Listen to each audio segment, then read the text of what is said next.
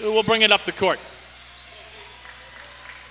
Willis crossing half court. Pass over to Maniscalco. Inside to Dolan.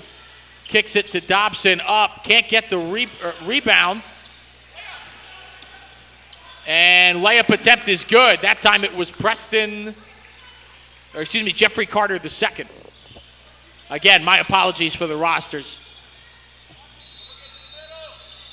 Willis inside to Dobson. Out to Maniscalco. Thought about three. And that is stolen. Carter the second again on the fast break. He slows it down to the corner. Now getting double teamed. Over to Smith. Inside. DeSayas puts it up. Can't lay it in off the glass. Rebounded. That's Deegan Hughes. And that's going to be a foul on number 3 for the Titans, which is Tyler Willis, his first.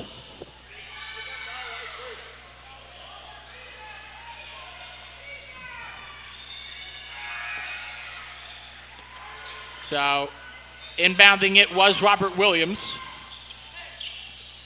Smith at the top of the key. Now over to Carter. Inside to Ramos. On the drive, Carter can't get it. Rebounded by Hughes. And now Willis back up the court.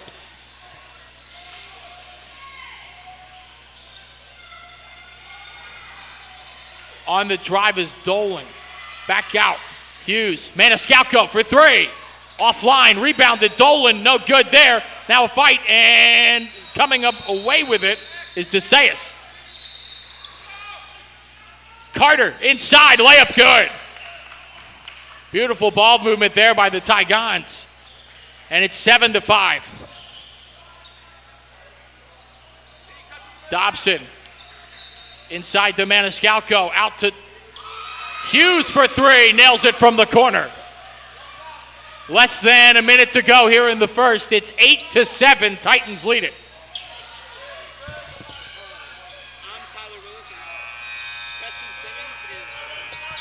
I'm just being told, my apologies. Once again, had a little trouble with the rosters. Tyler Willis is number 1, he's to my right.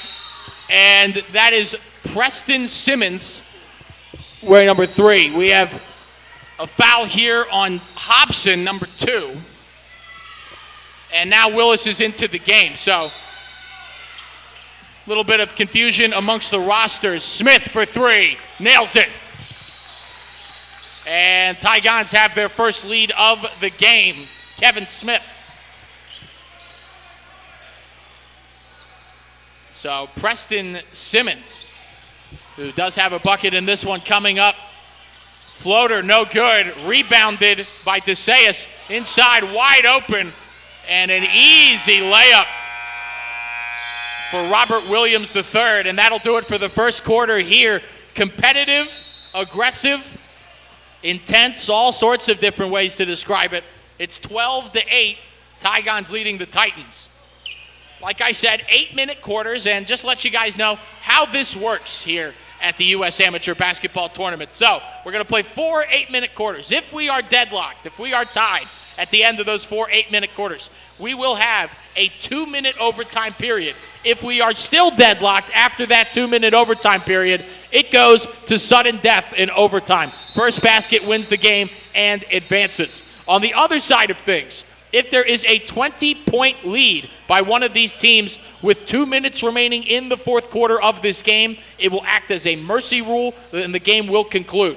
So, just to keep in mind, fourth quarter, 20-point lead, goes from an 8-minute quarter to a 6-minute quarter. But hopefully, if the first quarter is any indication, we won't do that. That seems to be all we did yesterday on this broadcast. Back to action here in the second. Nearly a turnover, saved by Ramos. Simmons with a beautiful steal. Cherry picking, Willis couldn't corral it. Throw was a little high for Tyler Willis.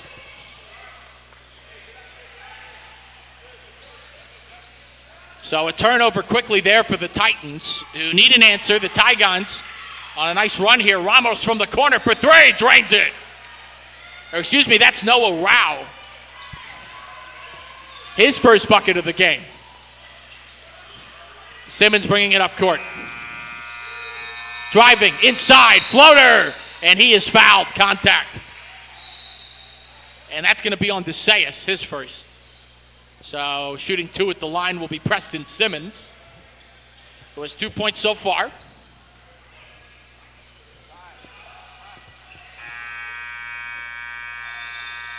Misses his first.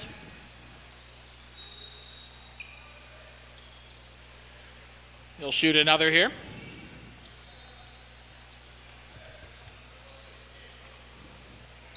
Second free throw is good. 3 points now for Simmons. It is 15-9, a 6-point game here. A little over 7 minutes remaining in the second quarter. DeSayas kicks over to Carter, being guarded by Simmons, and now Willis over to Rao. Rao driving, kicking back out to DeSayas. Pass to Carter. Inside, double team, needs help. Back to the corner. Floater, no good. As that was Williams who tried the floater. So here come the Titans now. Simmons driving. Kick out. Willis, corner 3. Didn't have enough on it. Rebounded by Carter. Carter to DeSayas to the corner for Williams. Tried it. Back out. Top of the key for Smith. Drained it. Kevin Smith with another 3. And they have now made it a 9-point lead. 18-9 is the score as we approach 2 minutes into the second quarter. Inside, Maniscalco. Mid-range is good. And a big answer there makes it a 7-point contest. First points for Maniscalco. Pass out to Williams. Here's Smith. Screen on Simmons, who now picks him up. Smith, drive to the rim. Too strong on the layup, rebounded by Simmons. Hughes will bring it up. Pass to the corner, Maniscalco, driving, layup, got it. Back-to-back buckets for Michael Maniscalco. 5-point game now, 18-13. 5.5 to play here in the first half. Out to Smith, another 3. Didn't have enough on it. Willis comes up with it, now gives to Simmons. Here come the Titans, pass out to Willis. He thought about 3, now driving inside, spin move, layup no good, but we have a whistle.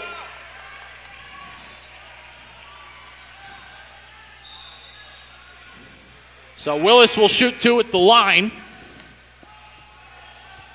looking for his points of the game.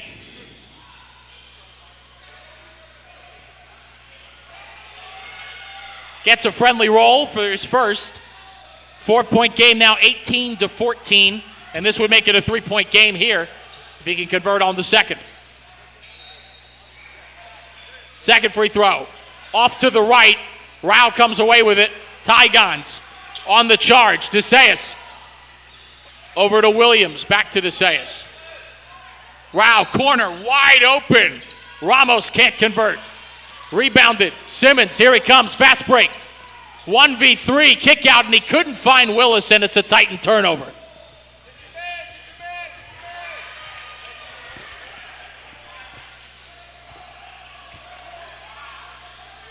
So Tigans will bring it up. 4-point game, less than 5 to play here in the second quarter now. Smith, drive, nobody there, easy layup. Kevin Smith having himself a game. Lead back up to 6 for the Tigons. Maniscalco trying to stay hot. Pass to Willis, who corrals. And we have a reach-in foul, this time on Robert Williams III. So that'll stay with the Titans. Maniscalco will inbound.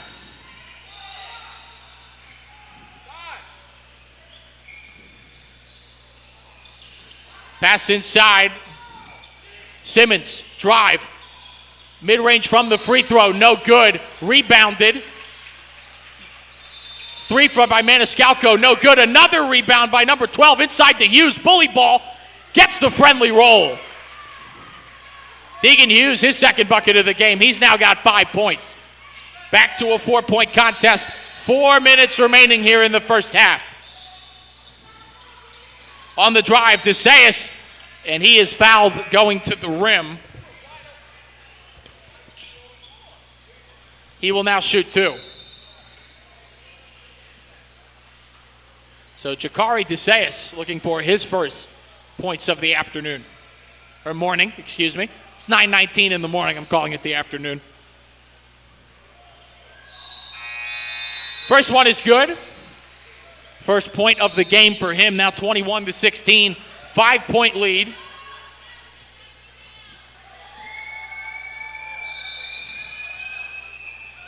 Looking for his second.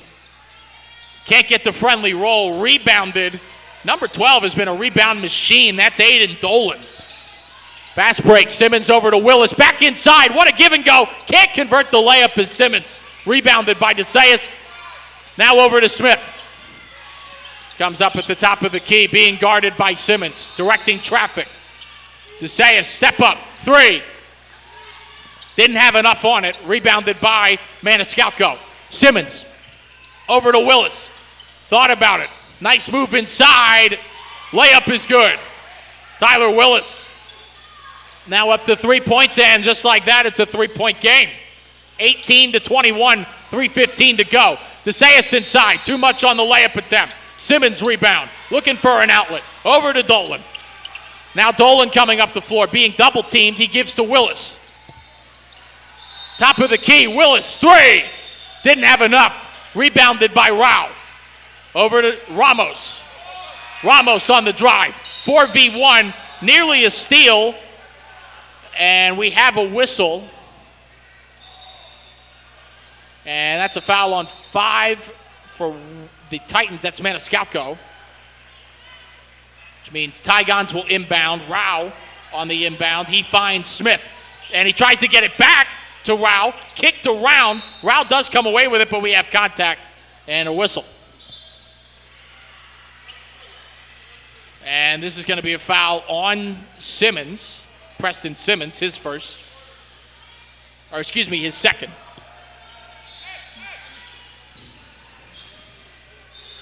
DeSayas, corner 3, drained. First made field goal for Jakari DeSayas. 4 points now for him. 24-18, back up to a 6-point lead. 2.5 remaining here in the first half. Simmons for 3. Got it! Preston Simmons with an answer. Back to a 3-point game, 24-21 now.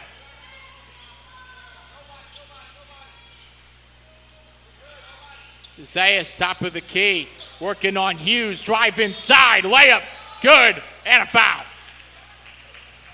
Jakari DeSayas starting to feel it a little bit. 26-21. Foul was on Simmons, now his third.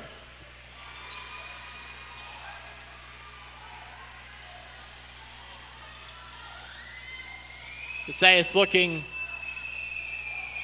at an extra here. Can't get it. Dolan looking for the rebound, and it's Williams who comes away with it. Kick out to Smith. 3. Got it! After a little roll around the rim. Tigons lead by 8. So a 5-point swing right there. And now a steal by Rao as he took it from Willis. Fast break, converts the layup. 31-21. It went from a 3-point game to a 10-point game in literal seconds, folks. Needed timeout. I think that's a good decision. But talk about how quickly things can get away from you here in a tournament like this with so much talent on display. You saw it right there. Titans were in it, fighting, keeping it between a 3 and 4.3, maybe 5-point lead. And then all of a sudden, a 3-point play that they didn't convert the and one by Macias, and then a big 3 by Smith, who's hit 3 of those already. Here come the Titans. Less than 2 to go till halftime here. Willis pass inside, looking for Dolan. Has it stolen, but not before there's a whistle because of contact. And this is a foul on Jakari DeSayas.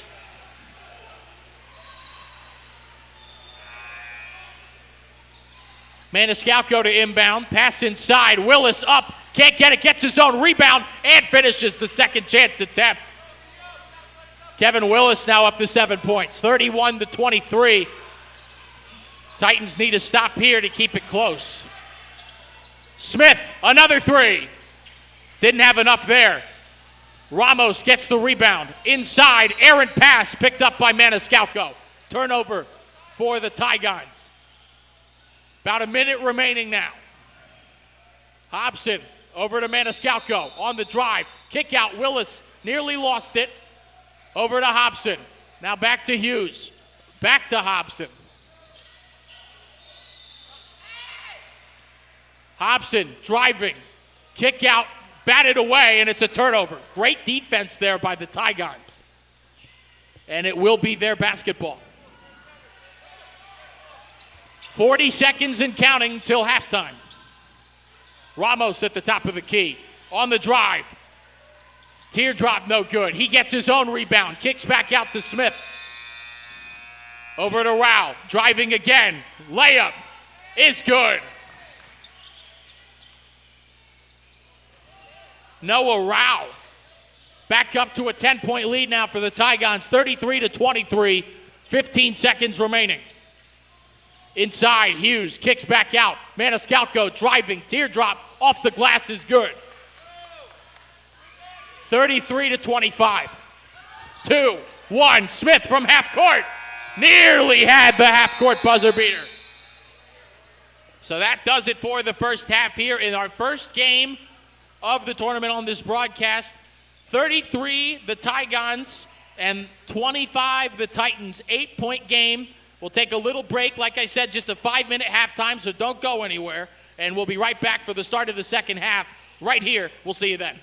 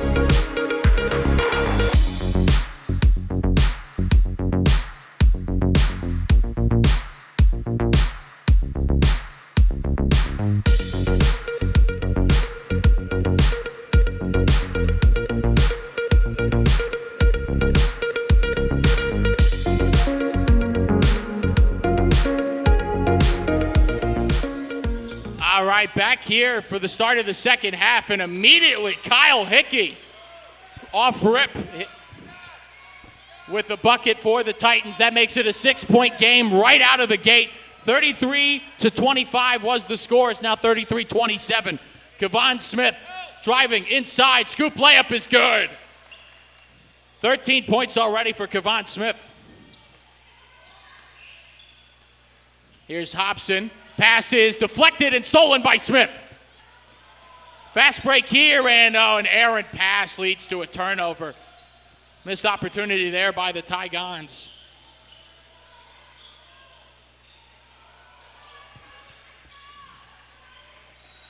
So here come the Titans. 27-35 is the score.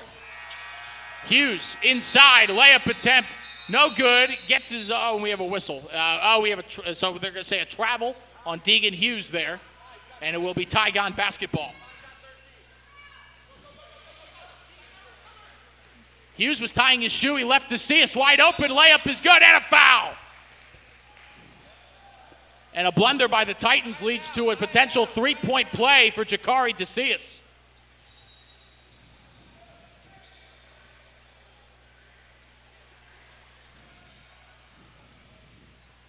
Foul was on Preston Simmons. Oh, no, I'm sorry. He said 3. Not sure who it was on. We'll let you know if we find out, as DeCius' free throw, not good. Rebounded by Hickey. Here comes Hughes. Pass over to Maniscalco. Mid-range floater, no good. Rebounded by Hickey. Puts it back up, and good. Second bucket of the second half for Kyle Hickey. Back to an 8-point contest.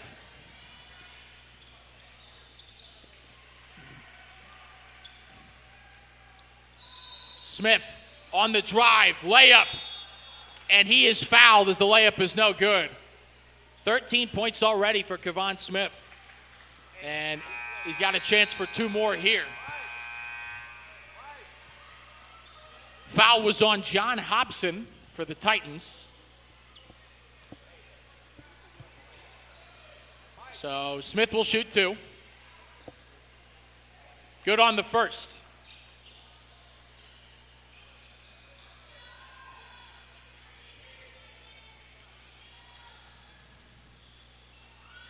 Second is good. 15 points now for Kevon Smith. And it's back to a 10-point Tigon lead. Hobson at the top of the key. Inside, Hughes, catch and shoot from the mid-range. No good, and who else? Kyle Hickey with another put-back bucket. He's got 3 field goals, all of them since the start of the third quarter. And it's back to an 8-point game. DeCius on the drive, inside, layup no good. Gets his own rebound, puts it back up and in. Jakari DeCius. Back to a 10-point game. And that's going to be a foul. And it'll be on Jeffrey Carter II as Hobson falls to the ground. Be inbounded here by Maniscalco. Inside, Willis cannot corral it, stays with it, puts it up, off the mark. Hughes, rebound, and stolen by Ramos. Now here come the Tigons. Titans need a stop here. And that's going to be a reach-in foul on Willis.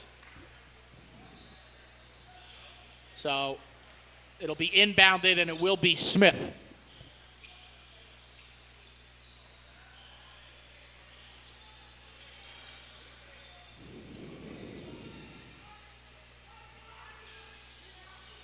So inbounded by Smith. Ramos, 3, long-range 3, not enough on it. Rebounded by Hickey.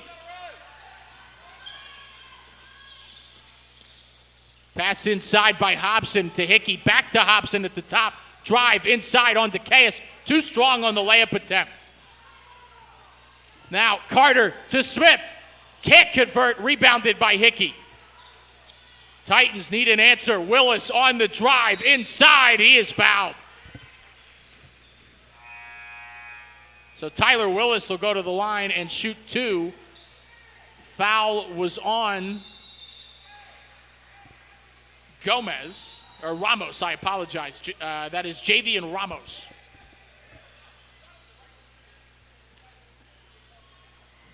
Willis will shoot 2.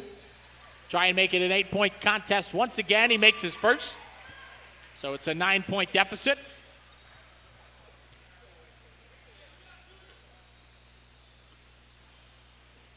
Second. Got it. Tyler Willis now up to 7 points on the day. And it is a 8-point lead again for the Tigons. Carter bringing it up on the drive. Layup, no good. Rebounded by Hobson. Titans on the drive, trying to avoid a steal. Pass to Willis, who corrals it in the corner. Now driving, kick out. Maniscalco, top of the key. Now over to Hobson, being guarded by Ramos. Thought about driving, now give to Hughes. He'll drive on Ramos. Mid-range attempt, can't get it to go. Kick back out right to Hughes by Hickey. Put it up, can't get it. Back to Hughes, and a layup. Relentless were the Titans on that sequence. And it's a 6-point game. Big, big conversion there on that sequence for the Titans. Smith, top of the key. Titans need to stop here. Smith. Over to Carter. Drive, teardrop, too strong. Rebounded by Maniscalco after a deflection by Hughes. Willis, drive, layup, good. 9 now for Tyler Willis. 4-point game. It's a 6-0 Titan run in the last 2 minutes. Ramos working on Willis, trying to work around him. Kick out to Smith, thought about a 3. Right there, you're good. You're good. Smith slowing things down, working against Maniscalco. You're good. Smith, drive, inside. And he traveled. Good job by the Titan defense there.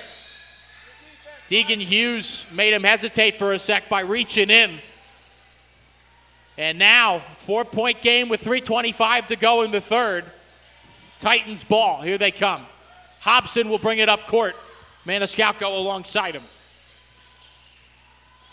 Pass to Maniscalco, back to Hobson, top of the key. Inside to Hughes, nearly has it stolen. A fight for the ball with Rao, he comes away with it. Now a 3-on-1, pass to Ramos. Working on Hobson, layup, can't get it, rebounded by Hobson. And a missed opportunity for the Tigons there. Hobson came close to a backcourt violation. Over to Maniscalco. On the drive, teardrop, can't get the friendly roll. Rebound, fight for it on the ground. DeCius comes up with it, but we have a whistle.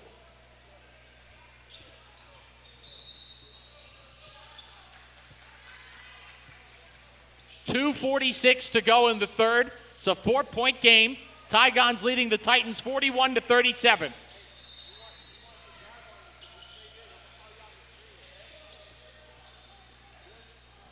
DeCius and Smith will inbound, and they will bring it up court.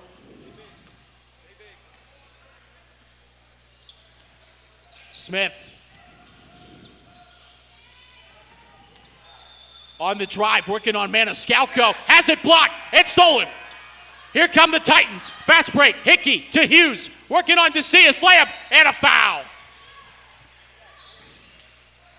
So Deegan Hughes will go to the line to shoot 2. The foul is on Jakari DeCius. And this would make it a 2-point game if he could convert both of these.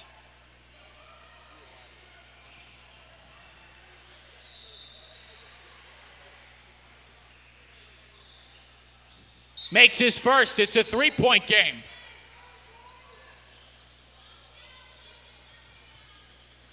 So Jakari DeCius checking out, and Jeffrey Carter II checking in. Or excuse me, that is Robert Williams III. Hughes is second. Gets the friendly roll, and it's a 2-point game. Huge conversions at the charity stripe by Deegan Hughes and the Titans. Williams passing to Carter. Top of the key, working on Hobson. Drive, layup, and a big answer there by the Tigons. It'll be an and 1 as well, a foul on Kyle Hickey. Sorry, I did not see that in real time. But potential now for a 3-point play if Carter can hit this free throw. Would put it back to a 5-point lead for the Tigons.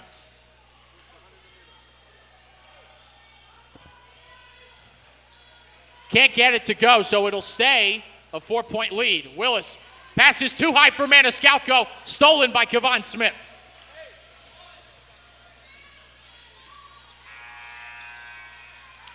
Ramos for three. Can't get it. Rebounded by Rao. Out to Smith. He thought about it. He'll slow it down. Maniscalco guarding him. Now he pulls up from way downtown. Bang! Kevon Smith from way downtown. And a big shot there makes it a 7-point game. 18 now for Smith. Maniscalco to Willis. Corner three looking to answer. Bang! Tyler Willis now up to 12 on the game. And it's back to a 4-point lead. Tygon to Carter. Stolen by Hughes.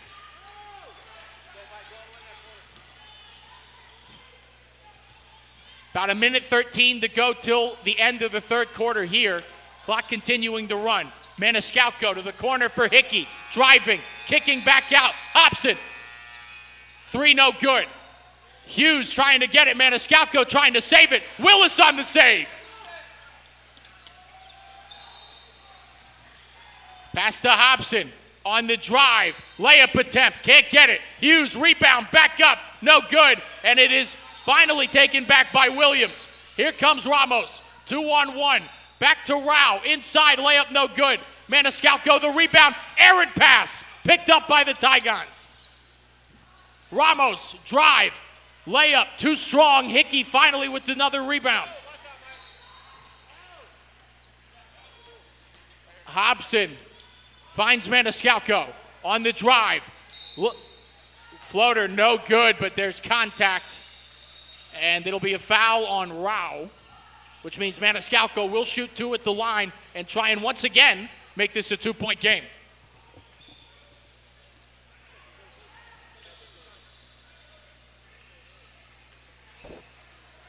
Maniscalco's first. Good. 3-point game. And now we have Preston Simmons coming in for Tyler Willis. Maniscalco second, too strong. Tipped, Maniscalco able to corral it. Over to Simmons, freshly in the game. Working on Ramos at the top of the key, needs help. Over to Hobson. Kick out, Hickey thought about three. On the drive, pass to Hughes, layup is good! It's a 1-point game, and that will end the third quarter. 46-45, and hang on to your hats, folks. We got a good one here. But tell you what, folks, Deegan Hughes has been a X factor for these Titans, getting so many rebounds, several putback attempts. Tyler Willis has been great for the Titans. Kevon Smith with a game-high 18. And this has the makings of a real good finish as we get ready for the fourth quarter here. Like we said, 8-minute quarters. If one of these teams runs away with it and makes it a 20-point lead by the time we get to 2 minutes in this fourth quarter, it will act as a mercy rule. But the way things have gone so far, don't hold your breath on that.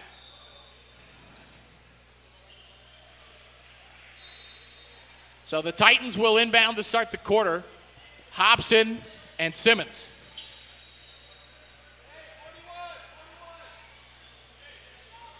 So out there to start the fourth, Simmons, Hobson, Maniscalco, Hickey, and Hughes. For the Tigons, it's Carter, Williams, Ramos, Smith, and DeCius. Hughes inside, layup attempt, can't get it, rebounded by DeCius. And that would have given the Titans the lead. DeCius on the drive, 2-on-1, and a travel. So a big, they'll say it's a push, I apologize. So inbounded by the Tigons, passed by Ramos, not able to corral it, that is Williams. Smith from the logo, too strong. Maniscalco with the rebound. Here comes Simmons and the Titans. Spin move, layup, it's good! And the Titans take the lead, 47-46. Preston Simmons back into the game with his first bucket. DeCius driving on Hughes, and we have contact and a whistle.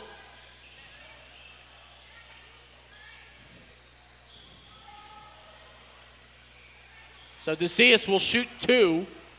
Foul was on Hughes.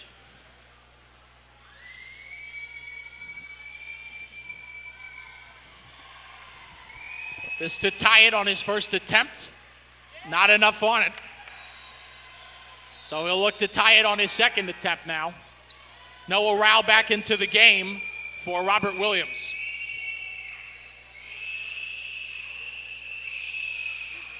There are children screaming. As he makes the second, we're tied at 47. Simmons will bring it up. Over to Hobson. Driving, pass to Hughes, kick out to Hickey. Over back to Hughes, now a drive. Inside, nearly a travel. Hobson scores! Titans retake the lead, 49-47. And the Tigons head coach not happy on the no call on what he thought was a travel. And a block there by Hughes. Here comes Simmons. Spin move over to Deegan Hughes.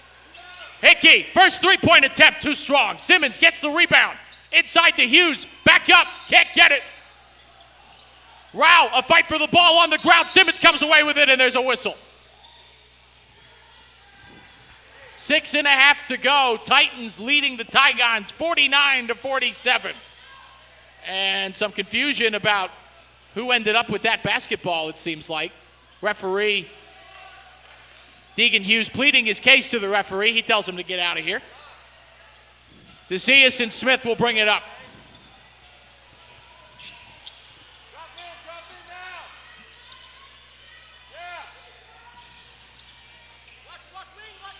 Yeah. Rao for 3 from the corner.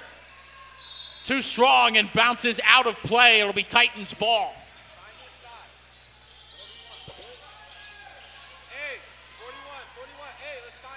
Simmons bringing it up the court, slowing things down a bit. He's working on Jeffrey Carter II. Drive inside, now working on Ramos. Spin move, kick to Hughes. Can't get it to go. Rebounded by Smith. Tigons, opportunity to tie it, maybe take the lead with a 3. DeCius driving inside. And we have contact and a foul. And DeCius will shoot another 2 from the free throw line, hoping to tie it. Was 1 of 2 in his last trips to the line. Deegan Hughes and the referee once again having a discussion.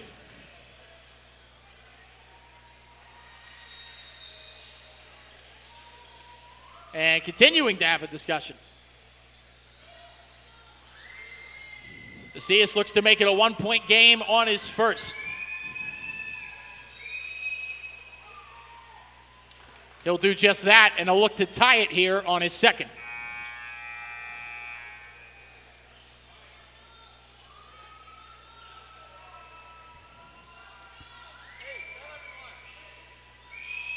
And his second is good.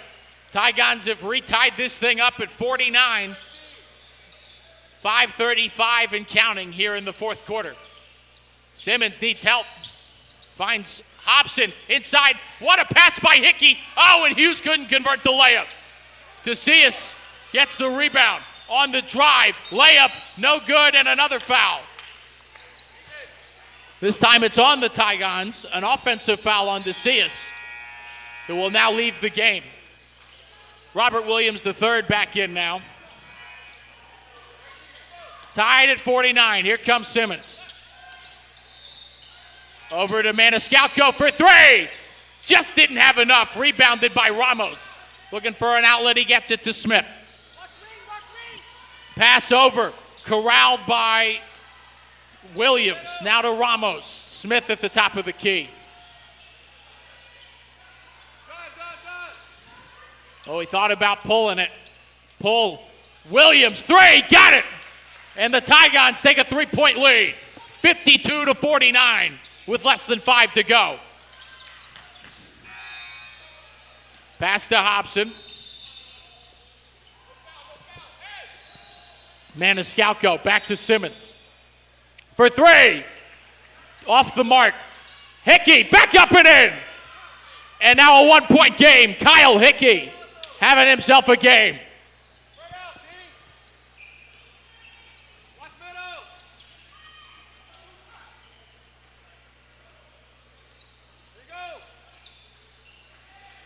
Smith couldn't find anything. Now inside the Rao, kicking it back out to Ramos. Hickey picks him up. Carter thought about it to Williams for three again. Off the mark. Ramos on the rebound, and he can't corral it. He kicks it over to Smith in the corner. Tried a three, ends up kicking it to Ramos. Ramos driving inside. Can't get the layup to go. And it will stay with the Tigons. Questionable call there. 1 point game, 3:42 and counting. Carter on the drive to Rao, now to Ramos, kick to Smith for three. Didn't have enough, and it'll be out of play as it hit the top of the backboard.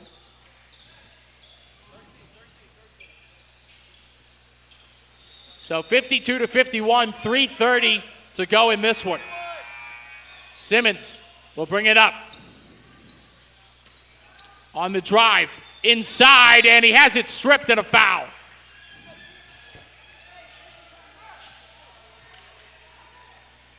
And more complaints from the Tigons head coach about no traveling calls.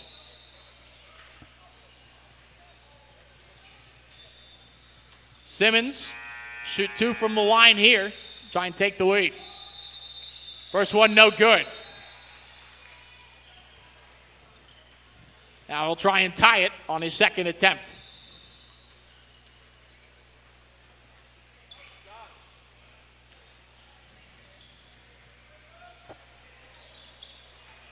And he can't do it on his second. 0 of 2, but back up, Hickey! And a huge putback, and the Titans retake the lead, 53-52. You're fine, man.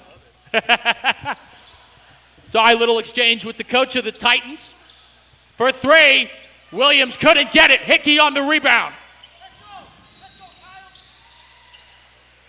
Hobson coming up court to Maniscalco. He thought about three. Now on the drive. Teardrop. Too strong. Kicks it back out. Hickey has it. Now Simmons spinning away. Inside to Hughes. Back up and in. Deegan Hughes makes it a 3-point lead. 55-52. Apparently I can't do simple addition.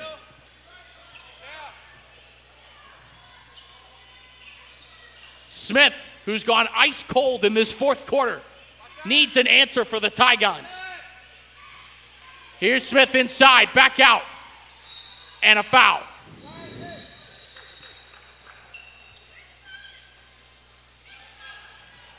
That'll be a foul on Maniscalco.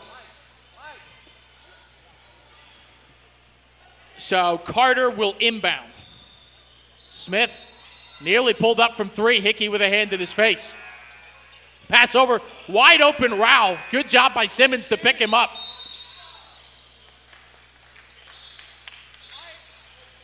And we had a timeout.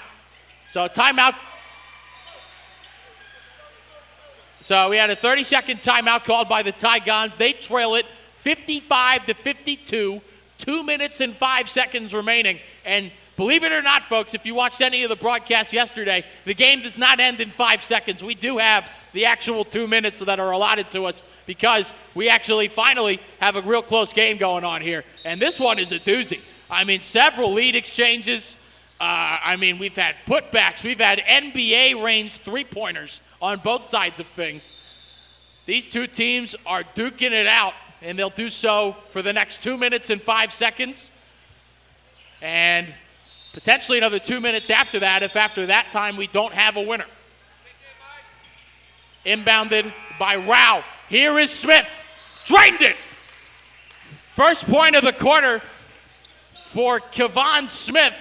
And he now has a team-high 21 points. We're tied again at 55. Now, Titans looking for an answer. Simmons on the drive, corralled by Hughes, and nearly an and one, but instead Hughes will shoot two at the line. Foul was by Javian Ramos.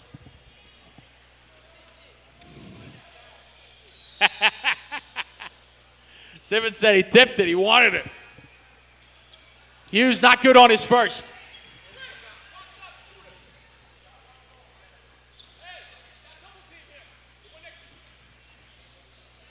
Hughes is second.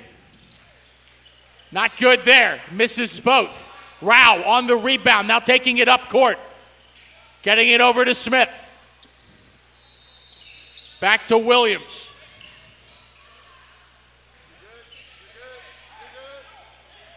He's thought about it a couple times. Hobson is on him, continuing to think about it and toy with him.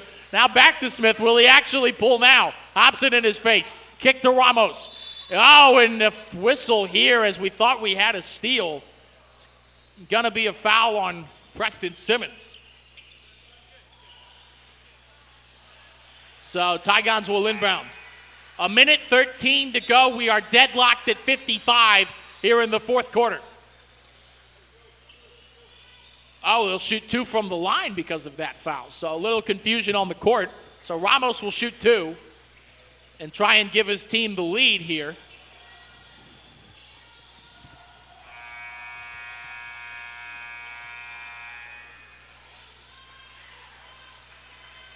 Gets the roll on the first. Tigons now lead at 56-55. He can add another if he converts this one here from the charity stripe.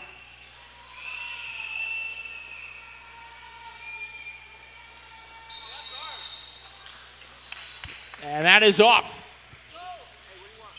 So he left early, but it was a missed free throw anyway, so the Titans now down by 1 point. 56-55, 1:10 and counting. Simmons on the drive, inside to Hickey, can't convert the layup. Rebound Smith, now a fight for the ball and a whistle.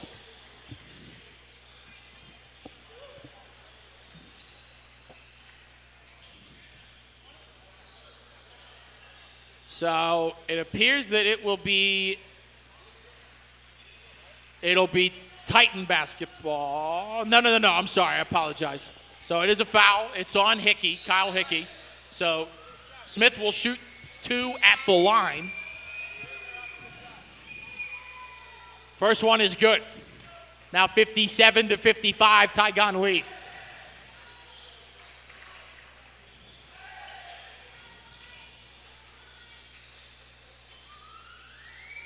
His second is good. 23 points for Kevon Smith.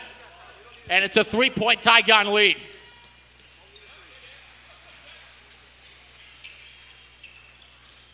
Hickey. Simmons inside, pass to Hughes. Layup is good, and it's a 1-point game. 42 seconds and counting. Final minute of play. Tigons looking to hang on. Titans looking for a dramatic finish. 33, less than 30 to go. Smith on the drive, thought about stepping back. You need to foul, and Maniscalco will do that. 19.1 remaining. It's a 1-point game. And Smith is going to need to hit both of these.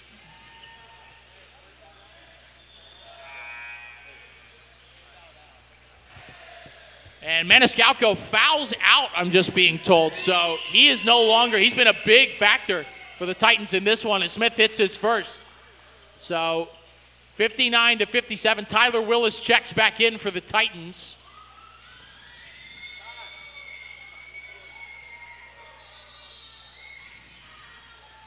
And Smith once again hits both. 25 points for Kevon Smith. Hobson over to Hughes. Simmons for three at the top of the key. No good off the backboard. Willis, another three on the rebound. Not enough. Hickey tried to put it back up. Ramos has it. with 3, with 2, with 1. Game over. And the Tigons steal a victory 60-57 in a nail-biter. What a game, what a finish. 60-57, and it was guided by 25 points from Kevon Smith. My goodness, what a finish here in just the first game of this broadcast. We will be back in just a few minutes. We'll have an interview, hopefully with Kevon Smith. And after that, my good friend Max Mesman's going to hop on the mic and let you know about our next matchup. He'll take you through that one. And then we'll continue to switch back and forth. We'll keep you guys on your toes. Don't you worry. But for now, let's take a little break, and we'll come back with an interview with Kevon Smith in just a couple minutes. We'll see you then.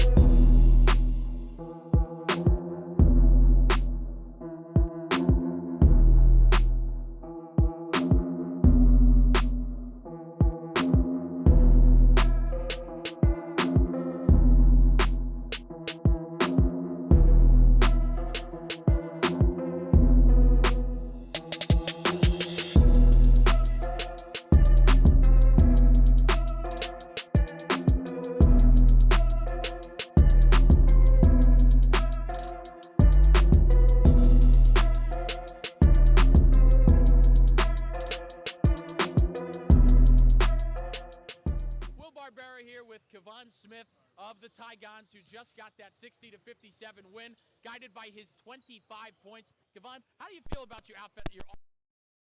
I feel great. Shots weren't falling at sometimes, but I had to make it work. And do you know what your, like, the most amount of points you've ever scored in a game? Like I said, 25 is pretty good, especially for a tournament like this. Probably like 30-something. 30-something? Gotcha. Nothing high. Sorry about that. Gotcha. Will Barbera here with Kevon Smith of the Tigons, led the team with 25 points in the 60-57 win over the Titans. Kevon, obviously you had 25 points, led your team. How's that feel, and how do you feel about your offensive production today? Feel great. Shots weren't falling at a time, but I had to make it work for us to get this win. And you dropped 25, which is the most I've seen out of yesterday, and obviously this is the first game we called today. But what's the most amount of points you can recall scoring in a game? Probably like 30. 30-something? Gotcha. Yeah. This is pretty close then, yeah? And another question for you. We've been asking a bunch of different people, are you a LeBron guy or a Jordan guy? Who's the GOAT? Say Jordan. Jordan? All right, fair enough. Thanks so much. Have a great day. Will Barbera, we'll see you with Max Mesman in just a sec.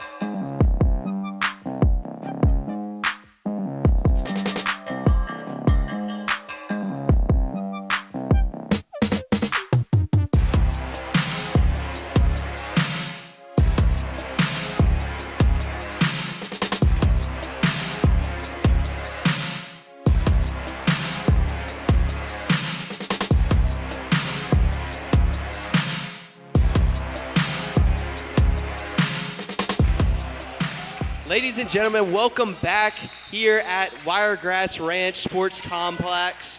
And for our second game of day 2 here at the U.S. Amateur Basketball Tournament. If that first game was any sign, ladies and gentlemen, then we are in for a good day as Manatee Powell starts the scoring off. That's number 7 right there, Carter Gamble getting inside.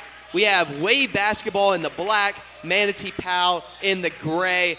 And Wave Basketball is actually a team that we saw yesterday play as going down low, going up strong. Number 14, Wesley Mignery. He'll try to finish the and one at the free throw line. They're coming fresh off a win over Swish Hoops, 8th grade team, in a dominant performance. And we are seeing our first repeat player of the game as he misses the free throw. Powell shooting quickly, not enough on that shot. Coming back the other way, Parker Taylor in transition. Taylor driving baseline. Migney kicks it out to Bell. Bell for 3. He got it. Anderson Bell with the first tray ball of this game. 5-2 early on. Wave with some full court pressure. Powell able to break it up. Now in the corner, swings it over to McCoy. Cross court all the way over to Richard Jr. And now in the corner once again, that's Mason DuPont. Good passing right here by Manatee Powell. Adrian Richard Jr. with the ball. Back over to McCoy. Good defense by Wave. Now in the middle of the court. Back out to McCoy. McCoy thought about the shot. Back into Gamble. Gamble kicks it out. Richard Jr. too strong. Nice rebound right there by Mignery. Jude Burnham bringing it back up the floor. Ollinger now with it. Hands it off to Bell. Taylor driving with the left. Kicks it out. Burnham, pump fake. Both these teams really doing good staying on their man. Burnham with the cut, and he finishes at the rack. Jude Burnham continuing an already strong weekend. Yesterday he finished with 14. Now Richard Jr. driving down low. Gets it stolen away. It's going the other way. Wave Basketball. So after Manatee Powell got the scoring started on a Carter Gamble floater, it's a 7-0 run. Jude Burnham thought about the 3. Drives hard, kicks it back out. Taylor with the left. And a tie ball going the other way. Good job right there by Caleb McCoy. This Wave basketball team, they love to spread the ball around. Yesterday in their win, 5 different players with 10-plus points as we have a stuck ball here. We had one yesterday, and already in our second game got one today. Mignery trying his best to get it. There he goes on the second attempt. Wave basketball with another defensive stop. 7-2 early on here. Taylor driving up the court. Mignery in the corner. Both teams playing methodical on the offensive end. Burnham guarded by Price. Anderson Bell driving hard with the right. Tosses it up to Mignery. Mignery can't finish. Bell on the rebound and the putback. Anderson Bell already with 5 points early on. Wave continuing that full court pressure. McCoy, mid-range. That's too easy.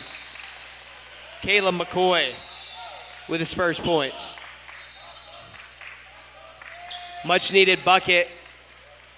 As it's tipped out of bounds, it'll remain with Wave basketball. Early substitution here for Manatee Powell. It's Elijah Fordham coming into the game for Mason DuPont. So Jude Burnham bringing it up the court. Uses the screen by Mignery. Gives it up to Ollinger. Ollinger, quick trigger. Too short on the 3. Another offensive rebound for Wave basketball. Foul on Adrian Richard Jr. Taylor to throw it in. Bell with it, guarded by Richard. Now Bell gets it for three. Too short. Nice rebound by Mignery. Burnham over to Bell. Nice ball movement here by Wave. Burnham trapped in the corner. Mignery with some space, drives to the hole, and he lays it up and in. Wesley Mignery, who did not play at all in their matchup yesterday, already has 4 points. And some substitutions for Wave here. And that's the man of the hour, Cooper Volpe, finished with 15 to lead all Wave scorers yesterday, as well as Jackson Searcy, who had 14. Down low. Kicks it back out to McCoy. McCoy with room. No good on the three. It will remain with Powell. After it's tipped out of bounds, McCoy to throw it in. Gets it in to Gamble. Gamble out to Richard. Richard thought about it. Now he'll take it. And just wide of the basket. It'll go the other way. Wave with the early lead, 11-4. Over halfway through this first quarter. Taylor almost lost it. Now out to Volpe. Back up to Searcy and over to Bell. Tossing it around on the outside. Taylor drives in a hard on Gamble. Searcy in the corner. Just misses. Goes out of bounds. It will be Manatee Powell basketball.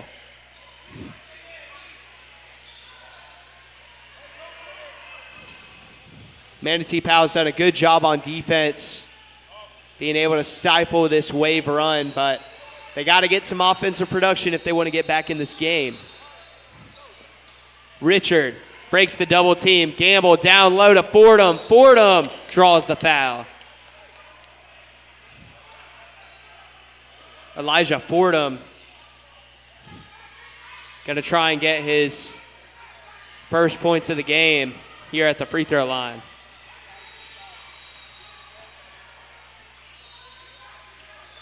And first shot is too strong.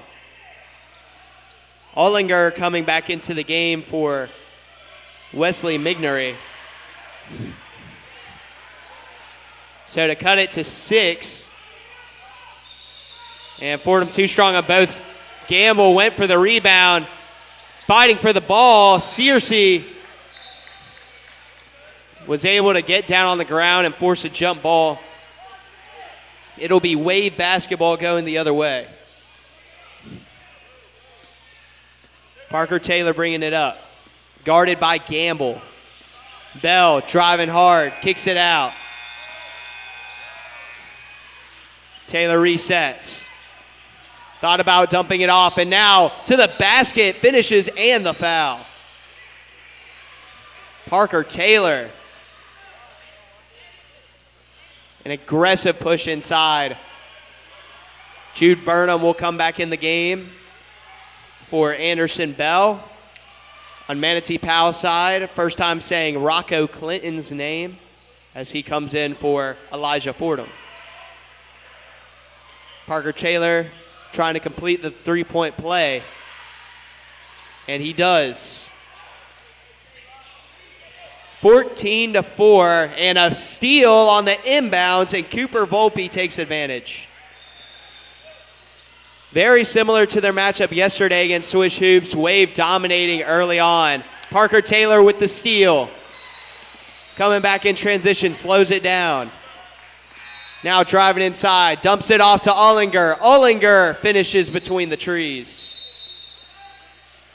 Xavier Ollinger's first points in a timeout here by Manatee Powell. A flurry by Wave basketball as we will take a quick break. A full timeout taken by Manatee Powell. Your score 18-4. You're watching the U.S. Amateur Basketball Tournament only on YouTube.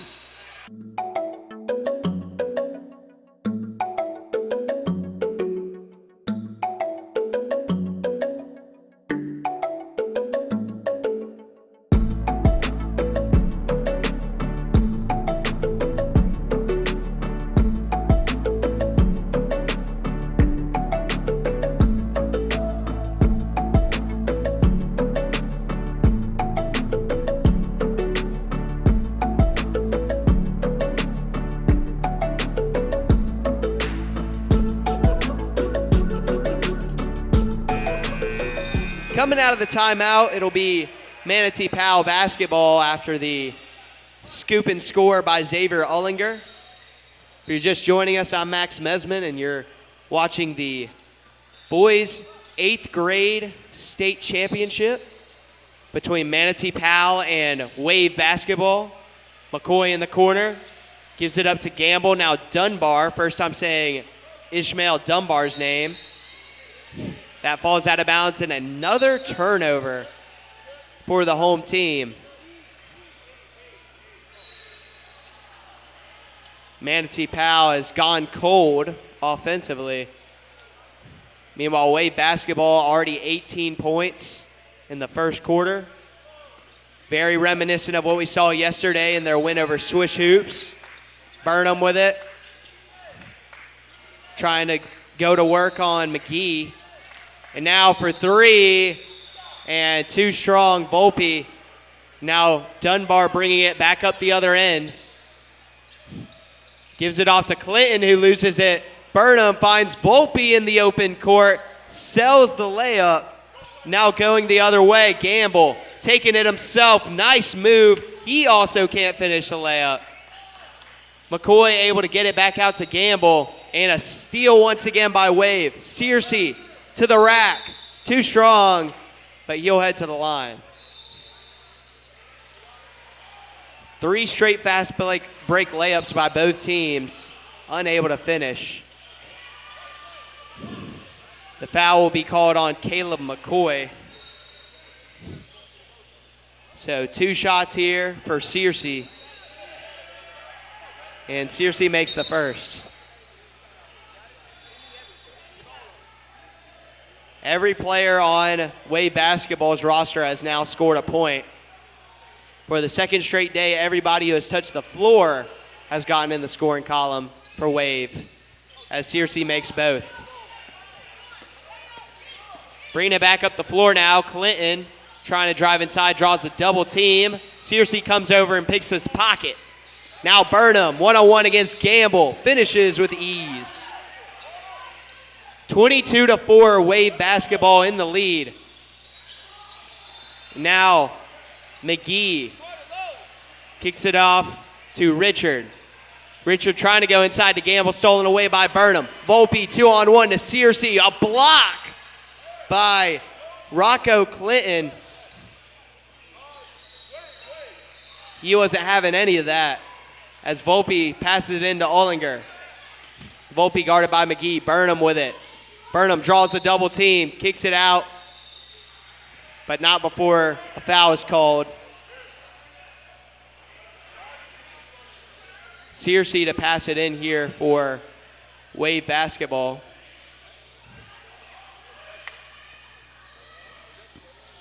It'll actually be 2 shots here as Wave is in the bonus. Jude Burnham, 2 short on the first. Even scoring throughout for Wave. Meanwhile, Manatee only 2 different players with a bucket. Burnham trying to go 1 for 2. And can't get the friendly roll. Rebound for Gamble. McGee bringing it up. Draws the double team. Dunbar inside to Gamble. Gamble taking it himself and draws the foul. I believe that will be on number 1, Jude Burnham. Manatee Powell.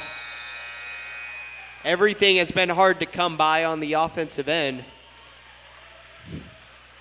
Carter Gamble with 2 shots.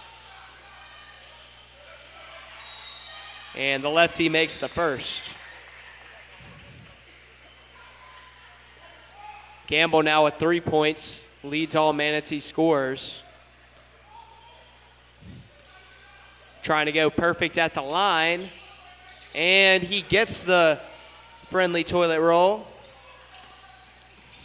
And now Wave trying to go fast. Volpe makes it and the foul.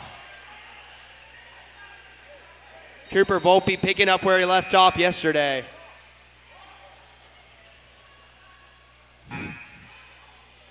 Wave just catching Manatee Powell asleep in transition. Volpe trying to complete the three-point play, and he does. Cooper Volpe trying to get back-to-back player of the games. He's tied for the team lead in 5 points. And might have gotten away with the backcourt, doesn't matter, as that shot is off, and we head to the second quarter.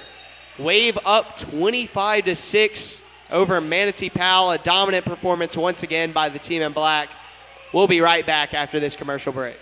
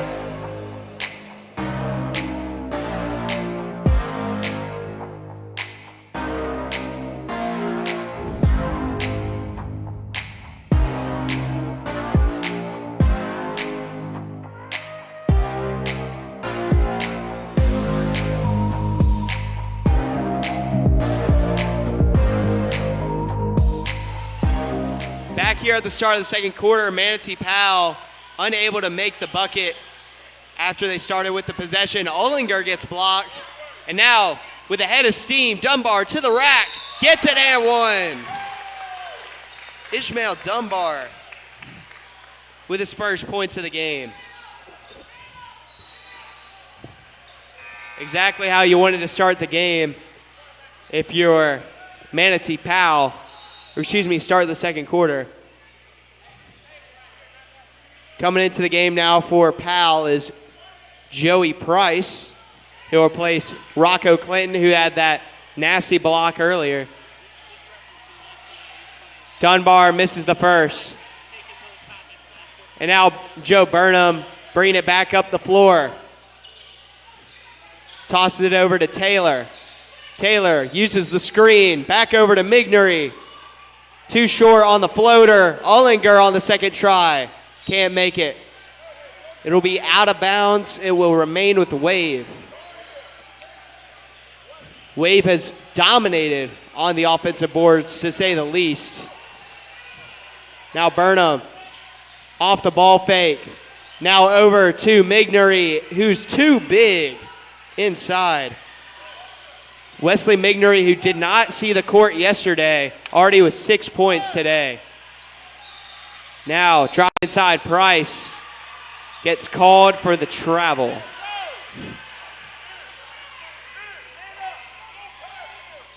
So after that transition layup by Dunbar, Manatee Powell once again cold on the offensive end. Bell kicks it out. Taylor open for three. Way short. Gamble in transition. Kicks it over to Price. Price with a nice sidestep, but can't finish the layup. Trying to go for the jump ball. Taylor now bringing it up the court. Taylor faked left, went right. Burnham one-on-one. Now draws a double team. Bell. Back to Burnham. Burnham falls down. Able to get it off to Bell. Now Mignery can't maintain control of the ball.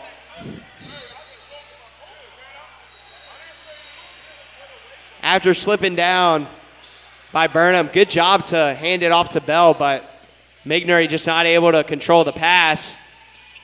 Almost another steal for Wave. Gamble with the mid-range floater, no good. It will be out of bounds for Manatee Powell, 27-8 your score, 6:03 in the second quarter. Wave basketball, similar to their win yesterday over Squish Hoops. Every single player that has touched the court has been able to score. And we're only in the second quarter, folks. As another steal for Wave, Anderson Bell will bring it up the court. In the corner to Ullinger. Back out to Burnham. Burnham working on McCoy.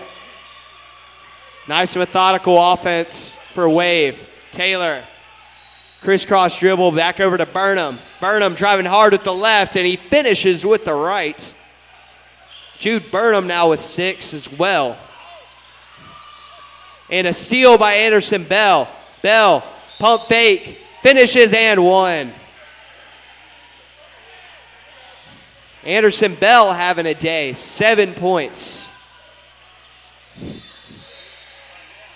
Seems everywhere you look on Wave's roster, there's a score. Already 4 different players with 5 or more points for Wave basketball. Anderson Bell trying to complete the 3-point play and gets the friendly roll. Dunbar bringing it back up the floor. Bell wanted another steal, but is called for the foul. 32-8. Wave dominant early against Manatee Powell.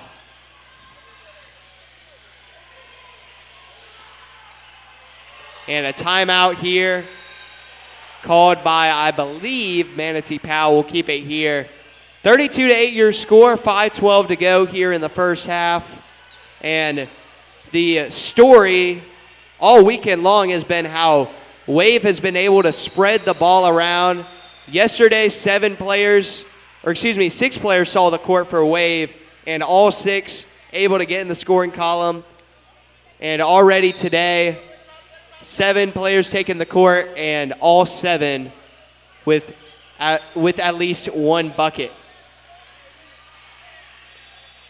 Yesterday, production, miraculous to say the least. The lowest scorer yesterday for Wave had 8 points, and it was Anderson Bell who is leading them with 8 points in this first half. Now over to Richard. Richard guarded by Bell. And it goes between the legs of his teammate, Mignery, over to Bell, inside to Burnham. Great transition passing for Wave basketball. Dunbar flying by the defense. Now Richard thought about the 3. Back over to Dunbar, trying to go inside once again to Fordham, and it's stolen away. And Parker Taylor bailing out Manatee as he travels. And coming into the game for Manatee Powell is number 3, Trey McGee III, and number 13, Mason DuPont. 34-8 your score, a little under halfway through this second quarter. Price passed it inside, back out to Price. Price lefty stroke, too short. Taylor gets the rebound over the defense to Volpe. Volpe scores once again in transition. Everything going right for Wave. Another steal for Taylor. Volpe, showtime, and he lays it up and in. Cooper Volpe once again leading Wave in scoring now with 9 points, this time off the bench. Fordham goes inside, lays it up and in. Manatee Powell has now hit double digits. Jude Burnham misses to the left on 3. And Richard just took his eye off the ball. It will remain with Wave. 3:43 to go in this first half. Jude Burnham guarded by Joey Price. Kicks it out to Taylor. Taylor driving with the left and a soft finish. Richard bringing it up the court. Meets an immediate double team. Price with a little sidestep, and that's going to be a travel. So another turnover for Manatee Powell as Carter Gamble will check in for Joey Price. Jude Burnham bringing it up the court. Wave up by 30. Burnham, floater, too short. DuPont on the rebound. 2 on 3. DuPont takes it himself, can't finish. Rebound by Taylor. Back up to Searcy. Searcy kicks it back in. That will go out of bounds off of Richard. Jude Burnham to pass it in. Parker Taylor with it. Hard drive with the left. Step through. Too strong. Gamble bringing it back. DuPont with some space. Too strong on the 3. Gamble able to save it. DuPont that time able to knock it in on the floater. So within 30 now, 28-point game. Volpe tips it up to Burnham. Burnham driving with the left. Kicks it out to Searcy all day. Too short. Gamble with the rebound. Richard, nice crossover. Gets tripped up and a foul. That will go on Jackson Searcy. So 2:14 to go here in the second quarter.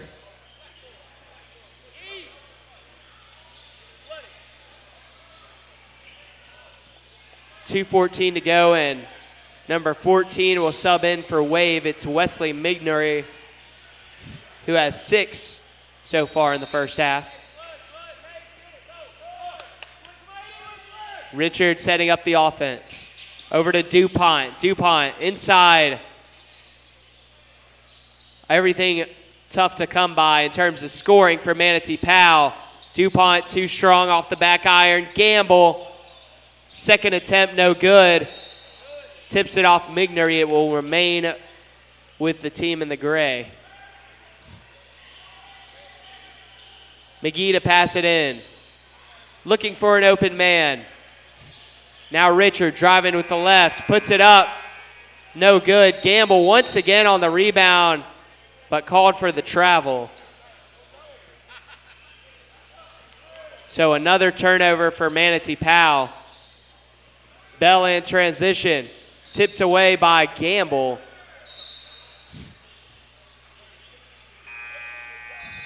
Rocco Clinton will sub into the game for Manatee Powell. Adrian Richard checking out. Volpe setting up the offense. Uses the screen by Mignery, now on the roll. Mignery too short. Searcy on the second chance, kicks it out. Volpe able to track down the ball. Now driving inside. Floater is no good. And an offensive foul called on Wesley Mignery. Manatee Powell trying to end this first half strong. It has been all Wave basketball so far in this one. Gamble kicking it out to McGee. McGee on the pump fake. Too strong. It'll be out of bounds, Manatee basketball. Parker Taylor and Cooper Volpe subbing in. Excuse me, just Parker Taylor. He'll come in for Xavier Ullinger. As that pass is out of bounds, it will remain with Powell.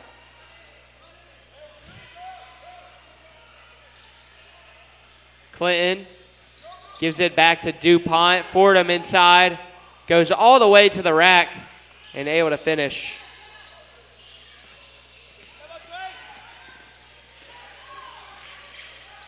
Taylor sprays it out to Volpe. Burnham thought about the three. Out to Searcy. Searcy back up to Volpe. Volpe, no hesitation.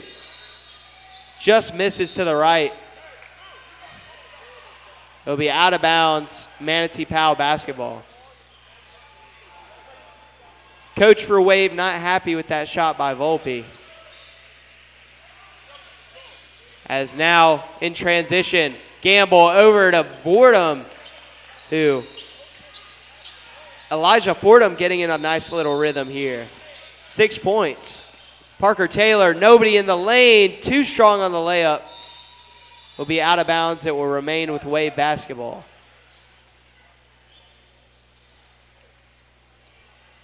Parker Taylor passes it up to Burnham. Burnham with the nice hook.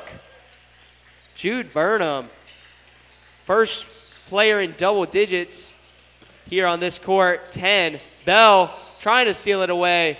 Volpe gets it, swings it up to Burnham, not in time. But the damage done by Wave basketball in the first half. 42-16, a 26-point lead here for Wave basketball over Manatee Powell. As we will head to our 5-minute halftime break, but don't go anywhere because we'll be right back after these messages.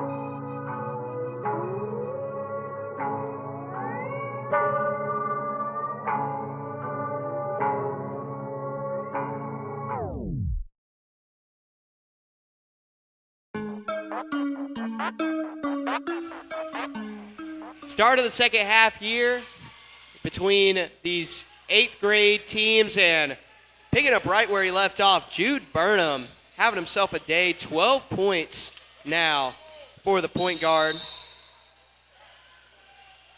As sounds like we'll have a whistle and a foul here.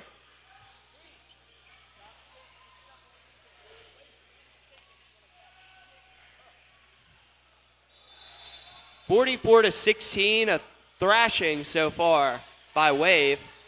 And if this is your first U.S. Amateur Basketball Tournament game watching, as a three-pointer right there by Caleb McCoy. It's 4 8-minute quarters, and if we get to the 2-minute mark of the fourth quarter and Wave remains up by 20, or Manatee Powell figures it out and storms back and gets ahead by 20 themselves, we will end at the 2-minute mark in the fourth quarter. Right there, Dunbar driving inside, gets fouled. So he'll go to the line to shoot two.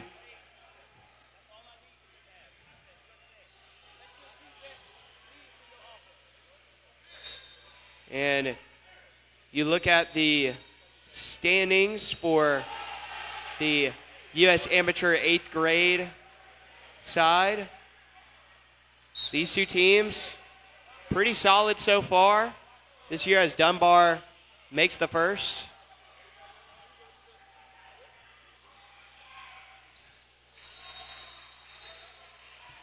Did he make or miss that first one?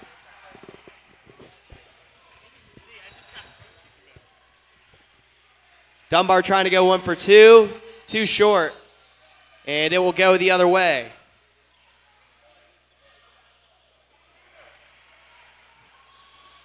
You look at these 8th grade standings, Wave basketball 2-0 this weekend. Ollinger quick trigger, that's partially why. They have been knocking down shots all over the court, and that will go the other way. Another turnover by Manatee Powell. Manatee Powell 2-1 so far this weekend. Second in Division D. And Parker Taylor driving inside and is fouled in the lane. Wave basketball 2-0, first in Division B.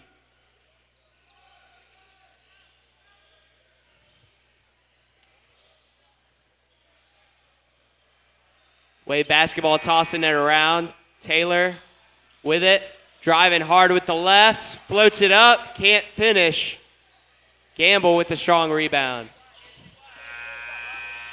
Bringing it back up the floor, that's Rocco Clinton in the corner. McGee too strong. Now Cooper Volpe 2-on-1 over to Searcy. Searcy finishes it off. So an assist for Volpe.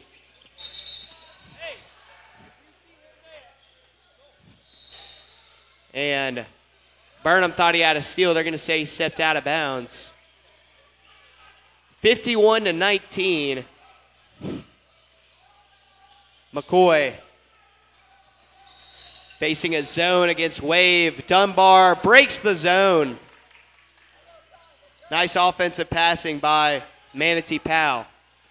Volpe bringing it back up the court. Taylor guarded by McCoy. Stops, pops. Too short. Now McCoy 3-on-2. Couldn't find Dunbar in the lane. Kicks it out to Clinton. It's too short. Now Taylor up to Burnham. A free ride all the way to the basket for Jude Burnham.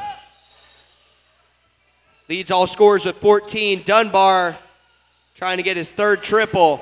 And now football pass to Searcy. Goes down low to Burnham. Too short on the layup. It will stay with Wave basketball. Some substitutions for both teams. Anderson Bell and Wesley Mignery coming in for Wave. On the other side, Adrian Richard checking into the game. Misnery with it on the outside. Taylor kicks it out to Volpe. Volpe over to Searcy. Searcy dumps it off to Taylor. Now Mignery inside. An extreme mismatch. Dunbar holding on for dear life. So it will be a side out in favor of Wave basketball. Taylor on the cut.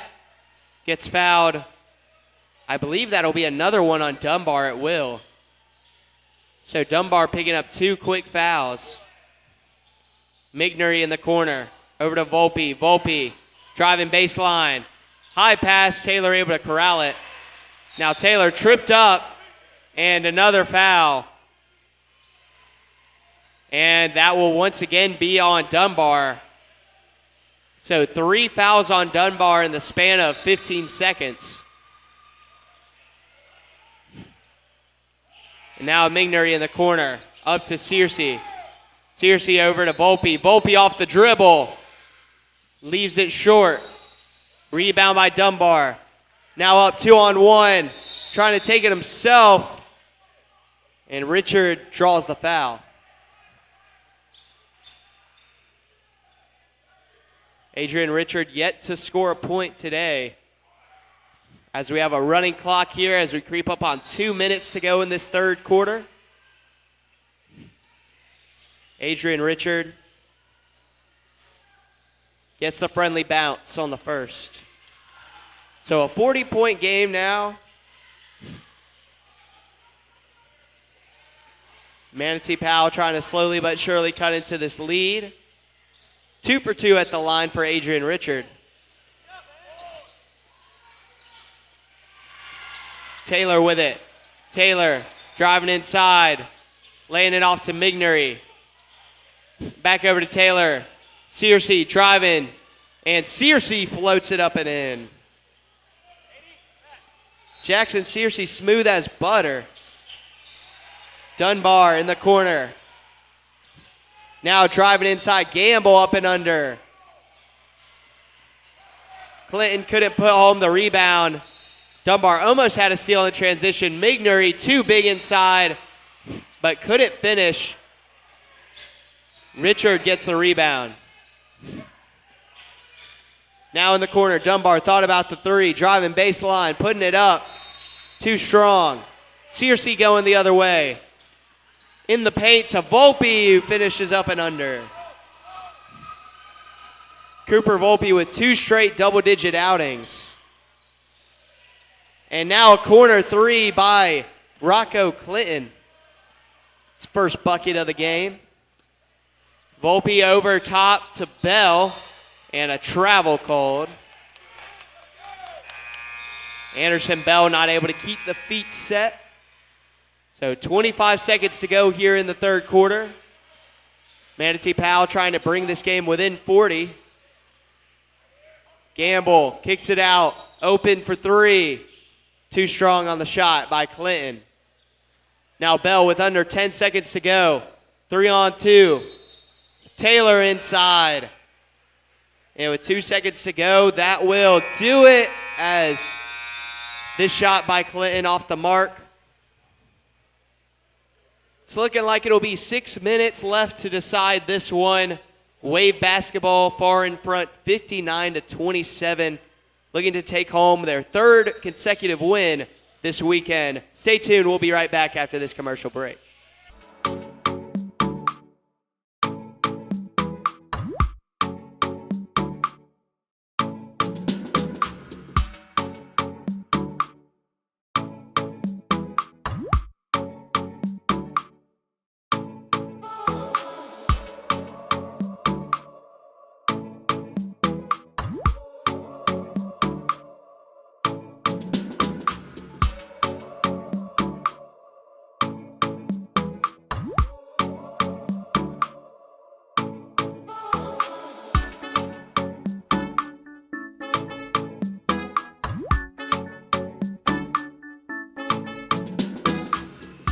All right, ladies and gentlemen, I know the scoreboard says 8 minutes to go, but it is more than likely that we will finish up in 6 as right now Wave up by 42 points, or excuse me, 32. Currently in position for our mercy rule at the 2-minute mark in the fourth quarter. Once again, I'm Max Besman, and you're watching U.S. Amateur Basketball at Wiregrass Sports Complex. Rebound right there by Mignery off of the miss by DuPont. Burnham bringing it back up the floor. Also, be sure to stay tuned after the game because a couple minutes after this one finishes up, we will have our player of the game interview, which Xavier Ullinger trying to throw his name into that hat. 10 points on the day. Driving inside, Euro step, no good. It will be out of bounds. It will stay Manatee Powell basketball. 62-27. Every single player on Waves roster scoring at least 6 points in this matchup. As we have a foul here, that will go on Xavier Ullinger. Passing it in for Powell is Joey Price. Gets it back in the corner. Powell driving with the left. Falls to the ground, and that will be a travel. Second time Joey Price has not been able to maintain his footing.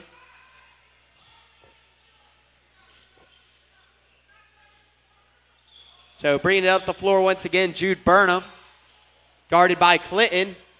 Burnham just right by his defender, can't make the layup, and Mignery unable to finish inside on the rebound. DuPont, nice bounce pass inside to Adrian Richard. He's got 4 points so far today. Burnham working one-on-one against Richard. Mignery to his right, Bell to his left, or actually flip those around. Trying to pass it inside to Ullinger. It's tipped out of bounds. It will remain Wave basketball. Volpe to pass it in. Sprays it out to Burnham. Burnham thought about the three. Volpe was wide open. Goes inside to Mignery instead, and he finishes at the hole. Wesley Mignery, 8 points on the night. Or excuse me, should I say the morning, as it is 11:01 a.m. Fordham steers around. Mid-range is good. Elijah Fordham, 8 points to lead Manatee. 64-31 now. Jude Burnham inside to Mignery. Richard comes over, tried to get the steal, but he'll get a foul called on him instead. So Wesley Mignery will head to the free throw line. Or excuse me, it will actually be a pass in, which Jude Burnham handles nicely. 16 points now after that layup. And now Price thought about pulling up. Now drives baseline outside to DuPont. From deep range, Clinton swishes home the rainbow three. 6 points on the night for Clinton. And now just throwing it away, Jude Burnham. Manatee going to try all they can to not get mercy ruled. 2 minutes away from that happening. DuPont passing it in here. Clinton kicks out for three, thought about it. Now Price in the mid-range. Can't make it with the left hand. It will stay with Manatee Powell. Three different players in double digits today for Wave. Xavier Ullinger with 10, Volpe with 11, and Jude Burnham with 16. As Taylor gets the rebound, football pass to Volpe, not quite a touchdown. Goes out of bounds. It will be Manatee Powell basketball. Adrian Richard bringing it up the floor for the team in gray. Just over a minute to go until the mercy rule. Clinton thought about the three. It will go out of bounds off of Wave.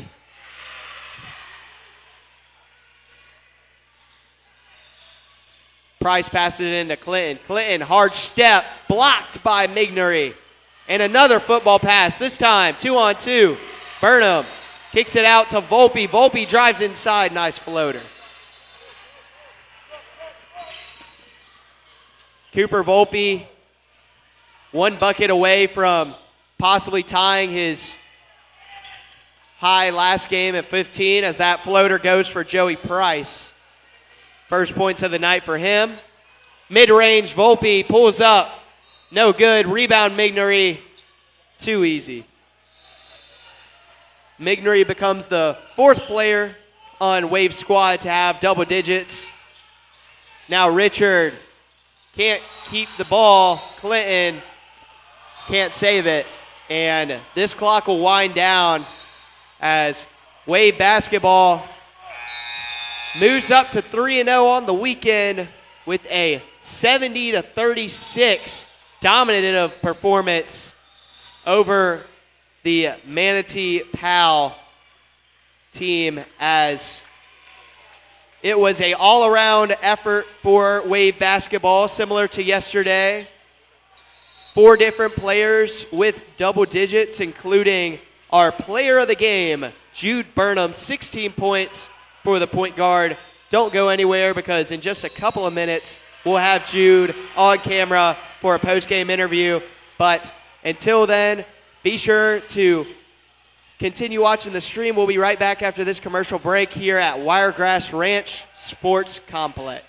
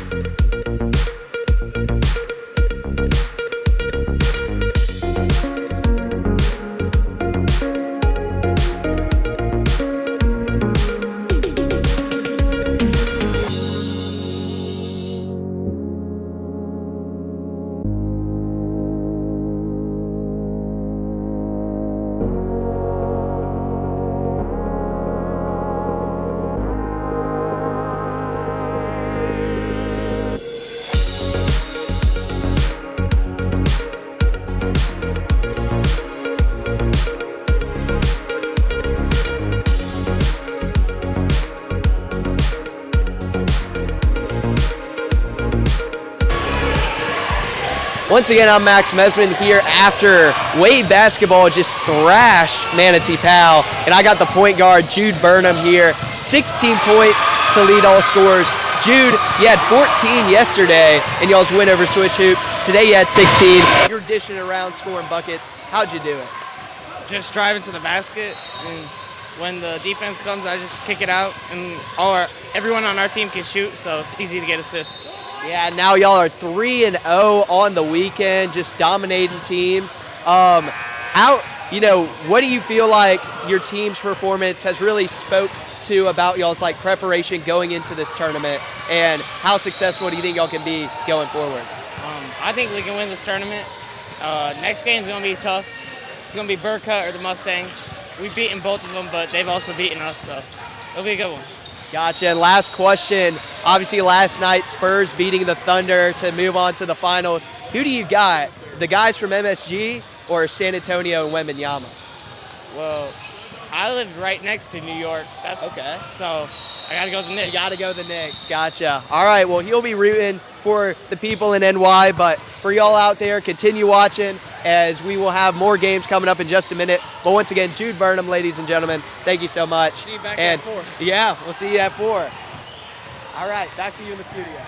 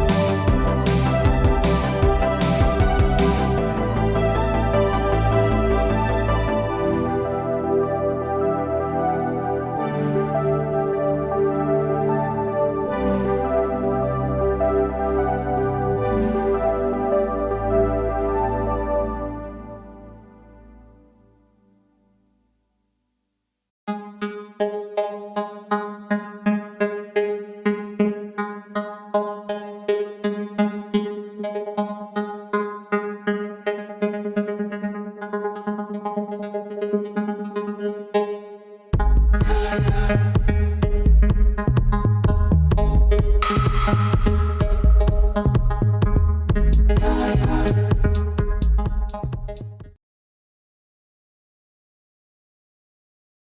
back, everybody, to Pinegrass Ranch Sports Complex in Wesley Chapel, Florida. It's the U.S. Amateur Championship Basketball Tournament.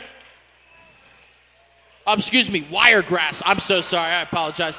Wiregrass Ranch Sports Complex is what I meant to say, but you guys heard. That's what I did say. You guys heard it. And we're back here. We have a great game coming at you.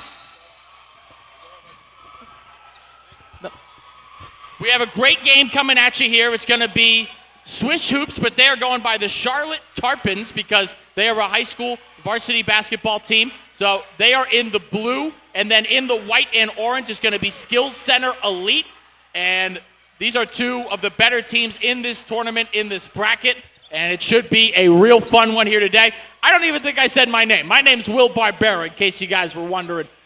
And we are having a great time, great event being put on here in Wesley Chapel, Florida.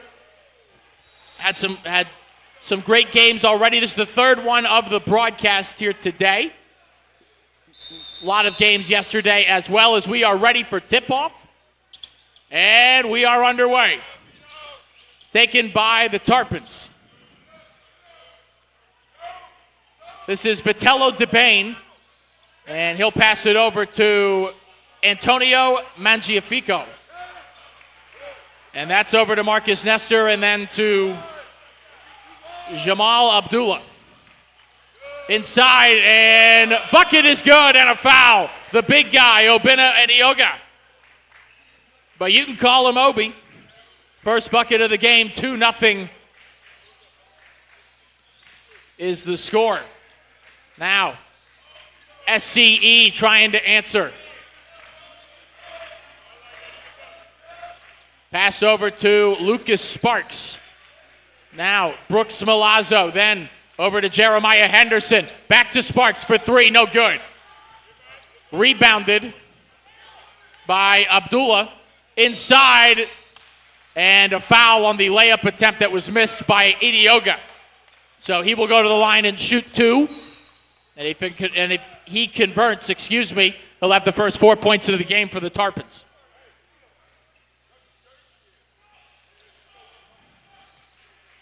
As Obi makes his first, 3-0 now.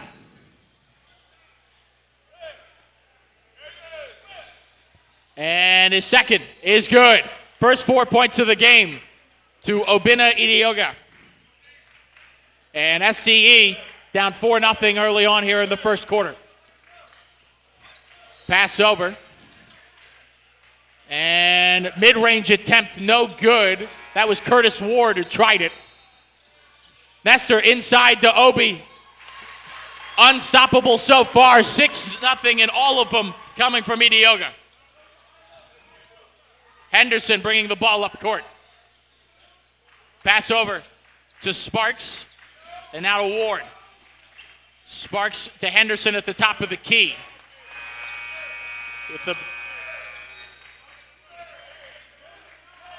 And in his face is Samir Jackson. Pass inside to Ward. Back out to Zele to the corner. Thought about it. And now back to Henderson, who will slow things down at the top of the key. Back over to Sammy Zele with Marcus Nestor working on him. Ward on the drive working against the big man Obi. Sparks to Henderson again at the top of the key. Back in, a turnover after all of that. No points for SCE, but a whole lot of ball movement. Still 6-0 Tarpons. So they will pass it in now. Abdullah to Vitello DeBain. Inside to Obi. Getting double teamed. Tried to stay with it, and they'll call it a travel. So a turnover for the Tarpons and SCE basketball here.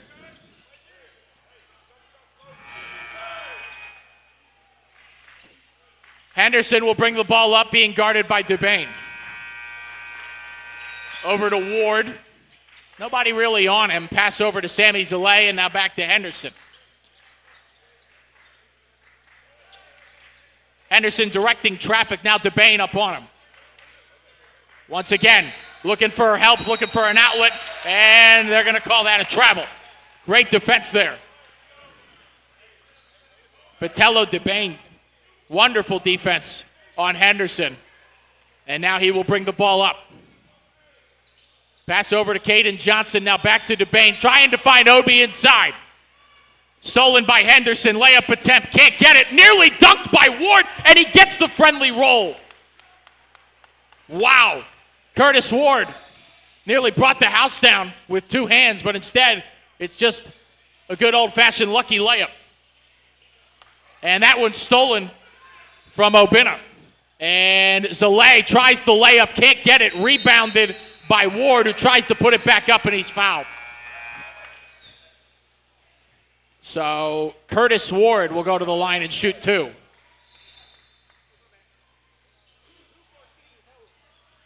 And that one was on number 14 for the Blue, which is... on one, rather, as the referee is now telling me. So that is on Obinna Odiega, his first. 6-3 is the score. Second for Ward. Got it.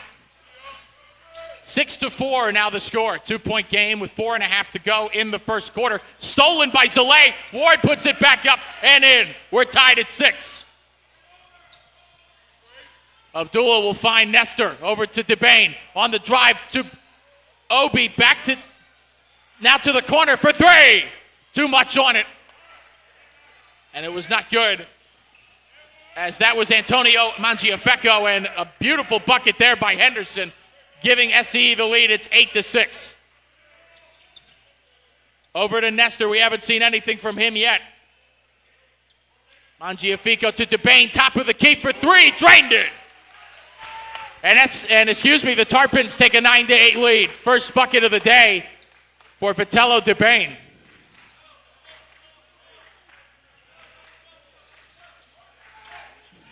Henderson pass to Zalay. Zalay inside on Nestor, too strong on the layup attempt. Rebounded by Abdullah. Inside, pass out to DeBain, corner three this time. Just didn't have enough on it. Obi with the rebound to Nestor. Mangiafecco for three. Got it! Back-to-back threes for the Tarpons, DeBain and Mangiafecco. 12-8, a 4-point Tarpon lead. Approaching 3 minutes remaining here in the first quarter. Henderson, pass out. Sparks, corner, sidestep three. Was hit as he shot, and that's a foul.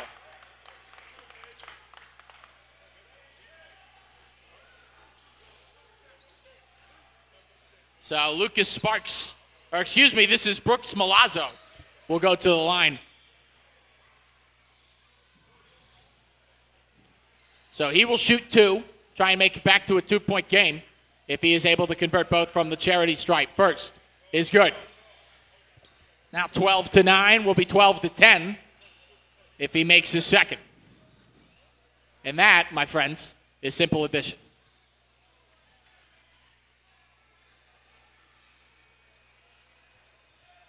Makes the second. 12-10 now the score. Less than 3 to go. He'll shoot three.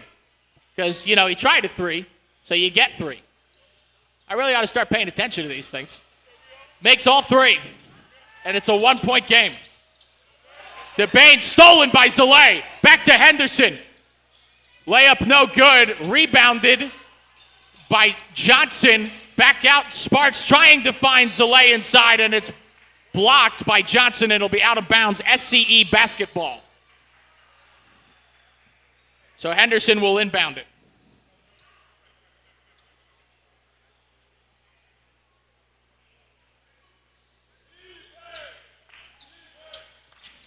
Pass, there's Sparks. Now Zalay on the drive, kick out. Number 11, fresh in the game, drains his first three. That's Jericho Stenfers. Freshly into the game, immediately hits a three. 14-12, SCE in front. Johnson to the corner for Mangiafico. His mid-range pull-up, no good. Obi right back up and in. Tied at 14. 8 points now for Idioga.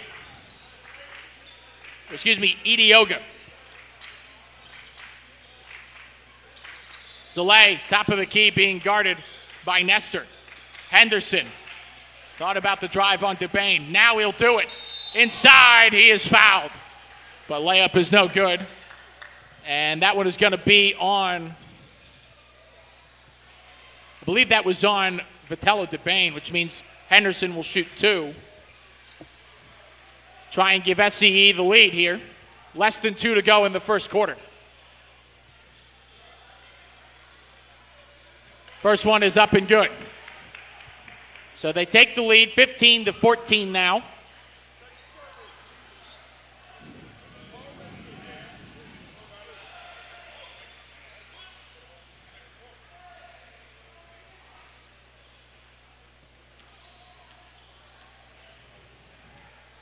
Henderson's second is good. He makes both to give SCE a 16-14 lead.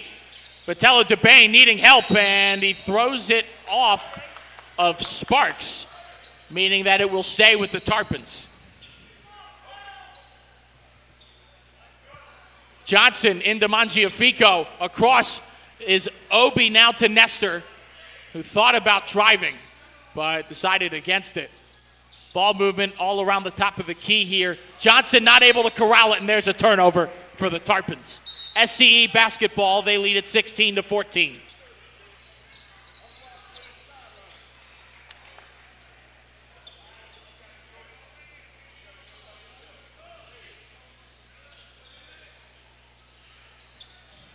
Henderson will bring it up. New into the game for SCE is number 7, Alfadi Cease, as well as number 6, Lennox Zalea.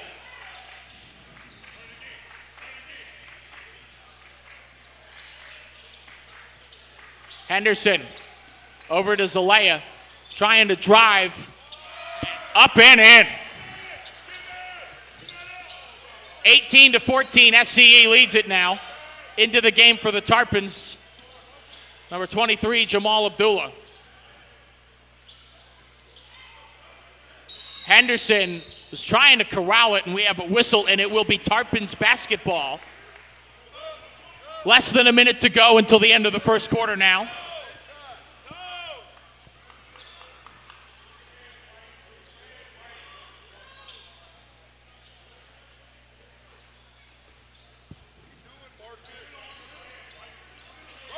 DeBain over to Abdullah, back to DeBain, and back to Abdullah, and back to DeBain. You guessed it, DeBain for 3.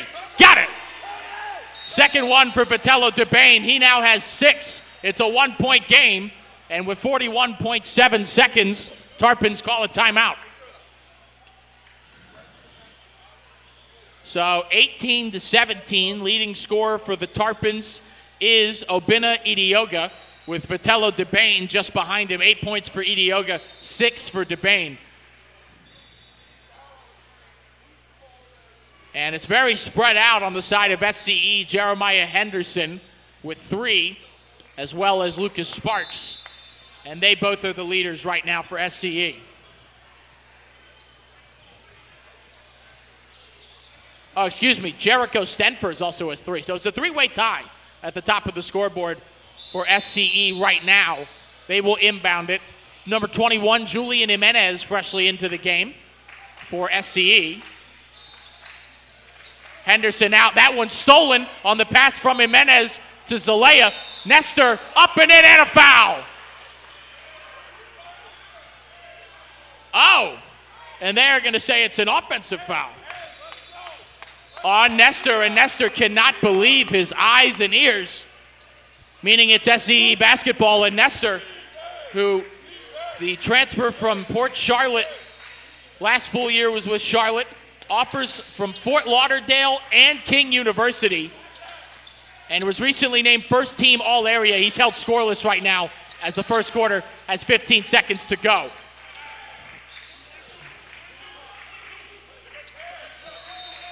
Jimenez, top of the key, 7 seconds left.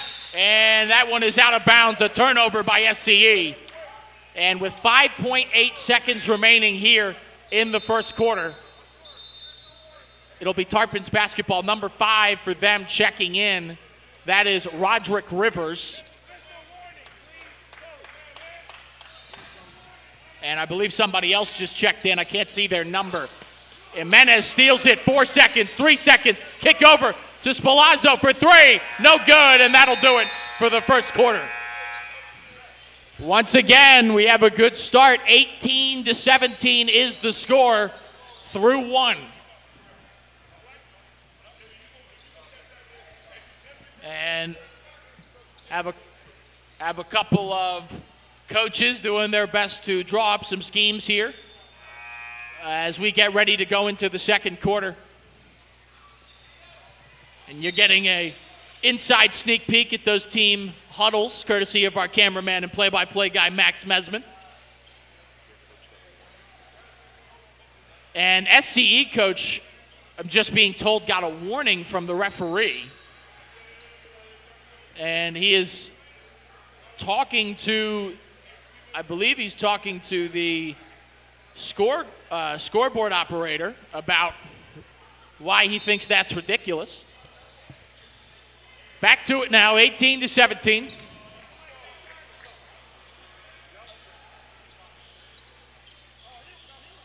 And the referee just asked him, "You like that charge call or no?" And he said, "No."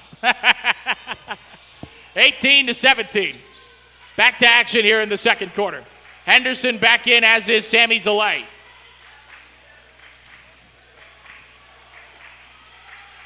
And, Lucas Sparks trying to fight a cutting Sammy Zalay, and it went off the foot of a Tarpon, out of bounds, another turnover. Newly into the game for the Tarpons is number 11, Zamir Jackson.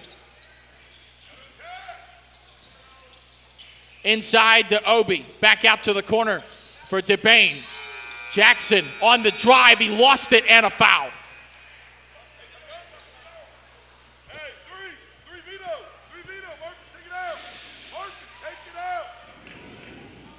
So inbound, Marcus Nestor will inbound it for the Tarpons.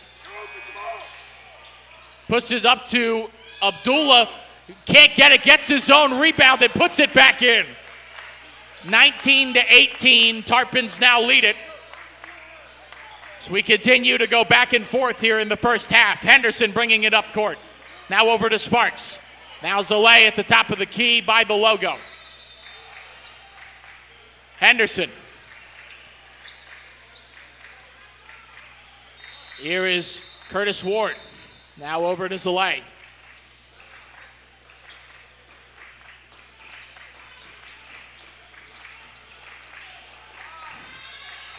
Whole lot of nothing. Stolen by Nestor. Now a fast break, 2-on-1. Abdullah can't contain it. He corrals it now. Pass out to DeBain for 3. Got it! Vitello DeBain's third 3 of the game. Makes it 22-18. He now leads the team with 9. And we have a technical foul on Vitello DeBain after hitting that 3 for an unsportsmanlike gesture. How about that? Vitello DeBain getting a little too excited after hitting his third 3. Flashed the pew-pew symbol. And now the Tarpons head coach having a little fun with the referee. 22-19, it's a 3-point Tarpon lead. First technical of the game assessed, and like we said, it was to Vitello DeBain, who now leads the Tarpons with 9.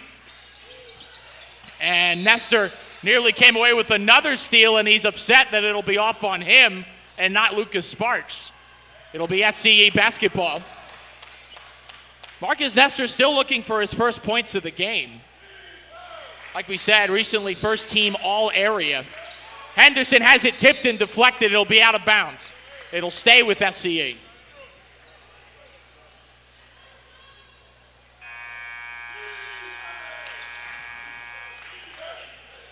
Zalay inbounds to Henderson.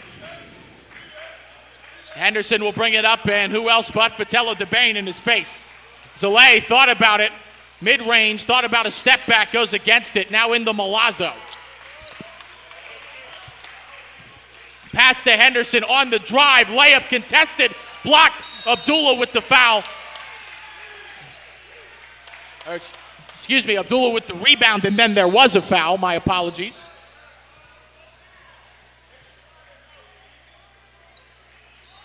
So Abdullah will inbound to Jackson. Here come the Tarpons. Pass to DeBain, back to Jackson. Now back to DeBain. Another three. Not enough on that one. His first miss from beyond the arc. Henderson trying to go coast to coast. Has it swiped away, and it'll be out on Jackson, meaning it'll stay with SCE, and Zamir Jackson can't believe it.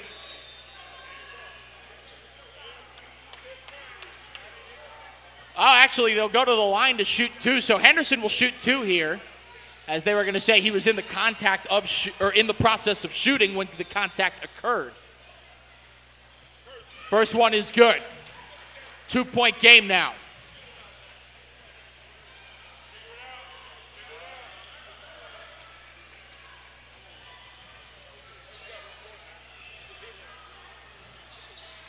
Henderson second. Good. 1-point game with a little over 6 to go in the first half. Abdullah finds DeBain. Here come the Tarpons. Back to Abdullah. DeBain inside. Obi, the big man, back in, up and under and in! Plus a foul. He had gone a little cold towards the end of that first quarter. He's right back to it now. This one will give him 11 if he can convert, but he now overtakes DeBain as the leading scorer in the game with 10. First person into double digits.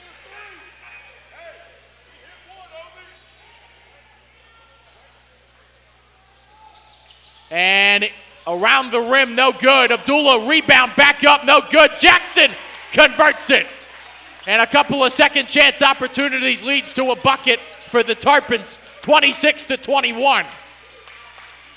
Zalay bringing it up, being guarded by Jamal Abdullah. And that is a travel on Jeremiah Henderson.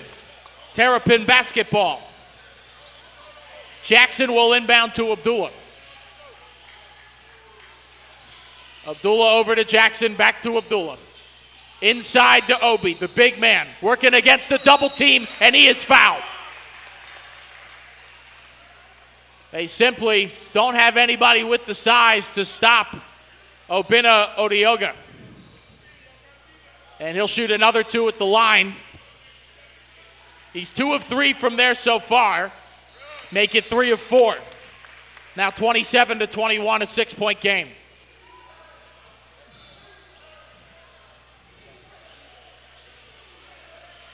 And the second gets the friendly roll. 12 points now for Obi. And we'll have a sub come in for SCE. It'll be Lennox Zalea in. Jericho Stenfer's in. And that'll be it for SCE. As for the Tarpons, we have Antonio Mangiafico back in.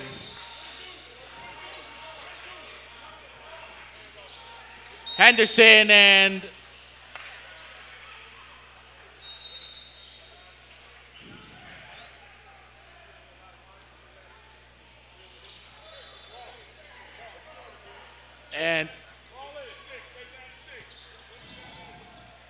referee having a conversation with the SCE head coach, who's already been warned.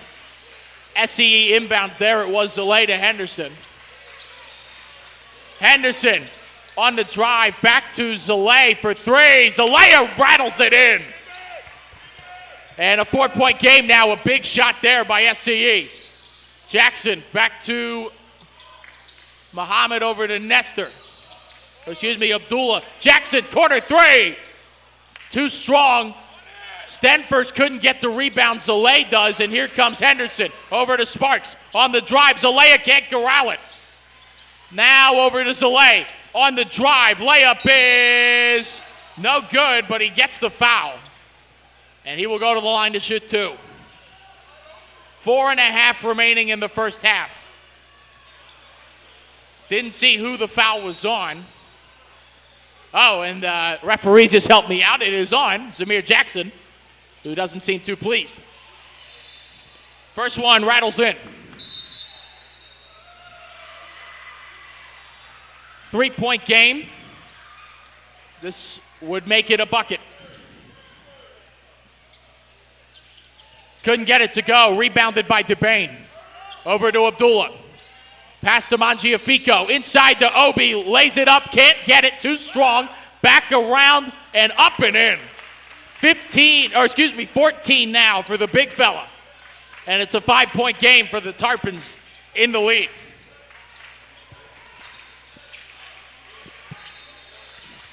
Pass over to Zaleh. Being guarded by Abdullah. And it's stripped. Stenford stays with it. Batted in the air. Abdullah tries to throw it off of Zaleh. Now Obi comes away with it. And it's a turnover for the Tarpons. Nestor still looking for his first points. Coming up. Pass stolen. And they are going to say it was off of SCE, meaning it will stay with the Tarpons. Abdullah will inbound. Over to Obi. Back to Abdullah. Marcus Nestor. First team all-area, no points so far, and he is fouled going to the cup there. He'll get 2 at the line.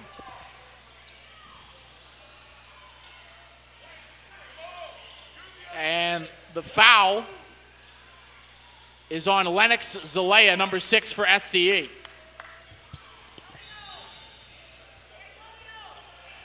Nestor, his first from the line. Coming here shortly, there it is. First points of the game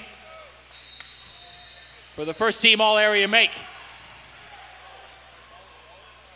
Back up to a 6-point lead. Conversion from the charity stripe here would make it 7, and that does not happen. Rebounded by Zaleh. Here comes SCE down 6. 3.5 remaining in the first half. Just a reminder, we'll have just a 5-minute halftime before these teams take the court for the second half here from Wiregrass Ranch. And that is out on Abdullah. Will stay with SCE.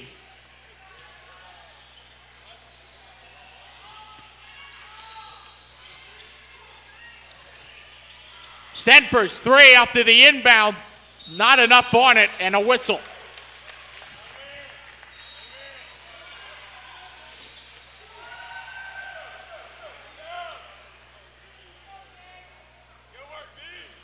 So 3:10 remaining, 31-25.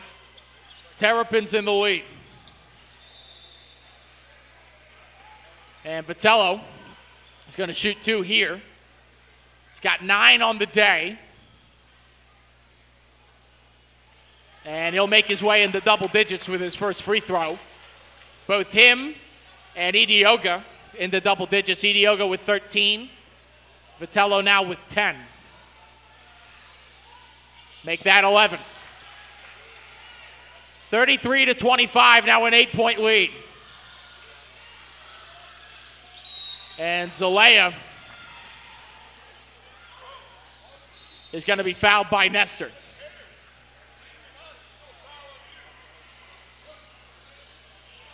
And Marcus Nestor having some words with his head coach on the court. And Zalea inbounds to Zaleh. On the drive, layup, no good. Still a fight for the ball. He throws it right to Nestor, and it'll be blue ball.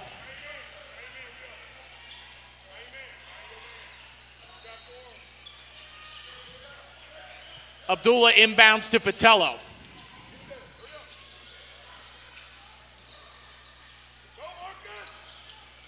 Back to DeBain. Down low for Obi. Working on Jericho Stenfors. Up and good. 15 now for Obi Idioga. And they've pushed the lead now to 10. First double-digit lead of the day. Stenfors, mid-range. Got it. 5 now for Jericho Stenfors. And a much-needed bucket. Back to an 8-point game.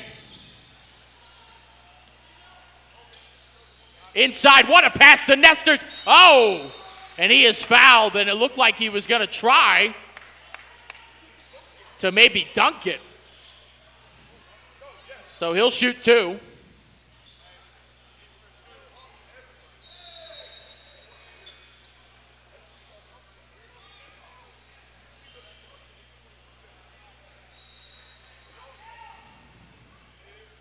First one is good. 2 points now for Nestor. He's 2 of 3 from the line.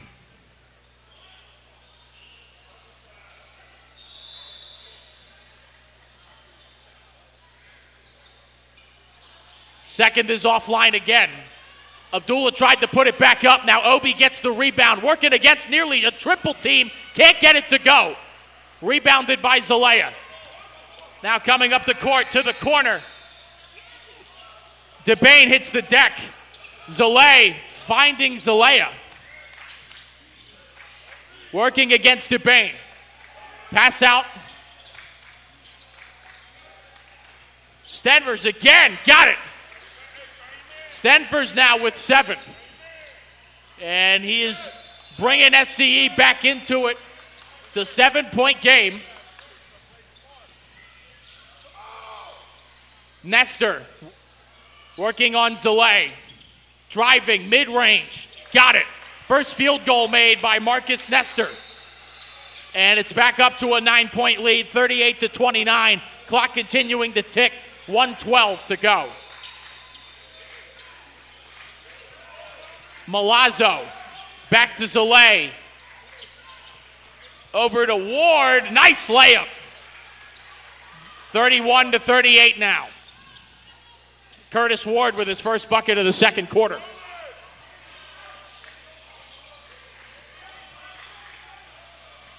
Nestor tried it, not enough on it. Stenford's rebound, he needs help. He gets it to Milazzo. Here come the Titans. Ward for 3, got it! Curtis Ward right back into the game on a heat check, 5 straight. And it's a 5-point game with 30 seconds remaining in the half. DeBain on the drive, layup, and he's fouled.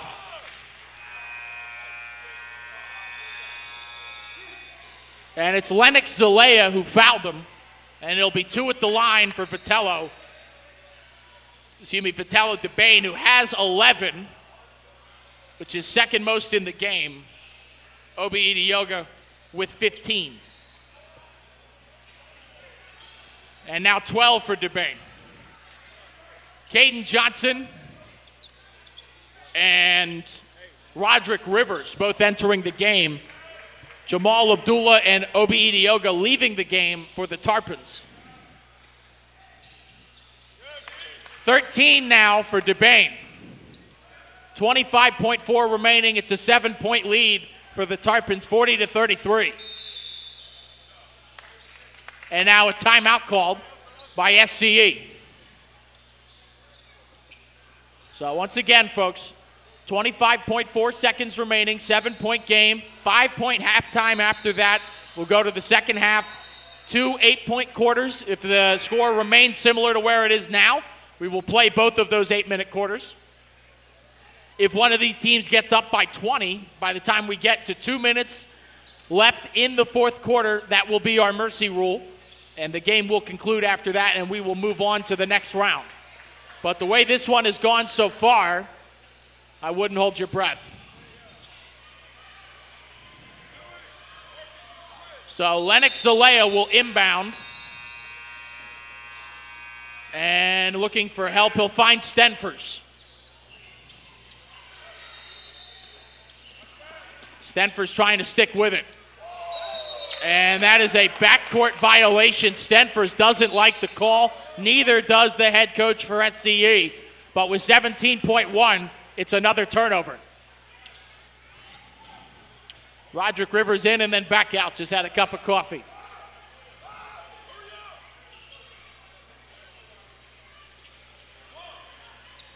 Abdullah inbounding. He finds DeBain up and a foul. It's good. Vitello DeBain now up to 15, which ties Idioga for the game high, And if he converts on the and 1 here. He'll have the team high 16 here in the first half. Knock it down, Vito.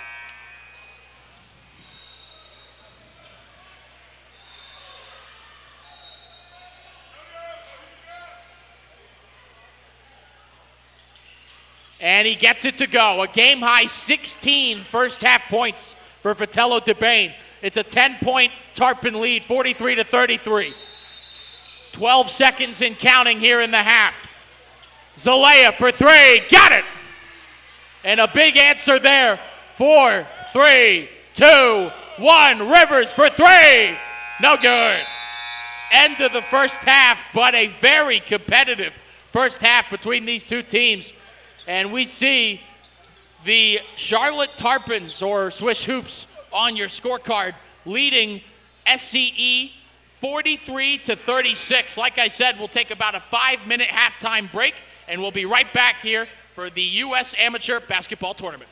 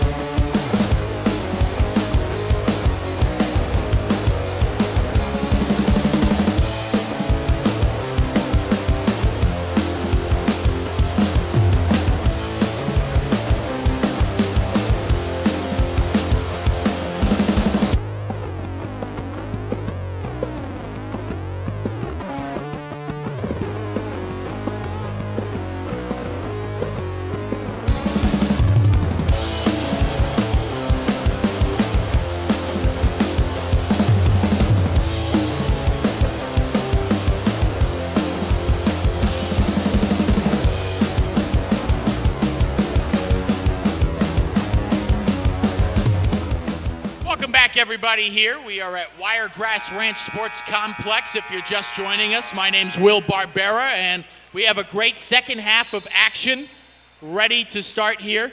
It is the Charlotte Tarpons, or Swish Hoops, as they are on your scorecard, 43, and it is SCE, or Skills Center Elite, 36. We've had some great performances all around in this one. Obina Idioga has 15 first-half points, but Vito DeBenny led the game with 16.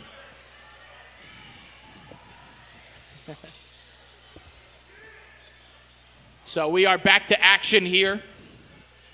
SCE will start with the ball. They'll inbound. Sammy Zalay finds, I can never remember number 2's last name. It is Milazzo. And as somebody who comes from an Italian family, I'm a little embarrassed to admit I can't remember his last name. Looks like we have a little bit of confusion as to who should have started with the ball. And now the referees will get together and converse.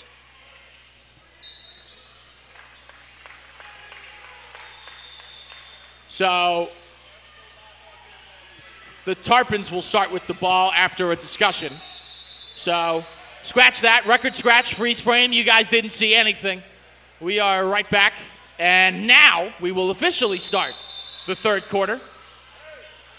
Caden Johnson inbounding to Vito DeBenny.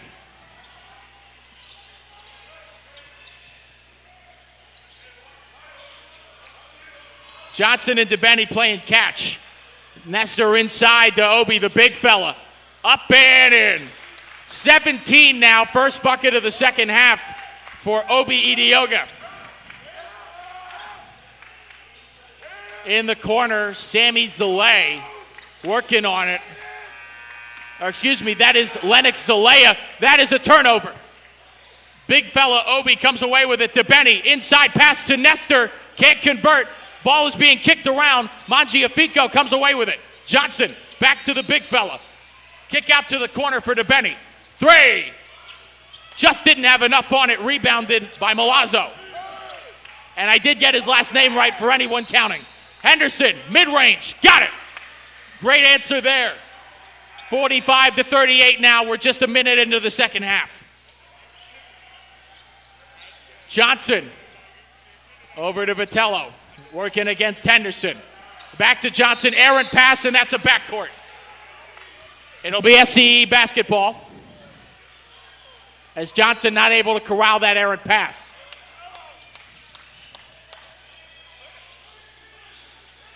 Zalay will inbound. He finds Milazzo. Back to Zalay. Slowing things down, now directing some traffic. Pass to Sparks. Pass back to Zalay. Now over to Henderson. Good defense all around by the Tarpons. Zalay looking for an answer, an option, something. Henderson still nothing doing. Just great defense here. Sparks now trying to make something happen. They find Henderson open, but he really just switched sides. Now he'll go to the mid-range from the free throw line. Can't get it to fall. Obi with the rebound. Give to Nestor. Here come the Tarpons. Nestor on the drive. Mid-range from the free throw line is good. Marcus Nestor with his second made field goal. He now has 6 points on the game. Zalay on the drive, layup, and there is contact after the whistle. And that's going to be on Marcus Nestor. He's got to have 3 or 4 fouls by now.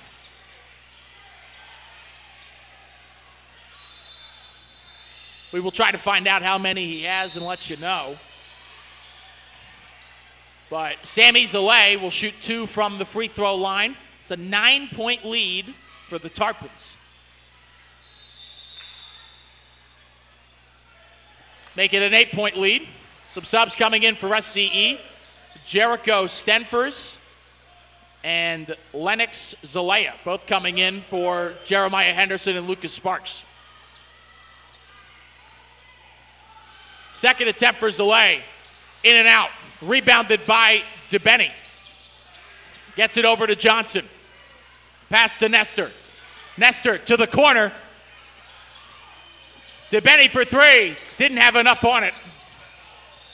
But the big fella has his back, putting it right back up and in.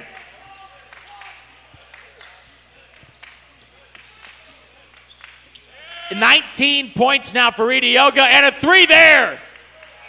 As it's Curtis Ward making it back to a 7-point deficit.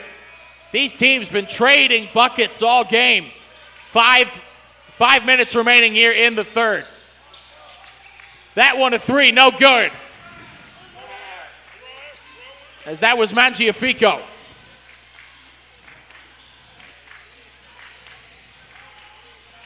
Zalay, top of the key. Over to Zalea. He shoots a three, no good. Rebounded by Ward, and we have contact.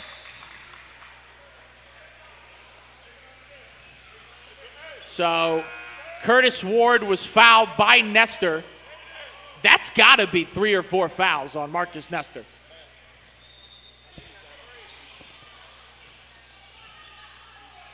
Okay, it's 2.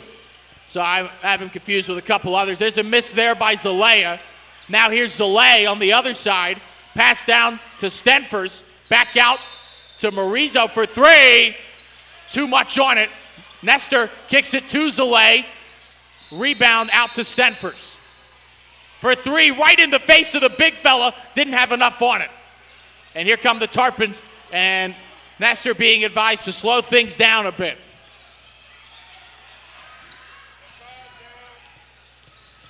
Nestor for 3. No go. Johnson rebound. Back to the big fella inside. 21 points for Obi Idioga. And it's a 51-42 9-point lead as we are halfway through the third quarter. So Idioga with 21. And DeBenny with 16, still looking for his first points here of the second half.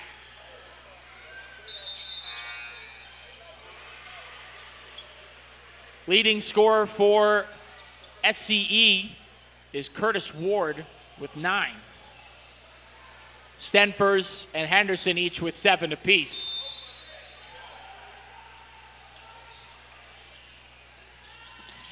And, Marizo couldn't stay with it. DeBenny, pass inside to Johnson. Couldn't get the layup. Now looking for his own rebound. Zalea fight for the ball. Gets away, and it's out of bounds.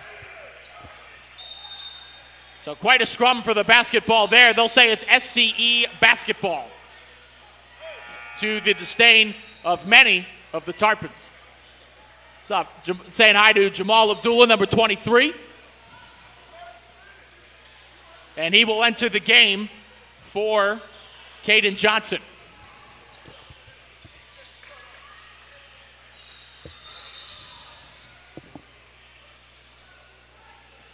So, it was a technical foul. Excuse me, I'm just finding out. So, Marizo makes both. Makes it a 7-point game. Big play there. I do apologize for the delay on that. So SCE will inbound it, down by 7, a little less than 4 to play here in the third. Zalea finds Stenfers, and he takes a big shove to the chest. And that's going to be on number 1, the big fella, Obi. I believe that's either his first or second. Pass out, and he stepped out. So after all that, it'll still be Tarpon basketball. DeBenny inbounds. Kicks it to the corner for 3. No good. Pass back to Ward. Here comes SCE. Over to Zalea for 3. Didn't have enough on it. Can they get the rebound? DeBenny saves it to Abdullah. And another foul. And this one on Ward. So Tarpons retain possession. DeBenny inside to the big fella, back out to the corner. Oh, he thought about it. Now he pulls, didn't have enough on it. Rebounded by Ward. Pass over to Milazzo. Milazzo back to Ward. On the drive to the cup. Couldn't get it. Rebounded by Abdullah. Abdullah pass stolen by Zaleh. Couldn't keep it in, and he falls to the ground.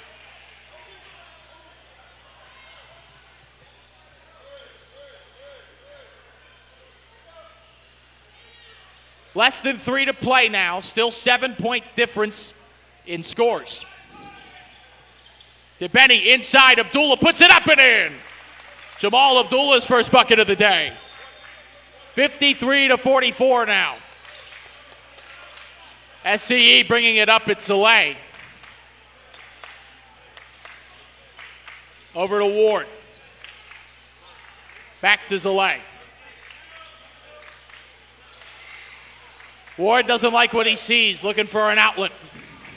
Now driving on Abdullah. Stops, turnaround, mid-range, no good. Rebounded by Abdullah. He throws, looking for court. Oh, wow, what an interception. To the corner, wide open three for Ward. He got it.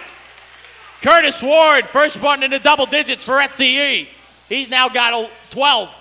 47-53 is the score. It's a 6-point game. DeBenny, top of the key. Bang! Fourth made three, up to 20 points. And it's a 9-point lead one more time, trading threes here in the third quarter. It's only fitting. Zaleh working on Abdullah.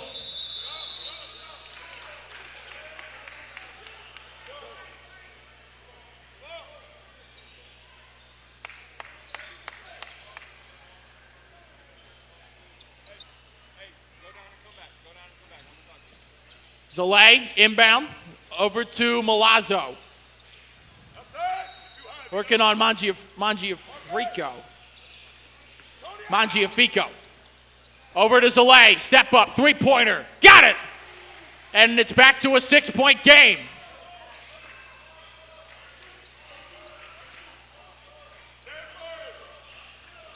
(56-50) is the score. DeBenny over to Johnson.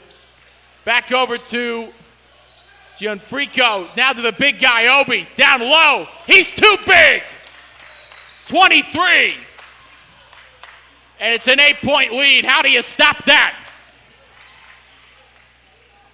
Zalea on the drive. He'll be fouled. Contact there.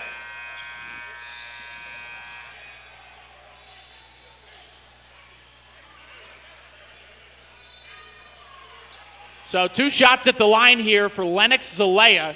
That is the third foul of the game on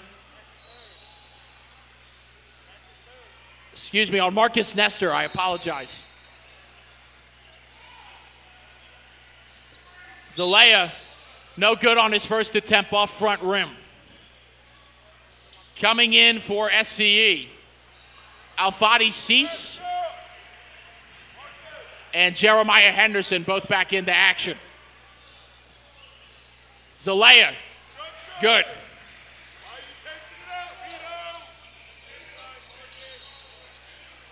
7-point game. Nestor, no good there. Rebounded by Cease. Back to Sparks.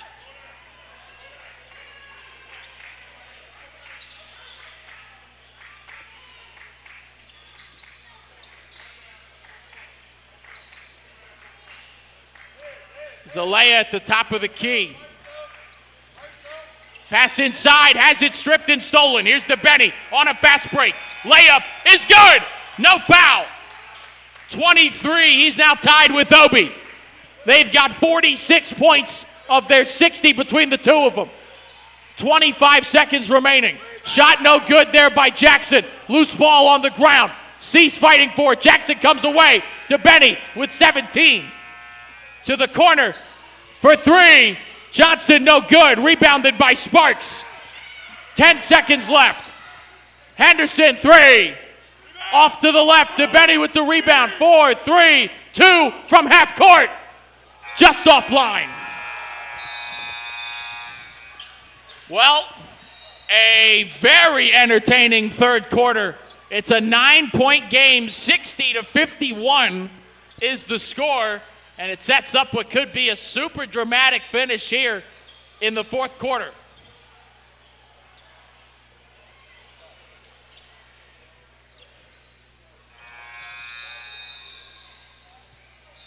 So a discussion amongst referees, a discussion between benches, coaches, everything in between. It's been a fun back and forth game. He's 23. Yeah. Sorry, just letting one of the coaches for the Tarpons know that Vito DeBenny has 23 points, as does Obi Idioga. 46 of the 60 points you see on the scoreboard can be credited to those two players for the Tarpons.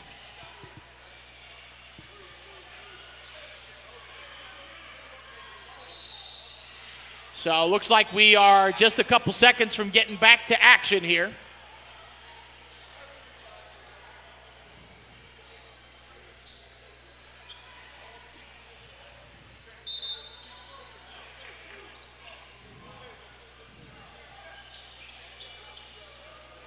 So the Tarpons will start with the basketball.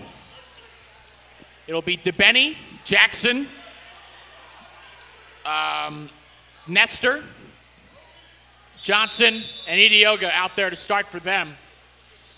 As for SCE, Henderson, Zalea, Ward, and Stenfors all out there. The big man needed some help. He throws it right to Zalea on the fast break. Zalea, no good. Rebounded by Johnson. Now a fight for the basketball. It's loose. DeBenny comes away with it, but there is contact and a whistle.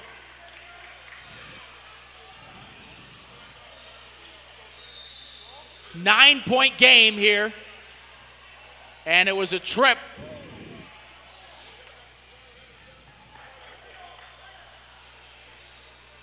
So the Tarpons will inbound again. DeBenny.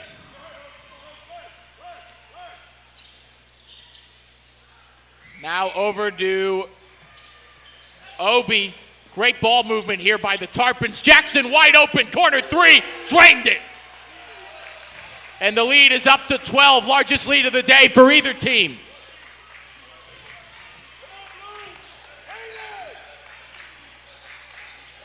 (63-51). Ward working on Jackson inside, trying to play a little bully ball, and a tough bucket. Back to a 10-point game.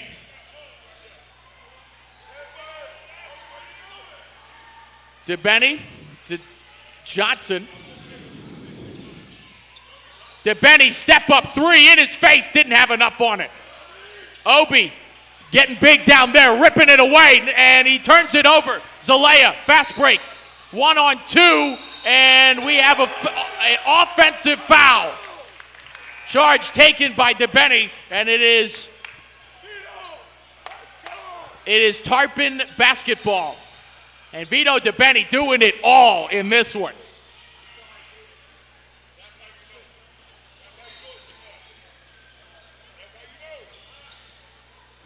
DeBenny to Johnson. Over to Obi. Obi back to Johnson. Ooh, thought about three. Over to the corner. Nestor to DeBenny. Drive. He lost it. Stolen. And it's Zalea on the steal. Henderson drive to the rim. Got it to go. Back under a 10-point deficit now. It's 63-55, 8-point game. 6 minutes remaining in this one. Johnson back over to Nestor.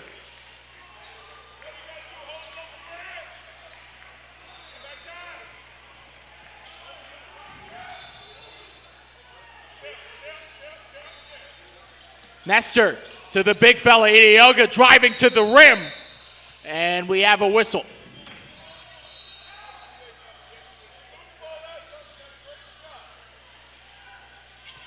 So referees have been hearing it from both of these coaches in this one.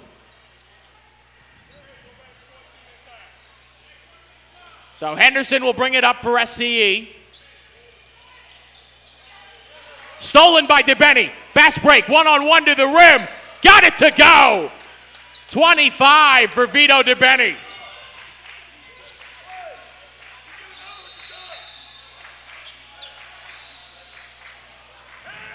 Pass over, Henderson has it deflected. Nestor gets there.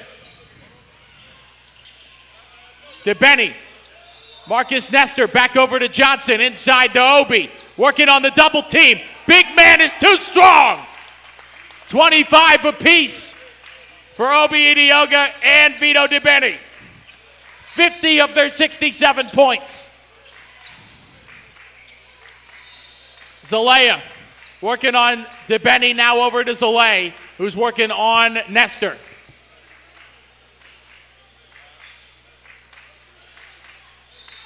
Pass to Zalea. Zalea on the drive, gets through the double team, and there is contact. And Lennox Zalea will go to the line to shoot 2. Foul was on Caden Johnson. So if he is able to hit both of these, it'll be back up to a 10-point deficit.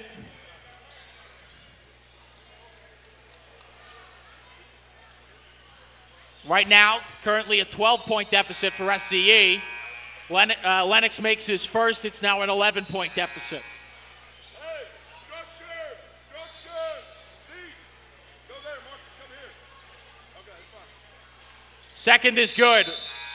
Zalea good on both. Now an SCE timeout. 10-point game. 4 minutes and 30 seconds remaining.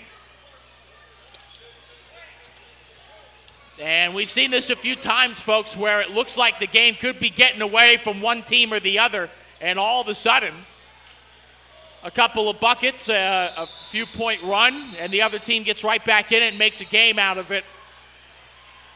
So we'll see if that trend continues, as we got a little baller on the court putting up some shots.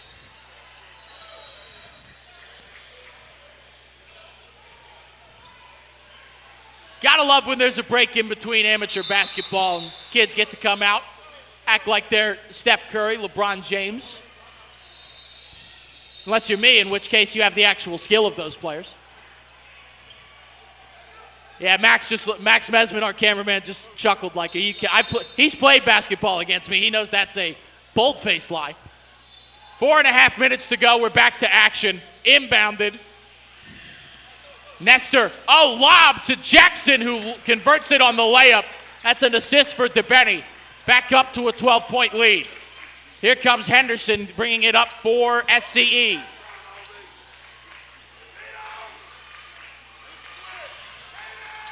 Pass out to Zalea, driving from the wing. Over to the corner for 3, it's Ward. Not enough on it, rebounded by Idioga. Nestor will bring it up. Pass to Jackson, inside to Obi, who corrals it.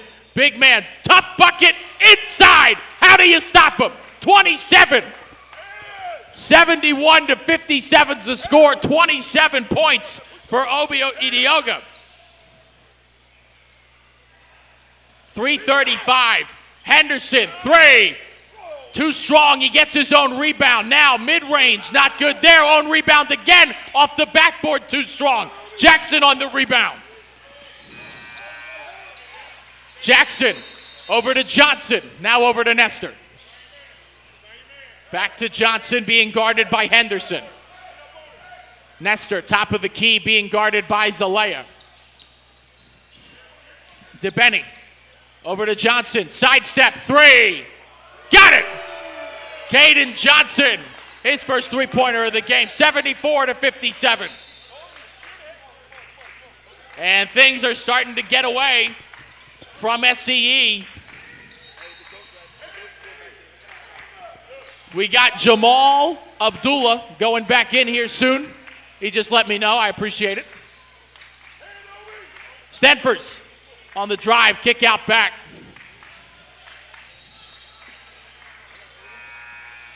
Stenfors for 3. Got it. And even 10 points now for Jericho Stenfors, and a much-needed answer there. It's still a 14-point deficit for SCE even after that. Johnson to DeBenny. DeBenny on the drive, mid-range. Excuse me, that was Nestor. He missed it. Now here's DeBenny. Into Jackson, floater, no good. Going for the rebound, and Stenfors comes away with it. Here comes Zalay. Less than 2 to go now.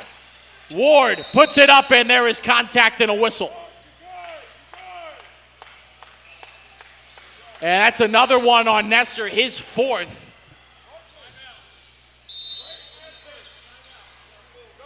And we got a timeout here by the Tarpons. So, 74-60, 153 is remaining. This was a back and forth nail biter for a while, and then the Tarpons, after some great three-point shooting, have started to run away with it a little bit, 74-60. We're under 2 minutes, so no mercy rule in order. So it'll be interesting to see how the rest of this one plays out. Things are looking bleak for SCE, but certainly not over. But the Tarpons on the brink of a dagger that could potentially close this game out.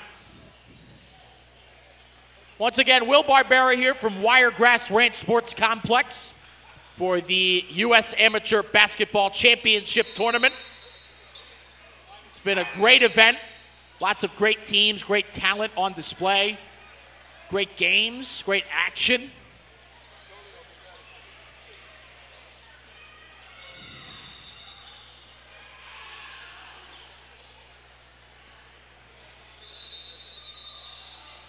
So it'll be Curtis Ward at the line. He'll shoot 2.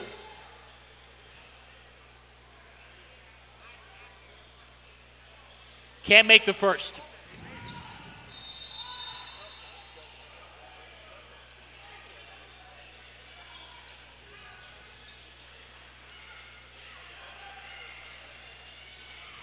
Gets the second to fall. It's now a 13-point lead for the Tarpons. Over to Nestor. Jackson to the rim. Too strong on the layup attempt. Nestor gets the rebound, puts it back up and in. 8 points now for Marcus Nestor. For 3, Zalea nails it. Much needed there. 64-76. Here's Jackson to Nestor. Back to Jackson. Up and good. Marcus Nestor and Zamir Jackson running a 2-man. That's working real well right now, 78-64 with 1:26 remaining.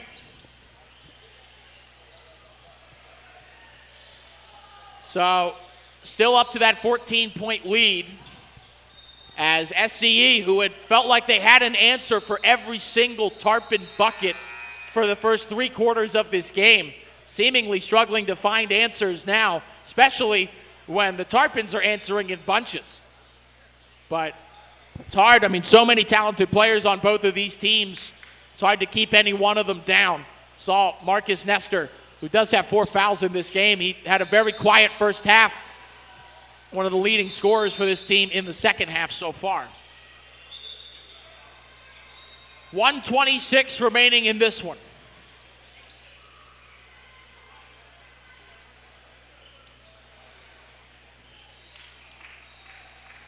So it'll be inbounded by SCE. Ward gets it over to Zalay.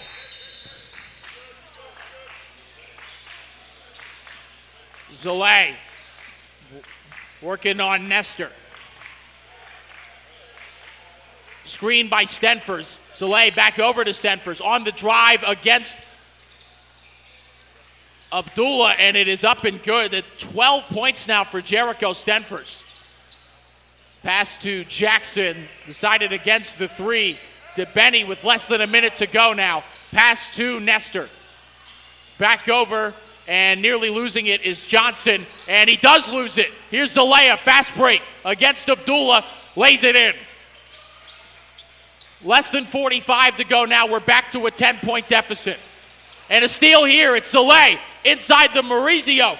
Up and good, and now a timeout by SEC. So with 33.7 seconds remaining, we are under a 10-point deficit, 78-70. Hold on to your hats, folks. 33 seconds is a lot longer than it sounds.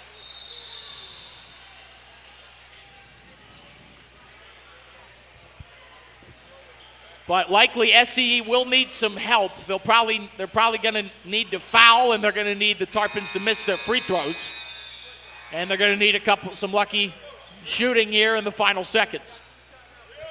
It's a big wish list, but we've seen crazier things happen.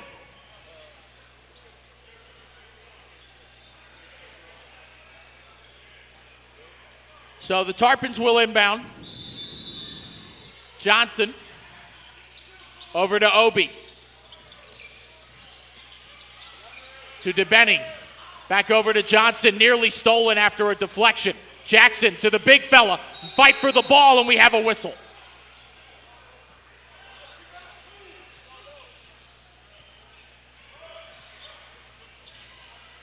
So, looks like this will be another inbound.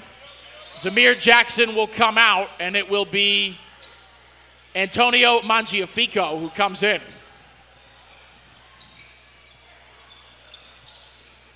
Pass to Johnson, inside, layup is good.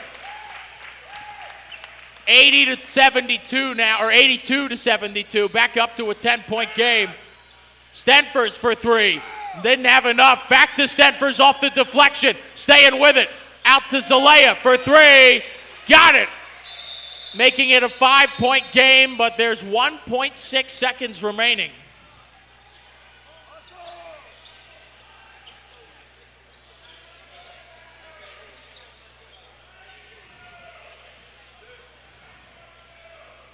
Well, unfortunately, so they will reset the clock to 3 seconds, but in case you guys are wondering at home, no, there is no such thing as a 5-point play in any type of basketball, so this game is most likely over, barring a miracle.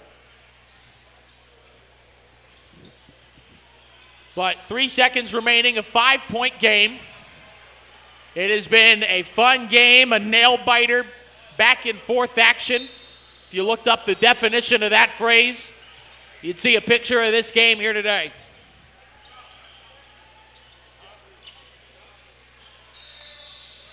Tarpons retake the floor, likely for one last sequence.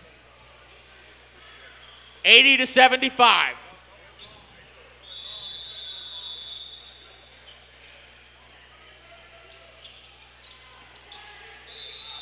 And Johnson calls a timeout. So the Tarpons will once again meet for a little discussion, little powwow.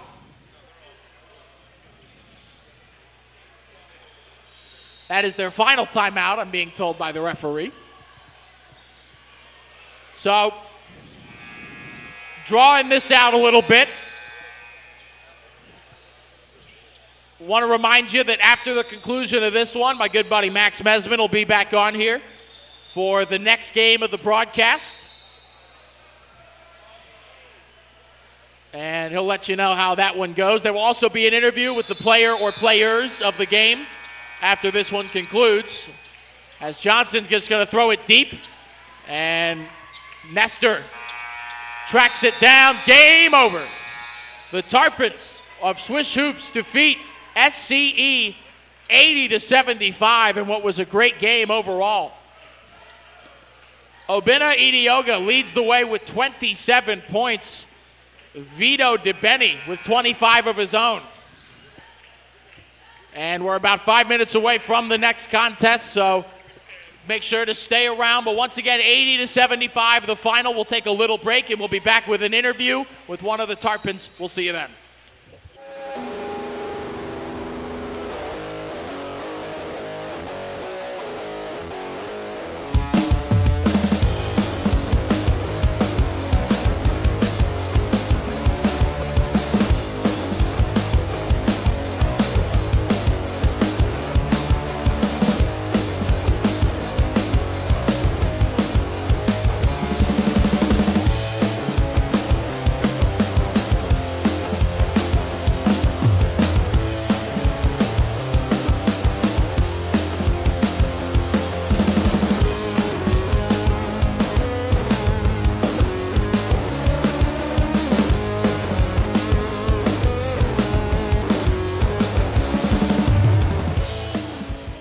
Here with two stars of the last game you saw, for the Tarpons in their 80-75 win over SCE. I'm here with Vito DeBetti, who had 25, and with the big fella, Obi Idioga, correct? Yes, sir. Yes, sir. 27. At one point, they had 50 of the 60 points that this team scored. So I'll start with you, Vito. How'd you feel about your overall performance today, by yourself and then as a team? I think I played good by myself, but like a team, I turned over the ball a little too much, and we see play better defense. That's all, really. Gotcha. We got lazy. Oh, sorry. What was that? We got lazy. Gotcha. And how about you, Obi? I feel like I played pretty good, but same as Vito, I had a little bit of turnovers. My defense wasn't as good as it could be, but yeah, this group passing the ball a lot, moving it, that's what led to our win. So, I mean, you guys were absolutely, it was a really close game. That's a good team, but you guys really seemed in rhythm and in sync with each other and as a unit. How do you think that bodes for your chances to win this tournament? I think it was pretty good. I've been playing with them like my whole life, so it's like the chemistry is pretty high with us. I could tell. Yeah. Awesome. How about you? Yeah, we've been playing since we're second grade, so I think we should have a great shot to beat Manatee and win the tournament today. Awesome. And one last question here. We've been finishing them off with, silly questions. You a Kendrick fan or you a Drake fan? Drake. Drake? How about you? Drake.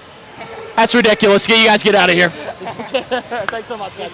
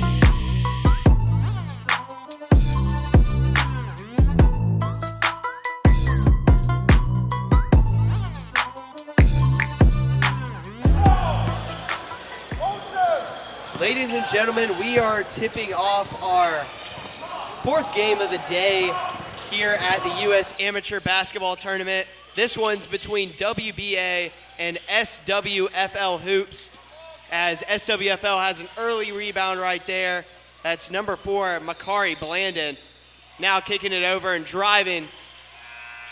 Back out wide open all day, every day. Number 11, Kellen White, gets the story and started for SWFL. Like I said, this is our fourth game of the day, showcasing young talent all throughout this beautiful Sunday. Now driving inside with the right, misses everything. Rebound by James Costin. Costin driving with the right. He floats it up and makes it in. James Costin with a pretty floater and sweet touch. 2 apiece here early on. Bringing up the court for SWFL's Chandler Lynch. Now nice pass inside and too big. That's number 2 for SWFL. That's Isaac Garcia. His first bucket of the game. Bringing it up the floor now for WBA is number 30, Braden Watson. Another drive inside, and now kick out to Watson. Watson left the arm up, but shot rimmed out, now back out. And resetting the offense is James Costin. Now out to shooting sleeve, Luka James Adeve. Costin thought about the 3. Hands it off. Watson. Good defense here by WSFL. Now just deciding to take it himself. Small. Misses it to the left. Rebound, White. White double teamed in the transition. Breaks through. Now kick out, wide open. Too strong. Rebound there for Garcia. Can't make the putback. Fighting for the ball. And it'll be a jump ball between these two teams. Possession arrow in favor of SWFL. If you're just joining us, my name is Max Mesman, and it has been a fun 2 days here at the U.S. Amateur Basketball Tournament, as that 3 is off. Cherry picking, Braden Watson now has to dribble back out. Good job of getting back on defense by Kellen White. Now Rashid Norgazy tries to drive in. Watson double teamed, and it works for now.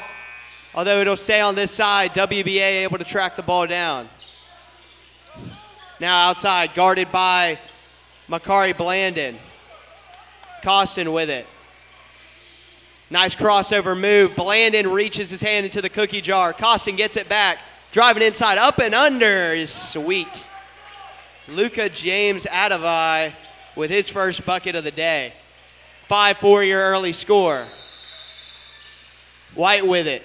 Guarded by Caleb Small. Goes around the screen from Garcia. Garcia looking at the mid-range. Now swings it over. Blandon. Blandon over in the corner. That's Lachlan Ryan, too strong. Costin bringing it back the other way. And stolen away by Blandon. Not enough mustard on that pass. Euro step. Jakari Blandon all the way to the rack for his first bucket of the day. Already spread out scoring for SWFL. 3 players with a bucket. Norgazy with it. Passes it out to an open Adevai. He decides against it. Now Norgazy with space. Guarded by Garcia. Costin over to Adevai. Good defense right here by SWFL. Nobody able to get open. Watson falls on the floor. Watson now gets the ball back. Bodies flying everywhere. And we have a whistle. Very physical start to this game at the 12 o'clock hour. And we will have a timeout here taken by WBA. It's a full timeout. We'll take it with them. 7-4 your score early on, SWFL up. You're watching the U.S. Amateur Basketball Tournament hosted at Wiregrass Ranch Sports Campus.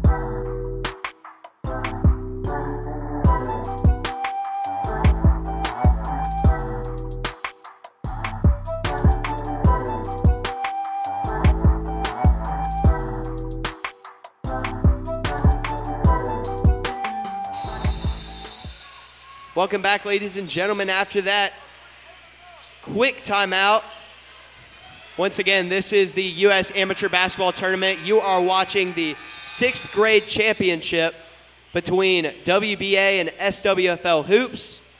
I'm Max Mesman, and Watson driving inside, floats it up, no good. Rebound by Garcia. SWFL taking it back up the court, going all the way coast to coast.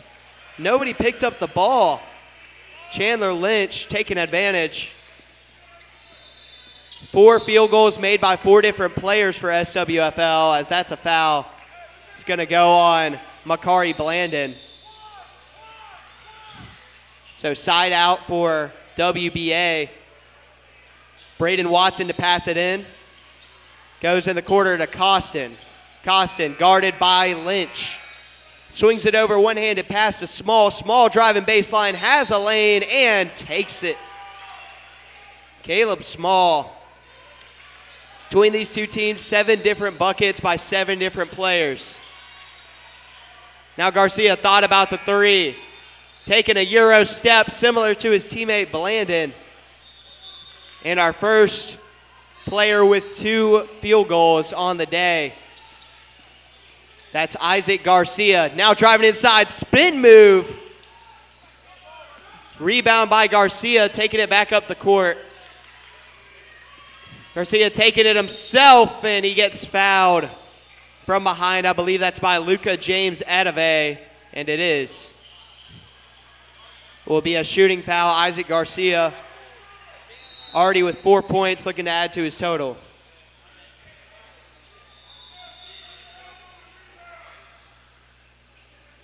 Isaac Garcia at the line. Yes, that is a 6th grader. Is he taller than me? Also, yes. Makes the first. Isaac Garcia with 5, a chance to make it 6. SWFL doubling WBA in points right now, 12-6. 1:14 to go in the first quarter. And too strong on the second. So 1 for 2 at the line. WBA bringing it back in transition. Adavai to Norgazy. Norgazy over to Watson. Watson thought about the mid-range. Back over to Adavai. Nice half-court passing by these two teams. And Costin with another pretty floater. Same action, same result for Costin. 2 floaters, 4 points. Now pump fake, step back. Chandler Lynch. Everything but the make. Now Norgazy bringing it back up the floor. Picks up his dribble. Adave, another spin move. Nice footwork, but too much footwork. It was a travel. Look at James Adavai getting too fancy. And now a little bit of pressure here by WBA towards half court. Makari Blandon driving inside, passes over to Garcia. Too strong on the layup, gets his own rebound, and finishes inside. And now a steal and I guess you could say a pass inside, but Makari Blandon unable to score, and so 14-8 is your score going into the second quarter. SWFL with the early 6-point advantage. We'll be right back after this commercial break.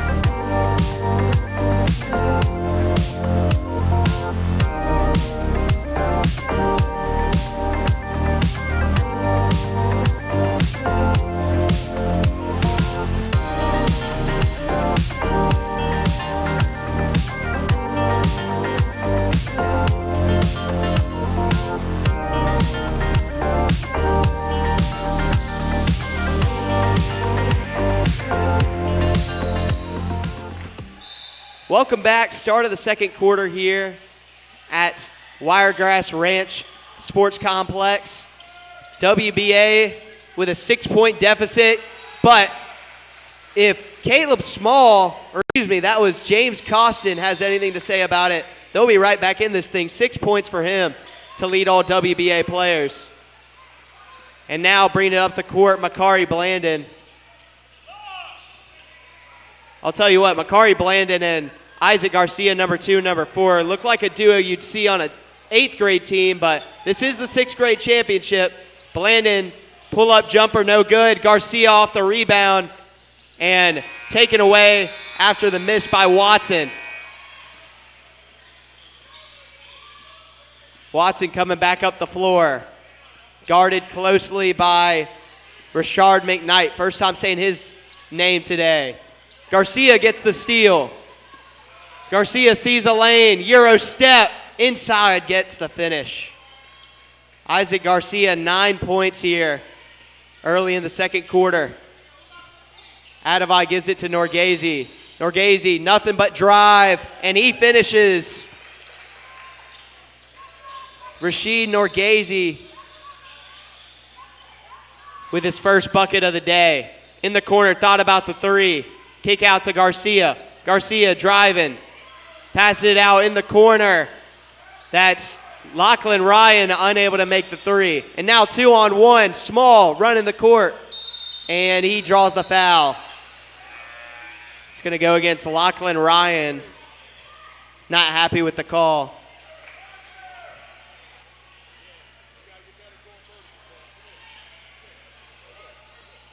And the ref giving Lachlan Ryan some pointers. Small on the first free throw, no good.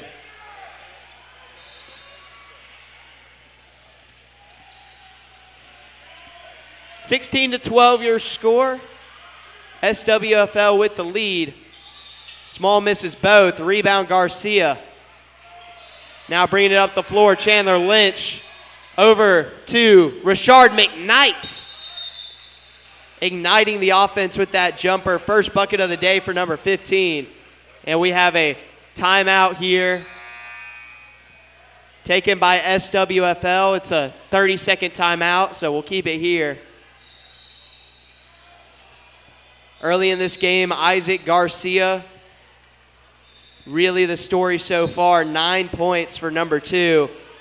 On the other side for WBA, number 18, the point guard James Costin with 6 of his own. As these two teams fighting for the 6th grade state championship. So far in this tournament, each of these teams have battled hard through these 2 days. SWFL currently has the advantage. SWFL 2-0 through their first 2 games. Meanwhile, on the other side, WBA also the first in their division, but they're 2-1. So Adavai gets it taken away, but Costin picks it up for WBA. And now pull-up jumper. Watson is pure. Braden Watson, first make of the day. 5 different athletes on both teams with buckets. Makari Blandon setting up the offense, hands it off to Garcia. Garcia thought about kicking it over to Blandon, will hand it off to Rashard McKnight. McKnight able to save it before it goes over the half-court line. Blandon thought about pulling up, now going to drive hard. Gets it tipped away from his hands. Now McKnight kicks it out. Kellen White out to Garcia. Back to White. White for 3. He drains it. 6 points on the day for Kellen White. Caleb Small bringing it up for WBA. Watson off of the end around. Now Small back with it. Some good defense by SWFL. Adavai with the shooter's sleeve, has not decided to pull a 3 yet. And a timeout here by WBA's coach. He did not like what he was seeing. Credit the defense by SWFL. It will be a full timeout for WBA. We'll take it with them. 21-14, 3:30 to go here in the first half. Catch your breath because you're watching U.S. Amateur Basketball live from Wiregrass Ranch Sports Complex.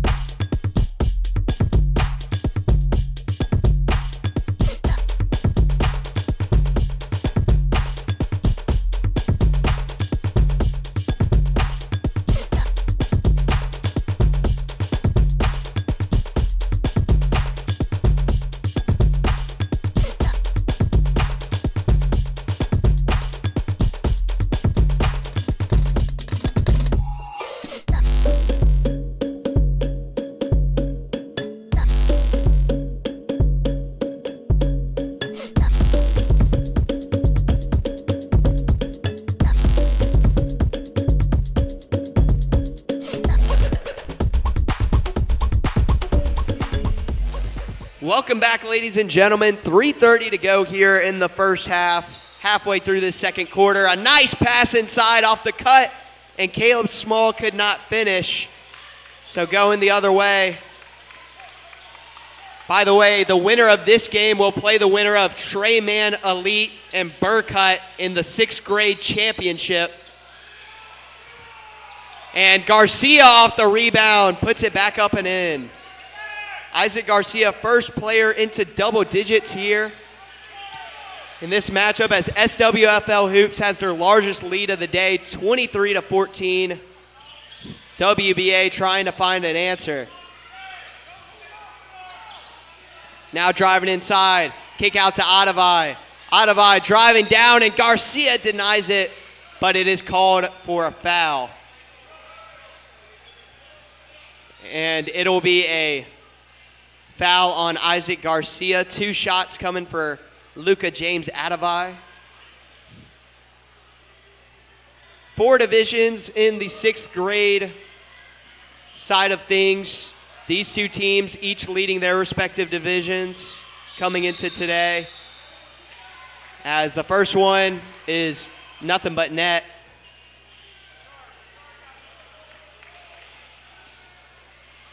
Right now, SWFL Hoops won Division A.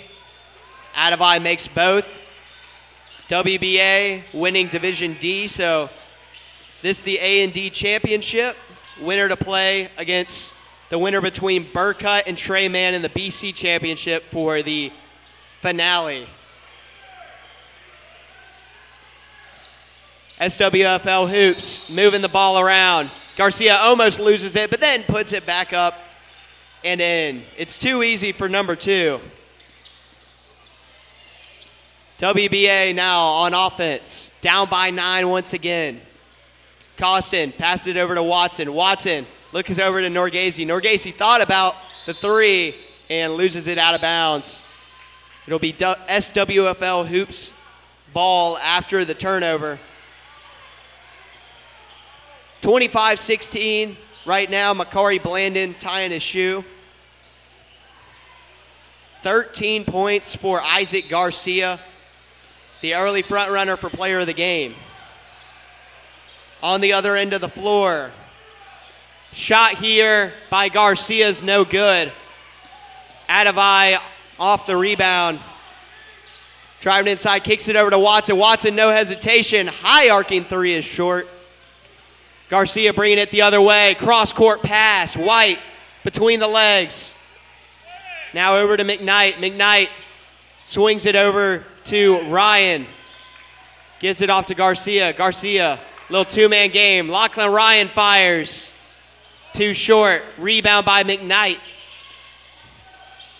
SWFL still on the offensive side of the ball. 2 consecutive rebounds. Blandon slowing it down. Listening to his coach.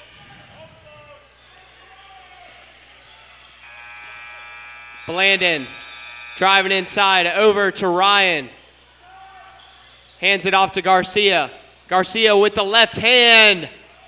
Just rolls out. Gets his own rebound and one. Isaac Garcia, a man amongst boys right now. 15 points. SWFL now takes a double-digit advantage, up by 11. 44 seconds to go here in the first half. And too strong on the free throw. Adavai trying to corral the rebound, and it ends up in the hands of Blandon, who throws it away. Caleb Small trying to control the ball. Adavai now breaks it 2 defenders. And now Blandon steals it away. Makari Blandon, kick out to Ryan. Ryan, quick trigger. Too strong. And that's out of bounds off of WBA. Or excuse me, off of SWFL. It'll be WBA ball. Makari Blandon coming out of the game. WBA down by 11 here. Late moments in the first half. Adavai driving inside. Looking to kick it out. He finds Small. Small was fouled on a three-pointer. Foul goes on Kellen White. So Caleb Small will, with a chance to possibly bring it within 8 at the free throw line.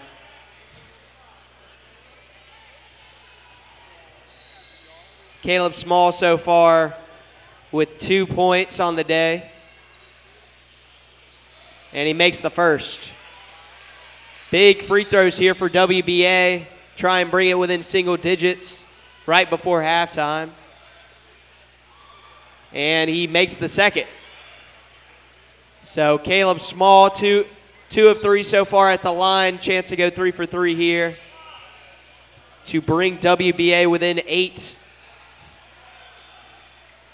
And Caleb Small just gets the friendly roll. So a perfect visit to the line. And now Makari Blandon thought about the 3. Now he'll shoot. As the buzzer sounds, it was too strong. But SWFL nonetheless takes a 8-point lead going into halftime over WBA. 27-19 your score. Leading the way for the team in black is none other than Isaac Garcia. 15 points in the first half. Will we see our first 30-point performance? Stay tuned to find out. We'll be right back in about 4.5 minutes after this halftime break.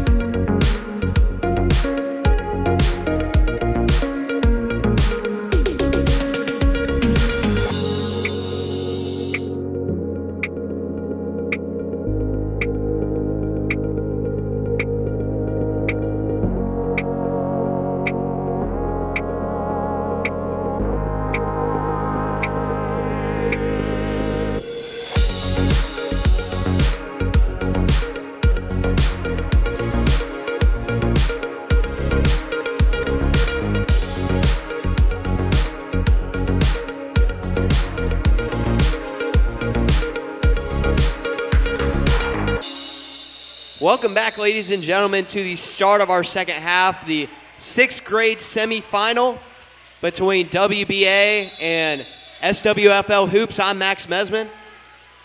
Once again, the winner of this game will move on to the 6th grade championship, and they will face the winner of Trey Man Elite and Burkett on court 6 at 2:50 p.m. But for now, WBA got some work to do to get back in this one, down 8. In the corner, Lachlan Ryan thought about the three, now swings it over. And this is Makari Blandon. Starts us off hot with a tray. Blandon has 5. And we have a foul here. I believe it will be on SWFL Hoops. It is number 11, Kellen White. 11-point game, 6:20 to go here in the third quarter. A much more exciting day of games in terms of how close they have been so far. Only one game mercy ruled so far out of our first 3. And this one looking like it will have a similar result. Norgazy too strong on the floater.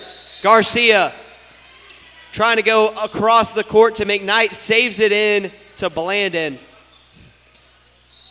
WBA got to continue getting stops on defense. Garcia pulls up for the 3. Too strong. Norgazy tracks down the rebound. Now Adavai in open space. Over to Costin. Swings it out to Small, who will reset the offense. Good job of getting back on defense by SWFL. Blandon almost got a steal. Adavai maintains the ball and not able to get the friendly roll, but he'll head to the line for 2.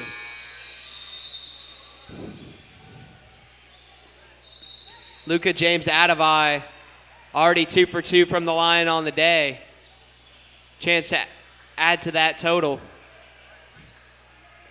And he makes the first. Luka James Adavai now 5 points. Chance to tie the team lead with 6 if he makes this free throw. Would be tied up with James Costin, and he is. 6 points on the day for Luka James Adavai. 4 for 4 from the line. 9-point game now. And we have a timeout by SWFL Hoops. Up by 9, 30-21. And it will be a full timeout, so we'll take it with them. 5:20 to go here in the third quarter. SWFL Hoops up by 9 in this 6th grade semifinal. You're watching the U.S. Amateur Basketball Tournament here at Wiregrass Ranch Sports Complex.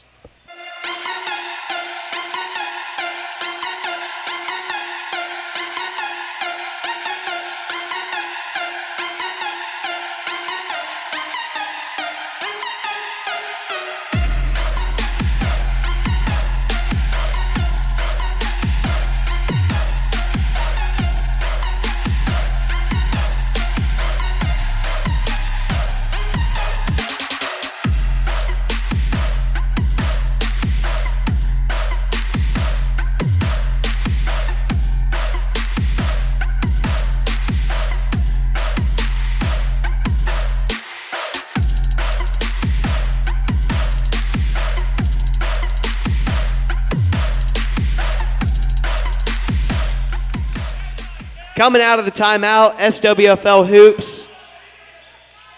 Right now, pretty smooth sailing. WBA allowing a little pushback as McKnight didn't know where he was on the court. Shoots it underneath the basket. It'll go the other way, WBA. Watson kicking it out to a wide open Adavai. First 3-point try of the day is short for number 24, Luka James Adavai. Now bringing it all the way, coast to coast. Makari Blandon. Seen that a couple of times. 32-21 now. Small. Passes it inside to Costin. Costin gets it and one. A little bit of emotion shown out of the point guard after that bucket. Chance that builds some momentum for WBA. This is a winner-go-home game as well. So leaving it all out on the court. James Costin makes the free throw. 9 points so far for the point guard. Kellen White bringing it up. Garcia now, guarded by Norgese. Side-to-side dribble, loses it. Back out to McKnight. McKnight hop step, too strong off the back iron. Blandon able to keep it in bounds. McKnight gets blocked, but a foul called on Small. He does not like that call whatsoever. Thought he had a clean pack on McKnight, but McKnight will go to the free throw line. Made a bucket earlier. First free throw is good. 33-24 is your score.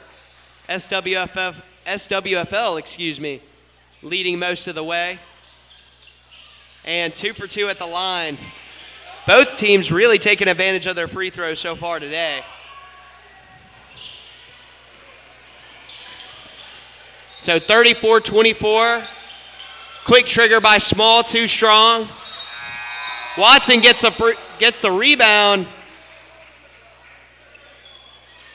And a foul will be called on Watson. Braden Watson getting a little too physical down low. And just look at this decision by SWFL. The tallest 2 players on the floor, Blandon and Garcia, bringing the ball up the court. Just shows how much they trust those 2 athletes. Blandon now, after the fake pass in the corner to McKnight, drives with the right hand down baseline. Ryan for 3, too short. Blandon with a strong rebound and put back. Makari Blandon. 9 points now for number 4. Costin guarded by 2 players. Able to break the double team. Small now with it. Driving all the way and draws a foul. Caleb Small upset with the foul call on him earlier on defense. Draws a foul of his own on offense. Now going to the line to shoot 2.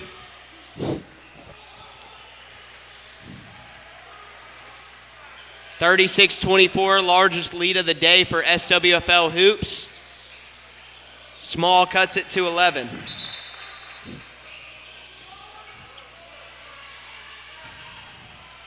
Caleb Small. Too strong on the second free throw. Norgese fighting for the rebound, but Blandon takes it away. Coming the other end. Pump fake. For 3. Makari Blandon. He can do it all, inside, outside, you name it. And now 14-point advantage for SWFL Hoops. Adavai, crisscross, stolen away by Blandon. 1-on-2, big man inside, draws the foul on Adavai. A big tumble there by Blandon, but gets up, all smiles.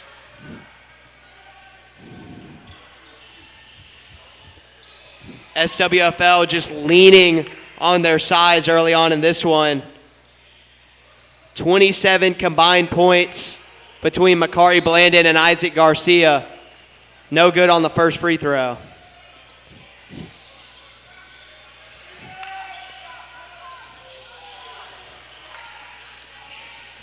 Makari Blandon, like I just mentioned, part of that duo between Isaac Garcia and Makari Blandon. No good on either free throw, but SWFL gets the rebound. Now cross-court pass to Lachlan Ryan. No good, but Garcia there to clean up the mess. 30-second timeout being taken by SWFL. 41-25 your score. Largest lead of the day for SWFL. WBA backed into a corner, but you look at these matchups that we could potentially see in the championship. Right now, SWFL feels like they're a quarter and a half away from moving on. And their duo of Blandon and Garcia would be must-watch TV against whoever wins between Burkett and Trey Man Elite. With Burkett, you have the brotherly duo between Peterson and Jaden Vincent. With Trey Man, you have Noah Sharp, as well as their big man. His name is leaving me at the moment, but they combined for 44 yesterday in their matchup. WBA now facing some full court pressure. Caleb Small with space. Too short on the three. Now kick out from Norgazy to Costin. James Costin, 12 points now, carrying WBA. Makari Blandon bringing it up the court. Slowing it down here on offense, decides to pull up for three, too strong. And a rebound here rolls out to Caleb Small. So far, so good out of the timeout for WBA. But they got to continue to chip away at this lead. Adavai might have gotten away with a carry and a travel, but it doesn't matter. Makes the floater at the basket. Luka James Adavai and James Costin making their own little duo. A combined 20 points between them. Now driving to the basket, Chandler Lynch stops, pops, mid-range, book it. Chandler Lynch, second made mid-range shot of the day. Now Adavai guarded by two players. Able to get it over to Costin. Costin in the corner to Adavai. Norgazy inside. Stripped away by Garcia. Garcia up to a streaking Ryan. Extra pass, McKnight. Rashard McKnight now with 6 points for SWFL. Braden Watson almost gets it stolen away. Slings it over to Small. Off of the ricochet, Caleb Small takes advantage.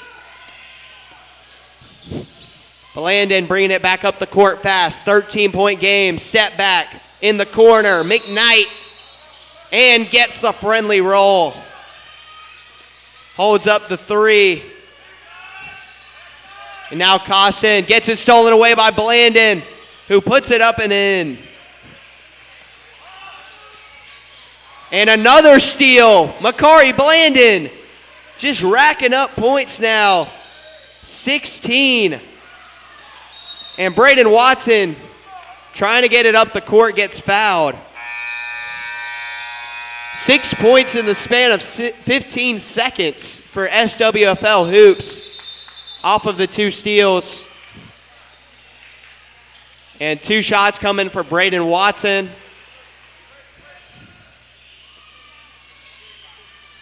Looks like a timeout by WBA, but Watson will come out and shoot two. Foul is on number 15, Rashard McKnight. Excuse me, that was the end of the third quarter, but foul coming right before the buzzer, so Braden Watson shooting two. A 7-point flurry by SWFL Hoops to get them up by 20, but now it is an 18-point lead as we will take a quick break going into the fourth quarter as it's looking like 7 to 5 minutes to decide who is going to the championship in the 6th grade division.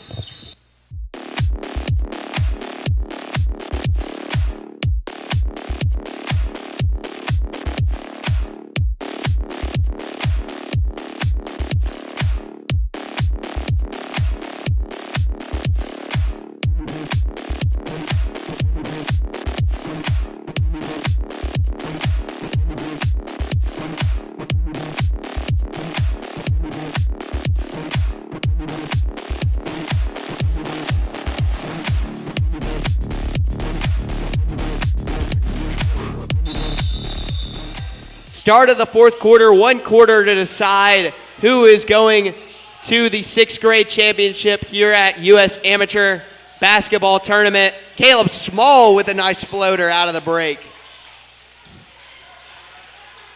By the way, the other part of that Trey-man duo that one of these teams could see was Johnny Javier along with Noah Sharp. James Costin, pull-up 3, no good. Rebound by Garcia. WBA down by 16. They got their work cut out for them if they want to come back. In the corner, tossing it back up to the top. Now setting a screen.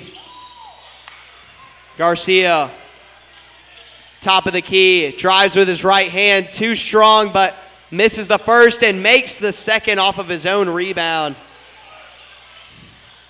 I haven't been tracking rebounds, but I got to assume Garcia has a double-double. 19 points, a block right there. Saved, but goes right to Norgazy, who puts it up and in. Rashid Norgazy, 4 points on the day. Now double team by WBA. In the game now for SWFL, Calvin Hill, first time saying his name. McKnight gets it stripped away. Adavai now in transition, 3-on-1. Watson puts it up, can't finish. Garcia, guess who, on the rebound. And now Chandler Lynch driving with the right, guarded by Costin. Passes it over to Hill. Hill gets it, almost gets it stolen away by Adavai. Now passes to a cutting McKnight. McKnight with a head of steam. Just rolls out, but he will get 2 shots at the charity stripe.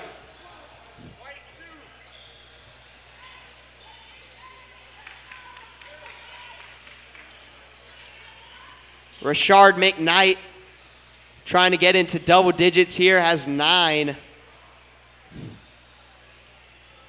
And he rattles home the first. So 3 separate players with 10 for SWFL. As one of those players will check in for the other one of those players, Makari Blandon coming in for Isaac Garcia. Rashard McKnight off the back iron and out. It will be actually a lane violation. It'll go against Rashid Norgazy. So another chance here for Rashard McKnight. High arcing free throw attempt is no good. Adavai with a full head of steam has Costin in the corner, takes it himself. Could have had a Costin 3, but is going to try and get a 3 the old-fashioned way. As Luka James Adavai now in double digits. Him and James Costin combining for 22 of WBA's 40 points.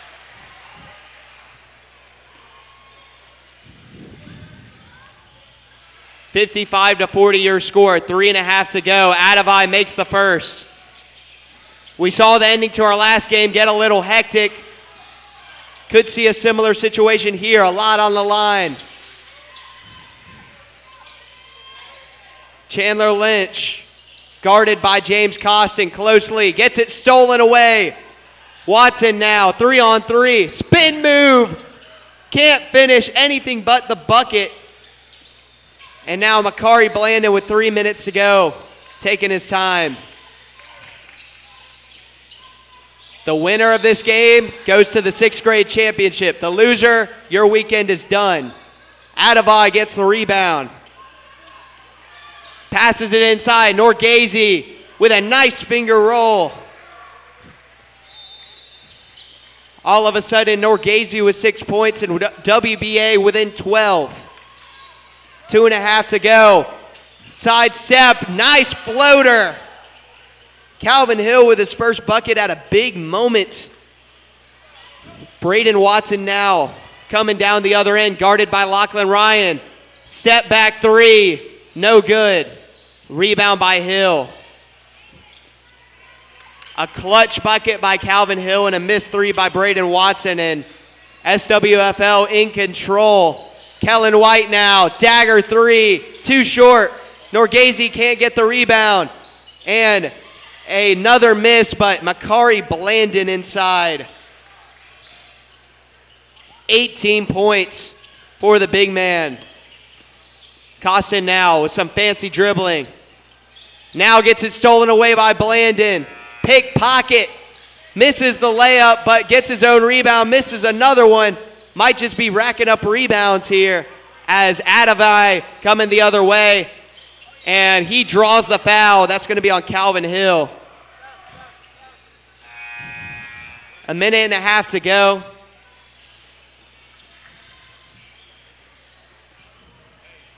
I mentioned it earlier, but I'll mention it again. 3 of our 4 matchups so far today, all going the distance, as this one with a minute and a half to go. So much closer action than yesterday, where we only saw one matchup go the distance, and it was a 16-point win. Adavai makes the first and just misses the second. 5 of 6 on the day at the charity strike, but a crucial miss. And now the double team trying to get a steal. Blandon able to pass it out. Now Hill wide open, and he sends it home. And now Adavai guarded by Blandon, down by 17 points. Floater is good. Luka James, Adavai, and James Costin each with 12, but just might not be enough as we creep under a minute. SWFL up by 15. Makari Blandon in no rush here. Passes it over to Lynch. Gives it up to White. White in the corner. Ryan with time. Short on the 3. Braden Watson coming the other way. Double team needs some help. Able to break it. And now on the other side of the court, James Costin thought about the 3. Might want to think about it a little more. 23 seconds to go here, down by 15. It's stolen away by SWFL. Ryan can't finish the floater. And rebound by Costin. Under 10 seconds here. Caleb Small, too strong on the 3. And 2-1, that'll do it. SWFL gets the win and will be moving on to the 6th grade championship. They will play the winner of Treyman Elite and Burcut.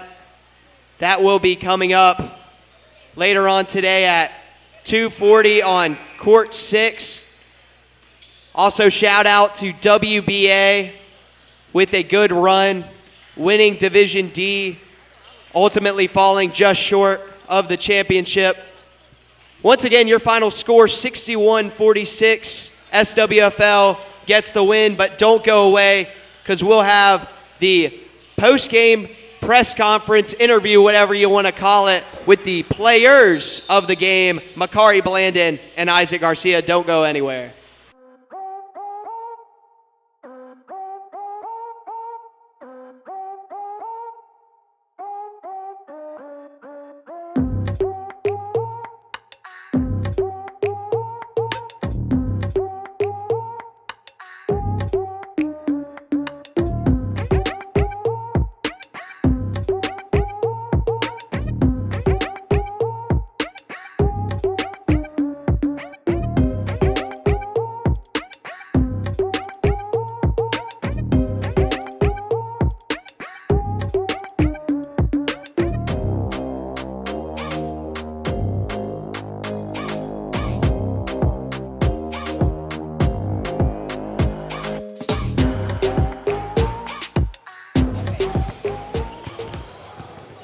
All right, it's Max Mesman once again for another post-game interview, and we got Isaac Garcia as well as Makari Blandon. The two stars combined for 37 points in their 61-46 win over, it's losing me, WBA. Thank you. Y'all are moving on now to the 6th grade championship, facing the winner of Treyman and Burcut.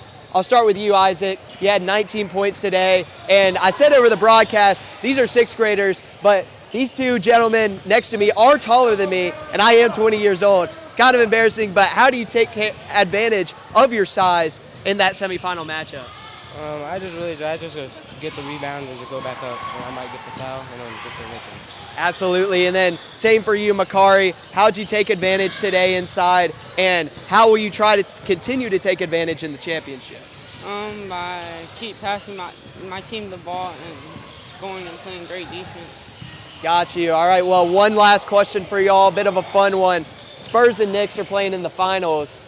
Who are y'all rolling with? I'll start with you, Makari. The Spurs all the way. Spurs in six. Spurs All in right. six. Wemby for Finals MVP? Yes, sir. Absolutely. I'm How gonna do about the same for you? thing as him, yeah. All right, San Antonio, you heard it. It's your mission to beat the Knicks, according to Makari and Isaac. But from myself, as well as Isaac Garcia, Makari Blandon, thank y'all for joining me after the game, and good luck in y'all's championship. Thank you.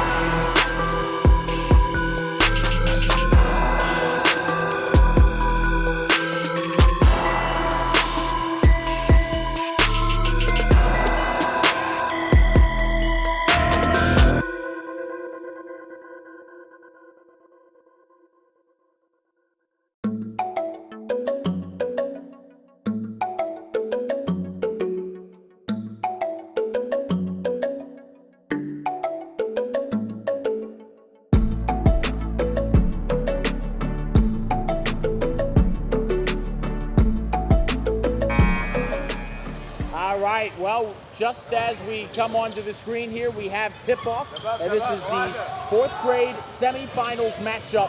Ball for Christ versus WBA. My name is Will Barbera. Good to see you back on the broadcast here after my good friend Max Mesman took us through that last game. Well, first bucket is up and good. WBA, that's number 21, Blake Watson.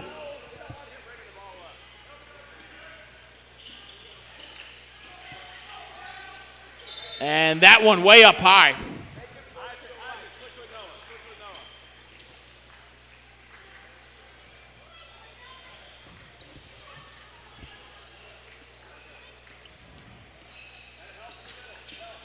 Well, on the drive here for WBA, number 23, Tatum Dara.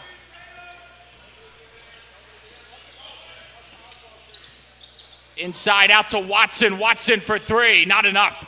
Ooh, coming in for a rebound and taking a hard hit is number 7, Demetrius Crump Jr.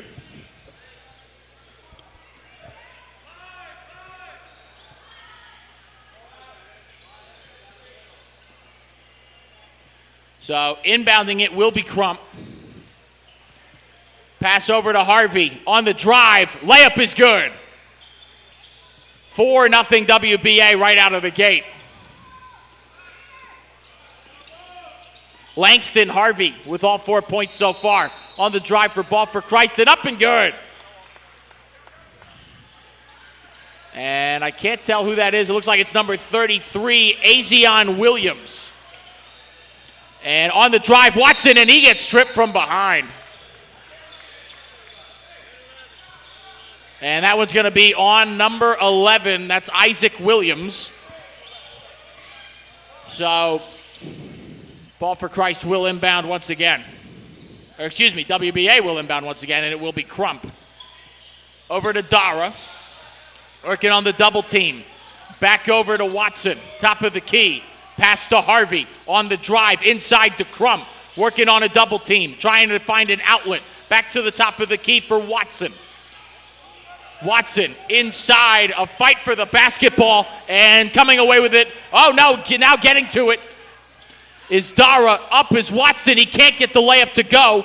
That'll be out on Ball for Christ, I believe. No, it is out on WBA. So Ball for Christ will inbound.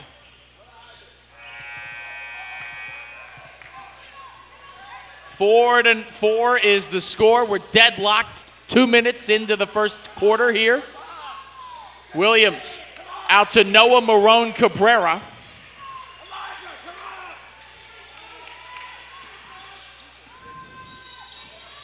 Here is Dara bringing it up after the steal, mid-range. Just didn't have enough on it. Rebounded by Elijah Joseph. Williams on the drive, and we have a whistle, and that'll be a travel. So WBA will will get possession.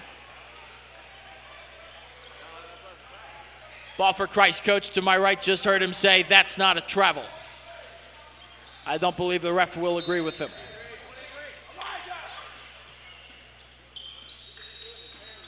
Watson taking it up, pass to Trump for 3. Drain!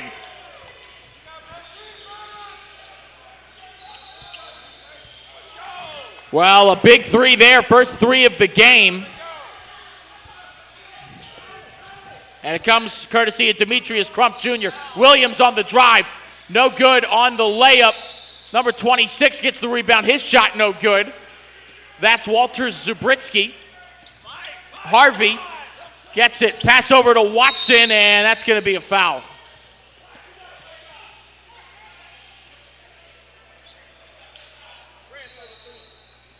Azion Williams is who the foul was on. Watson will inbound.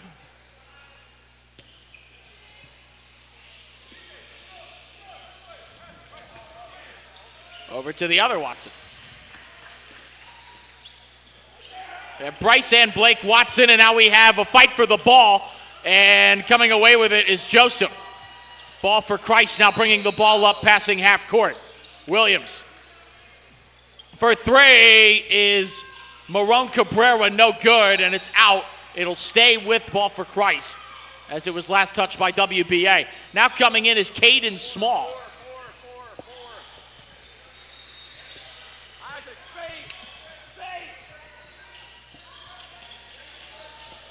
Marone Cabrera finding Williams. Layup attempt no good. We have a whistle. And that is a foul on number 23. That is Tatum Dara. And that'll send Williams to the line to shoot 2.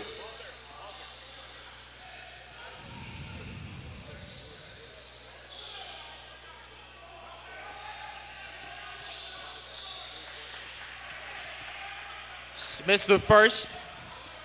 7-4 the score here. 3:25 to go in the first quarter. Second free throw. In and out, rattled around. Rebound by Harvey. Harvey coming up. Ooh, inside. Layup is scooped and scored. 6 of the 9 points can be attributed to Langston Harvey, number 22 for WBA. And now he gets a deflection over to Joseph. Over to Marone Cabrera on the drive. Layup, too strong. Rebounded by Joseph. Tries to put it back up, and a whistle.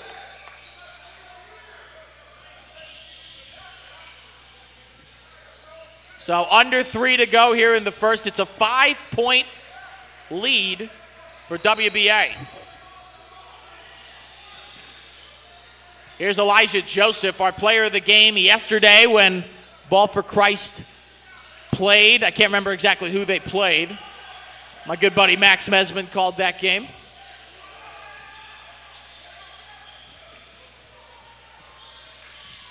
Joseph's second.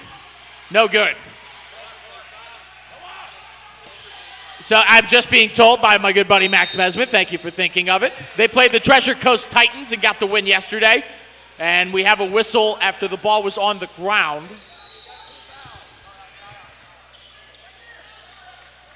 Being told 2 fouls already on Joseph. Langston Harvey tries a 3, can't get it. Here is Walter Zabritsky over to Marone Cabrera. Step back, 3-pointer. Off the glass, no good. Williams now has it. Over to Zabritsky. Driving. Over to Williams. Trying to get around Crump Jr. Layup is up and good, and a foul.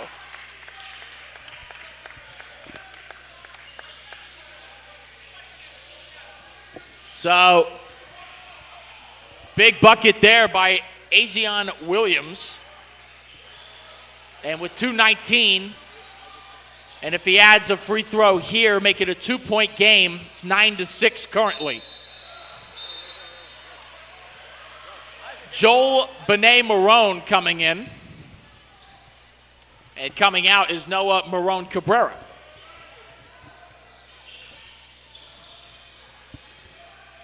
Williams free throw. Didn't have enough on it. And we have more whistles.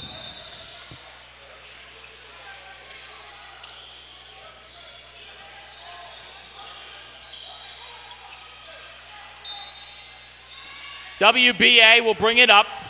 Crump to Watson. Pass over to Dara. Finding Harvey. Over to the corner for Crump. On the drive. Needs help, needs an outlet. Looking, finding Watson, top of the key. Over to Harvey.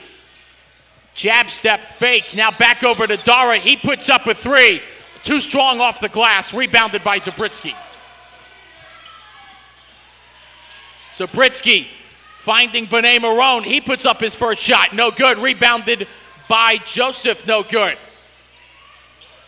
Fight for the ball on the ground, and we have a whistle. So a minute 37 now. 9-6 the score remains here in the 4th grade semifinal. The winner of this game will play the winner of Born Stars versus JR Pros. That game is happening on another court here.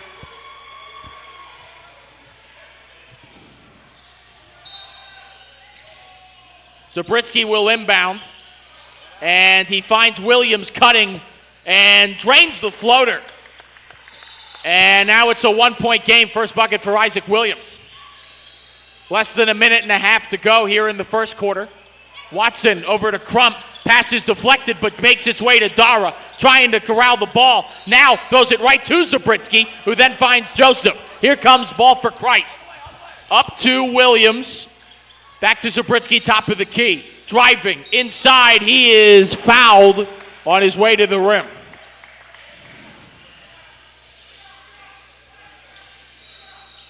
So that foul was on number 3. That's Caden Small, his first.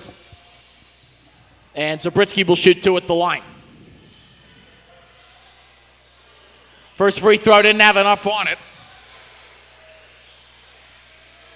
And now, number 5, Andrew Copeland will come in for Caden Small for WBA.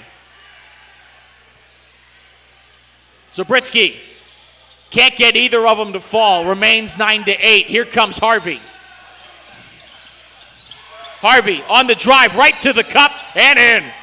Langston Harvey with 8 points, which leads everybody so far in this one.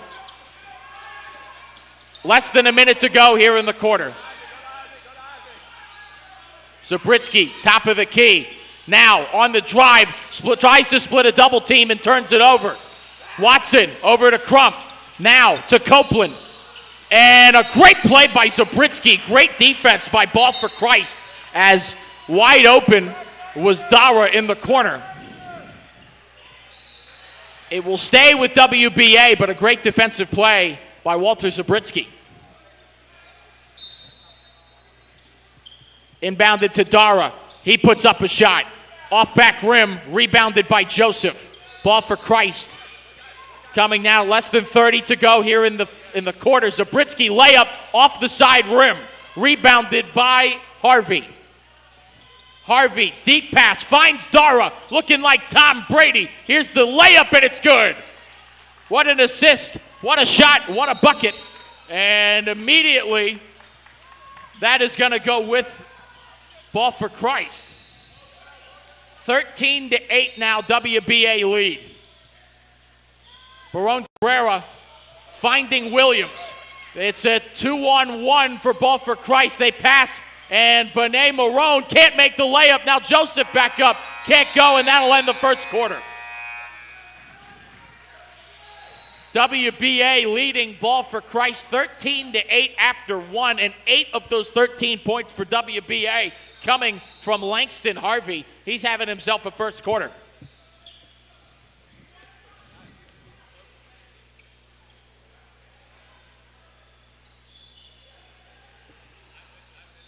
There'll be, like we said, 7-minute quarters in this one. And just a reminder, I know I probably sound like a broken record if you've been listening to the whole broadcast, but if you just joined us recently or for this game, here's how this works.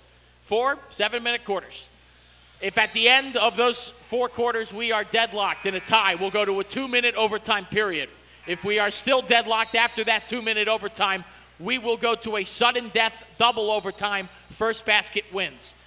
On the other side of things, if this is a 20-point deficit for either of these two teams with 2 minutes remaining in the fourth quarter, that will be our mercy rule enacted, and that means that the game will be over after that. We haven't seen too many of those today. Just one has ended in mercy rule out of the 4 games that we've seen on the broadcast so far. We hope that this one follows suit. As we are about to get back to it here in the second quarter, WBA will inbound it. It'll be Harvey, Crump, Copeland, Dara, and Watson out there to start. As for Ball for Christ, it'll be Zabritsky, Williams, Joseph, Benet Marone, and Barone Cabrera. And now we have a travel here on Watson. Therefore, Ball for Christ gets the basketball. Marone Cabrera will inbound, and he'll get it to Benet Marone. And he needs help. He'll get it back to Marone Cabrera. Here comes Ball for Christ, nearly losing it. Pass over to Zabritsky in the wing, being guarded by Copeland. Drive, blocked by Langston Harvey, picked up by Joseph, and we have more contact. Caden Small will enter, and he will take over for Andrew Copeland. Or excuse me, he'll take over for Demetrius Crump Jr.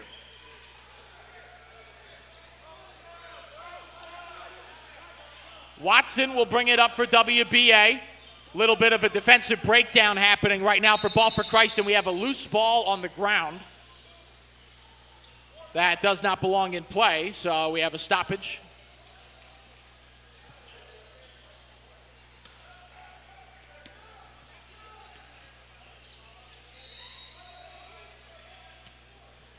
Dara will inbound, and he throws it over to Watson, who now meets Zabritsky at the top of the key.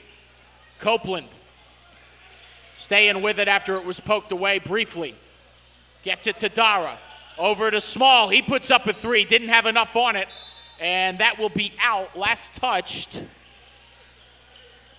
It'll be last touched by WBA, so Ball for Christ ball.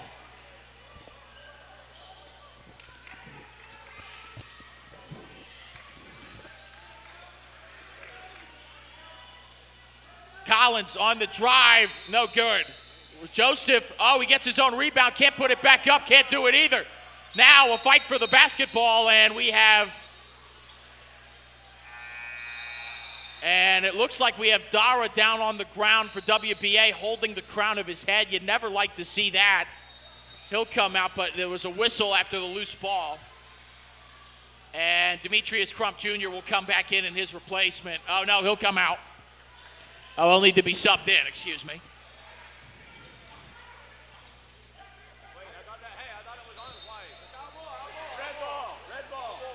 And it is Ball for Christ basketball.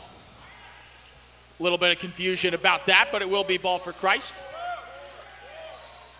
Zabritsky will inbound. Throws it up for Joseph.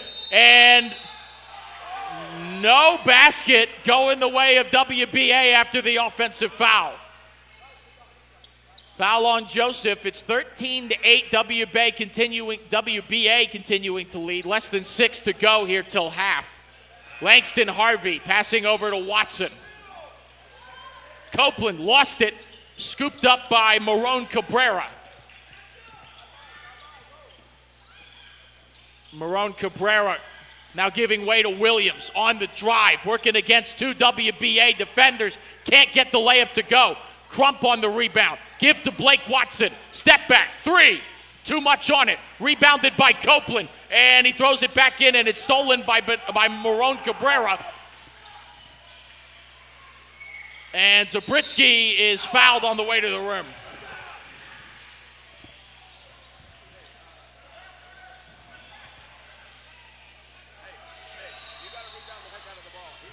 And foul is on Caden Small. So Zabritsky will go to the line to shoot 2.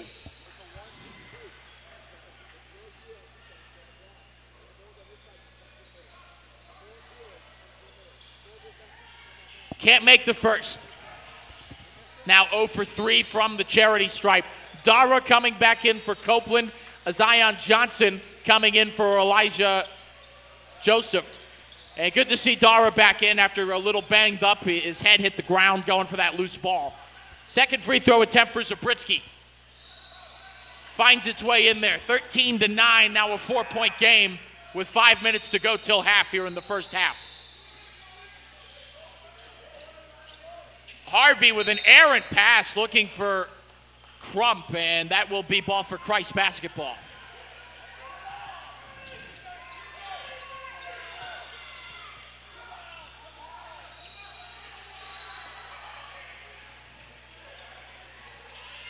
Inbound, gets to Williams. He stays with it. Williams now bringing it up, working on Dara.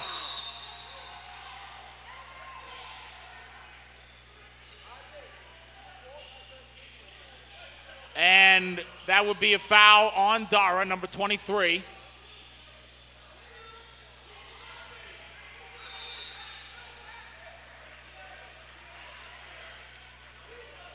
So, Ball for Christ will inbound.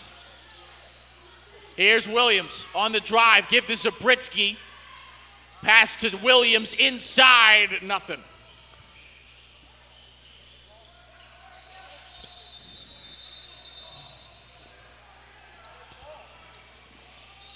So now a discussion amongst referees as to what the call was, what the move is here.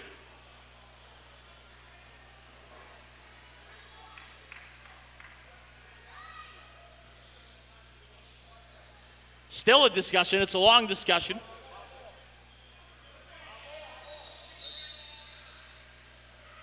So it will be ball for Christ basketball. Zabritsky will inbound. I have a coach directly in front of me losing his mind. Williams tries to put it up, not enough on it, gets it back, and now we have a whistle for a travel. So remaining a 13-9 game right now.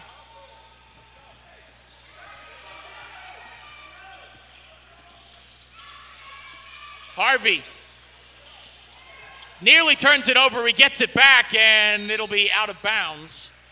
And it will stay with WBA. Last touch by a ball for Christ defender.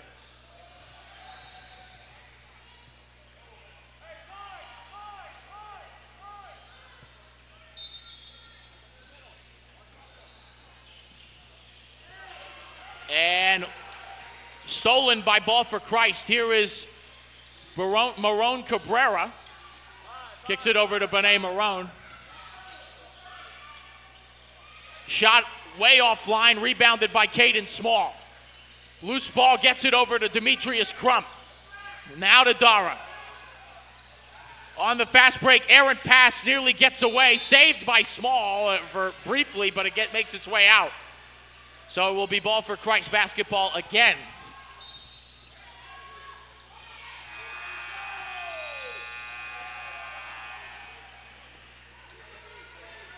Williams over to Marone Cabrera, now to Zabritsky.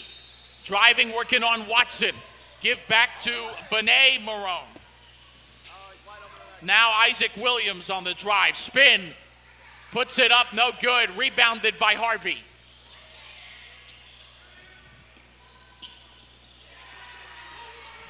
Harvey finds Dara.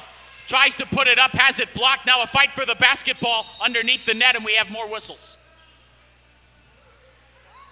And it will stay with WBA.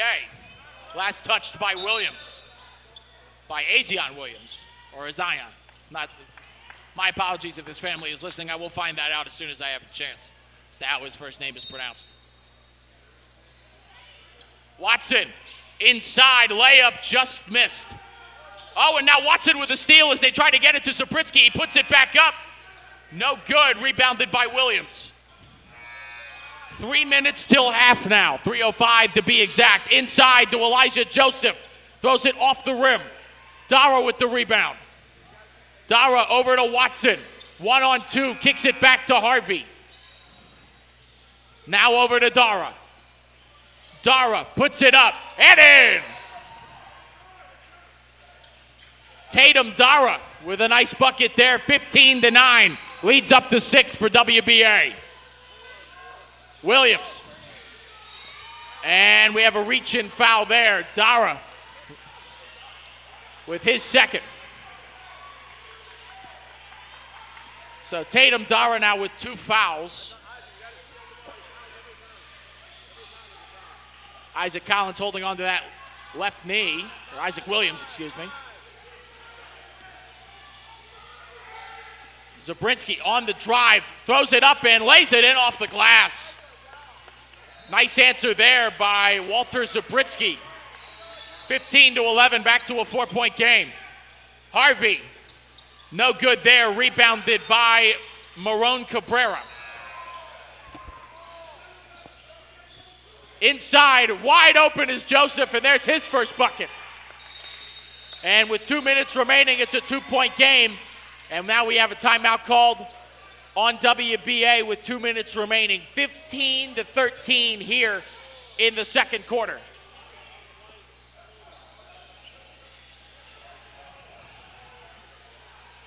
It's been a heck of a game so far. Really close matchup. Low-scoring second quarter here after a high-scoring first quarter here in the fourth grade semifinals game. Just a reminder, the winner of this game will play the winner of Born Stars versus JR Pros happening in another gym here at Wiregrass Ranch Sports Complex.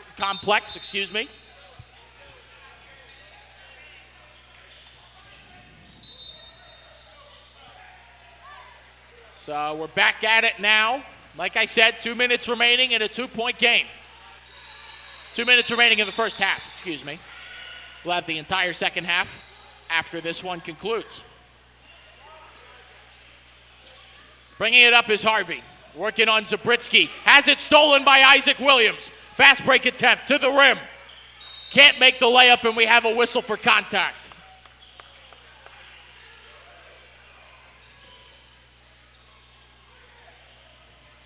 And that one's going to be on number 22 for WBA. That's Langston Harvey.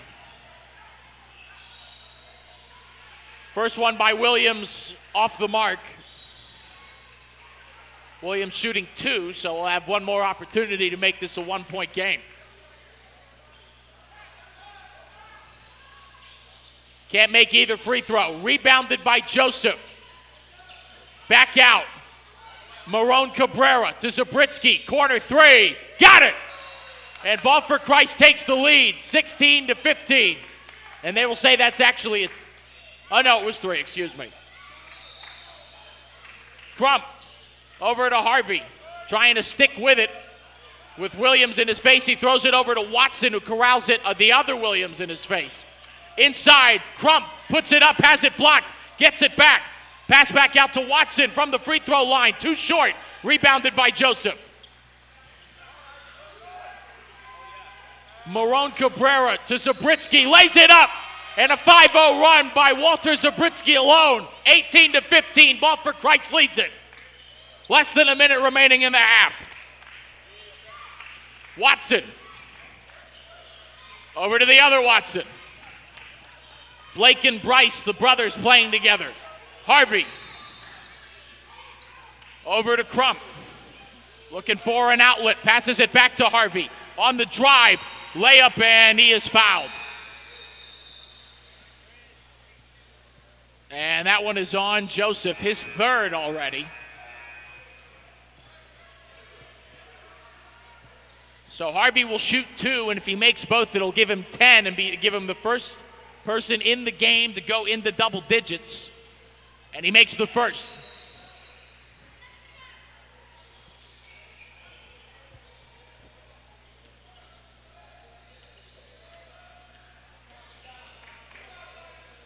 Second for Harvey. Good on both. 10 points now for Langston Harvey, which leads either team. 18-17, less than 35 to play with the clock counting down. Isaac Williams, having just crossed half court now, working on Crump. Give to Zabritsky. Now over to Williams. Drive inside, and we have a foul. So it'll stay with it'll go to WBA. 15.4 remaining here. Once this concludes, we'll have a 5-minute halftime before we come back for the second half. Less than 10. Watson, free throw line again, off the mark. Harvey trying to pull it away, he can't. It's Marone Cabrera to Zabritsky, and he just launches it way to the left of the basket. But at the half, Ball for Christ leading WBA 18-17 in a hard-fought first half. We'll take a 5-minute break, and when we come back, we'll have the second half for you from Wiregrass Ranch Sports Complex for U.S. Amateur Basketball.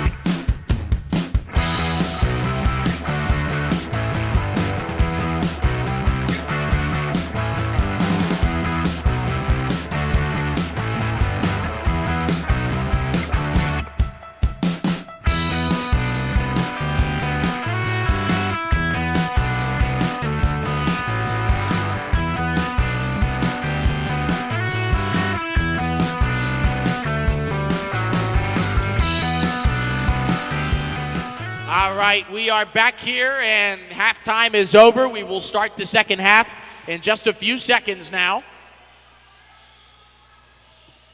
Between Ball for Christ and WBA 2034, it is 18-17. Ball for Christ in the lead. WBA led for most of the first half until a nice run offensively for Ball for Christ in the final 2 minutes of the first half gave them the lead that you see now on the scoreboard. And they will start with the ball. It'll be Marone Cabrera inbounding to Williams. Isaac Williams getting a screen from Joseph over to Zabritsky.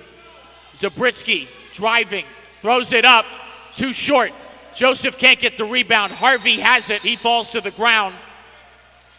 Ball for Christ looking for a travel, but it'll stay with WBA. Crump will inbound to Harvey, and here comes the team in white.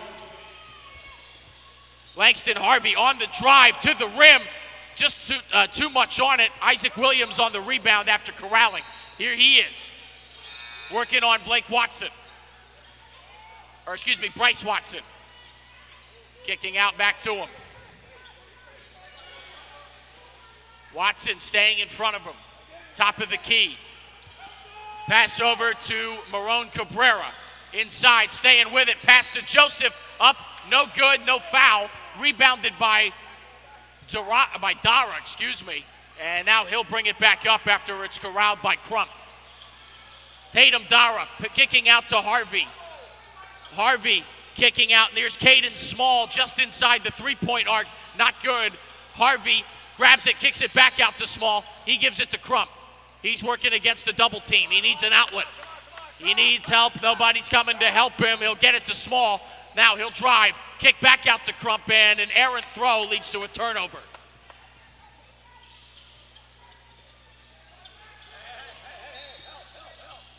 .537 here in the third. Still 18-17. No scoring yet in the second half. Marone Cabrera brings it up. Give to Isaac Collins. Nice sidestep and off the mark. Gets his own rebound. Lays it up and in. First bucket here in the second half. And Ball for Christ extends their lead to 3. It's 20-17. Bryce Watson bringing it up. He chucks up a 3. Little too strong off back rim. Rebound by Isaac Collins. Collins to Marone Cabrera. Now a give to Zabritsky. Zabritsky to Isaac Collins. Now he'll drive, working against Bryce Watson. Bully ball inside, off the mark. Saved by Joseph, but it goes right to Watson. And here comes WBA. Spin move, working on Marone Cabrera. Inside the 3, off mark. Rebounded by Marone Cabrera. Now, out ahead of steam is Joseph trying to stay with it. Kick out, Marone Cabrera for 3. Got it! Noah Marone Cabrera's first bucket of the game, 23-17. And it's a 5-0 run in the second half for Ball for Christ.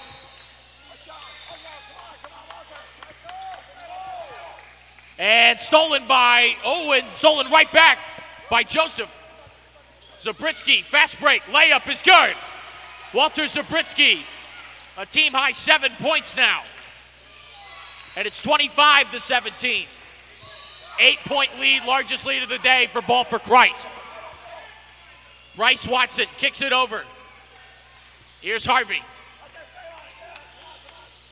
And that one deflected, Zabritsky, and they both fall, and the ball will fall out of bounds, and it will be WBA basketball. But great effort here. I've been really impressed with Walter Zabritsky so far. He is everywhere, doing it all for Ball for Christ. Give to Zion Williams, and he hits the deck. There will be contact after the whistle. And it'll be a foul on 23, that is Tatum Dara. Zabritsky, able to corral it. Over to Marone Cabrera. Now to Isaac Collins. He chucks up a 3. Little too strong. Picked up by Joseph. Put back up. No good. Deflected back to Marone Cabrera. Over to Zabritsky. Back to Collins at the top of the key. He'll slow things down a tad. Drive inside, trying to get past Crump. He stays with it. Oh, what a bucket! Isaac Collins up and under. And it's a 10-point lead, 27-17. WBA still looking for their first basket of the second half. Watson, kick over to Dara. On the drive, layup is no good. Rebounded by Zion Williams. Marone Cabrera bringing it up for Ball for Christ. On the drive, kick over to Joseph, layup. Can't get it to go. Rebound, kicked around, out of bounds, and it will stay. Oh, no, it'll be WBA. No, it'll be Ball for Christ. I apologize. I could not tell what the referee said from that angle. Zabritsky puts it up. Too short. Not touched by Crump. It'll be out of bounds for WBA. It's a 9-0 run since this quarter started.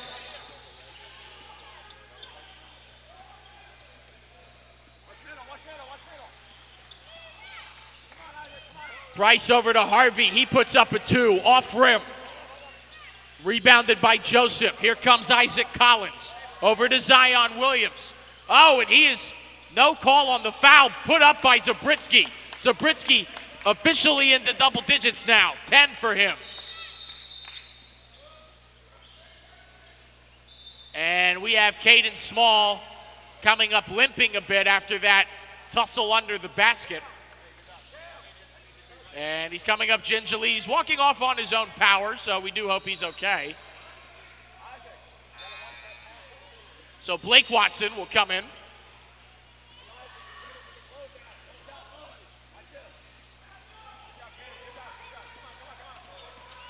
Bryce Watson trying to maneuver his way through defenders, and it is stolen by Joseph. Here comes Zion Williams to the rim, off rim. I can't see who has the ball. And it is Marone Cabrera who came away with it. Here's Isaac Williams working on Watson. Spin move inside, has to kick back out to Joseph. Over to Zion Williams. Now to Zabritsky. And we have a timeout called here. So 1:28 remaining in the third. It's 29-17. It's been all Ball for Christ here in the second half. It was an 18-17 lead for Ball for Christ at halftime. Since then, they have added, since then they've added 11 points. They're on an 11-0 run since the start of the second half. So, this timeout, I believe, was for Ball for Christ. Sure.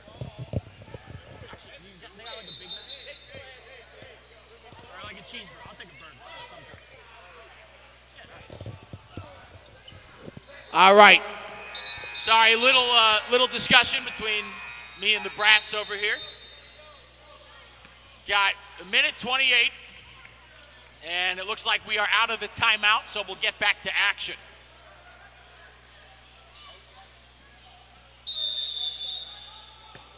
Will be inbounded by Marone Cabrera over to Isaac Williams.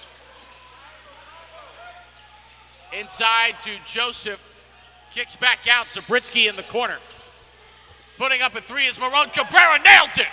His second made 3. It's a 14-0 run in the third quarter. 32-17. Ball for Christ leads it. And here's Watson trying to get on the board, and they will do it. A floater by Bryce Watson. First points of the second half for WBA. It's 32-19.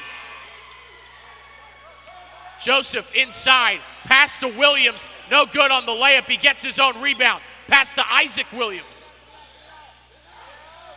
Working on Bryce Watson. And he turns it over. Gives it right to Langston Harvey. And we have contact and a whistle.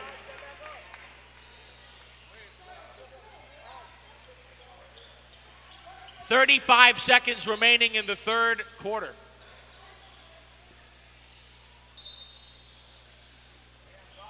Blake Watson inbounds it to Harvey.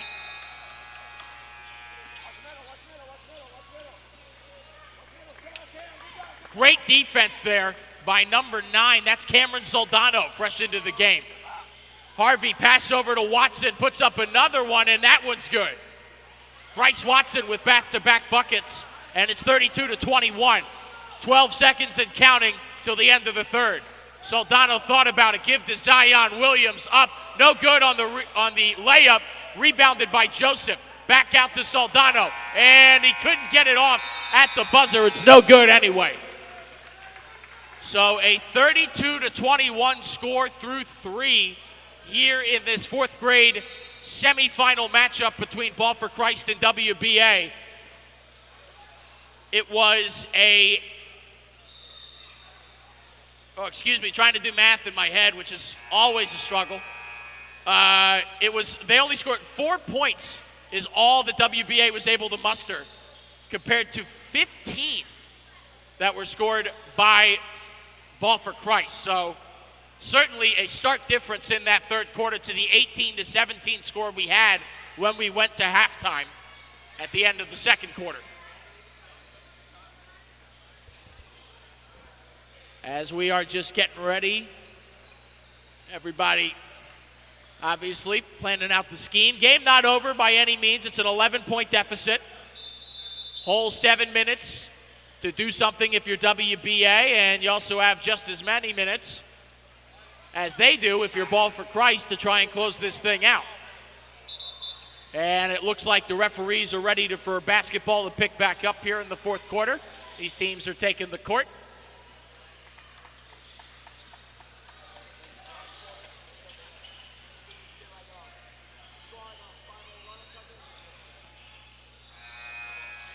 So Walter Zabritsky back in.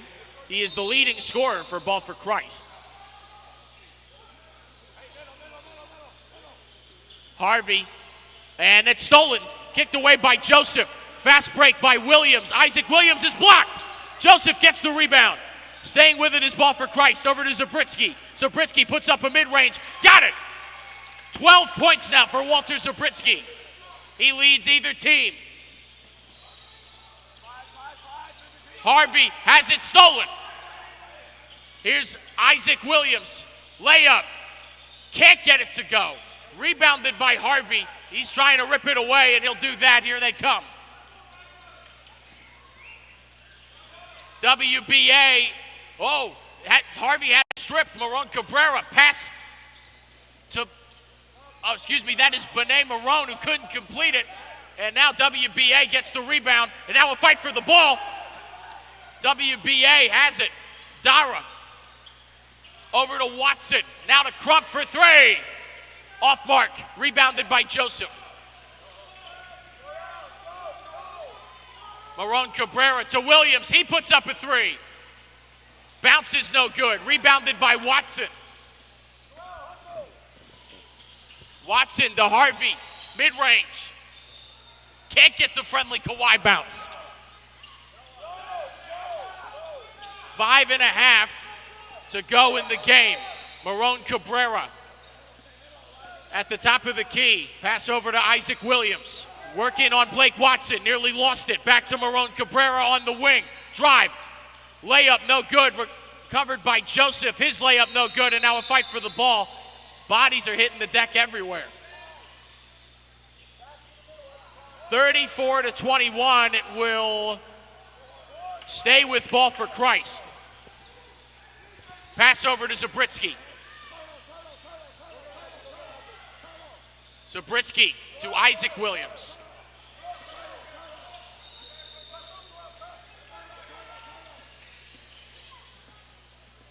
Williams working on Blake Watson. Over to Marone Cabrera. Zabritsky now playing the weave at the top of the key. Yeah, we'll do it some more. And we're just going to keep running the 3-man weave. Zabritsky on the drive, float layup, no good. Joseph comes away with the rebound, a fight for the ball, out of bounds, and it'll be WBA basketball off. Last touch by Ball for Christ.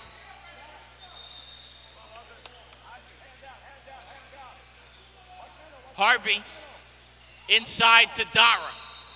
staying with it. Now a fight for the basketball. He kicks it out, and they're going to call it a travel on Tatum Dara. So it's 34-21, 4:22 remaining in the game. 13-point difference between the two scores. Bryce Watson working on Isaac Williams. Now over to Zabritsky. He loses it. Stolen by Harvey. Fast break attempt. Marone Cabrera trying to track him down, and he can't get him. No foul. Harvey is not happy with the call by the ref, or the no call by the ref. He's now up to 12 points. Marone Cabrera to Williams. Now to Zabritsky.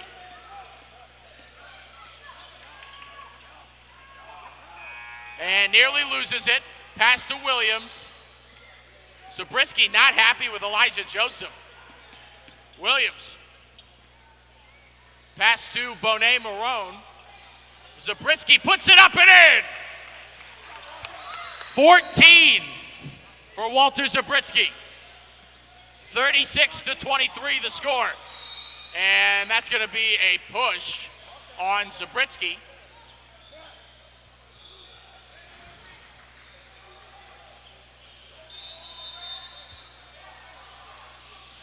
And we have a WBA timeout with 3:18 remaining. Remains a 13-point game. Walter Zabritsky leading with 14 points on the game. Langston Harvey with 12 on the other side of things for WBA. Those are the leading scorers in this matchup.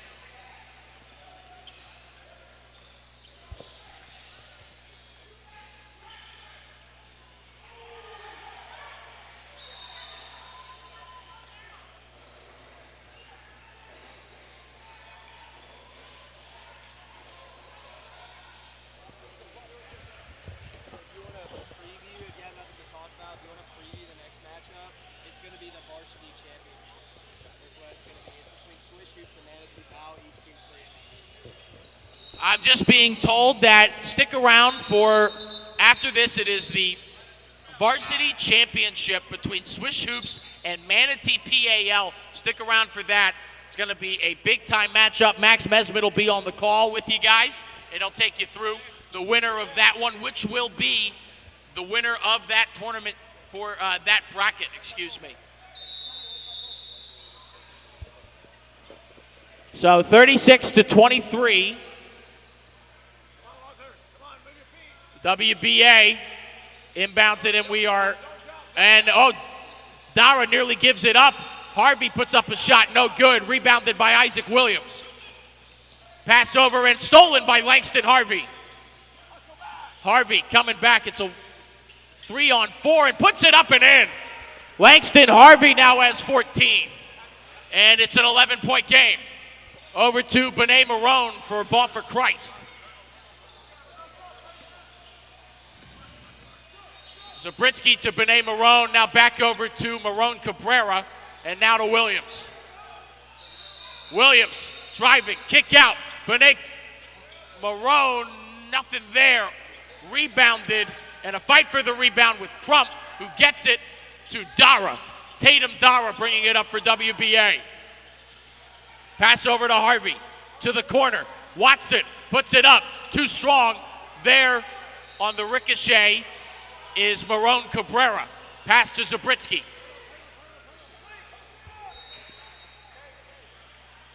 Zabritsky.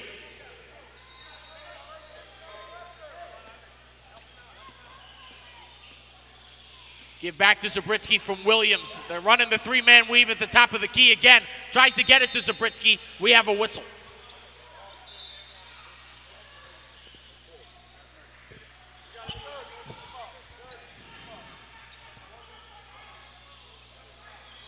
So, 2 minutes and 10 seconds remaining. We had a timeout on WBA.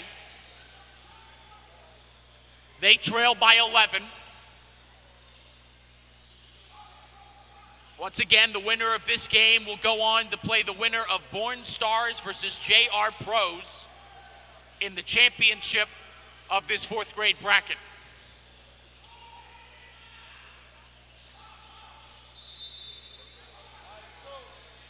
All right, timeout is over with. Referee is motioning for the teams to rejoin him on the court. Well, a pretty vital 2 minutes here if you're WBA. No less vital if you're Ball for Christ. Marone Cabrera will inbound. Pass over to Benet Marone at the top of the key. He'll drive, stay with it, layup. Can't get the roll to go. Last touched by WBA. It'll stay with Ball for Christ.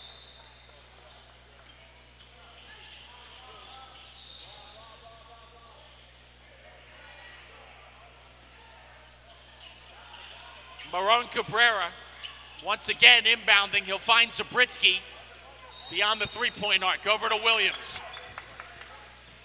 And nearly has it poked away by Bryce Watson. And now the foul called on Watson.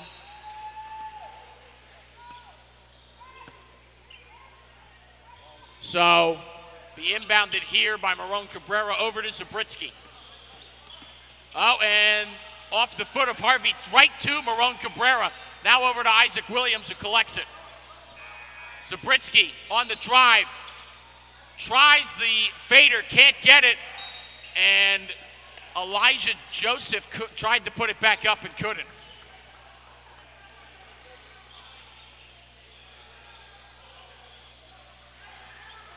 So that was a foul. And that'll put Joseph at the line. Andrew Copeland will come in for Tatum Dara.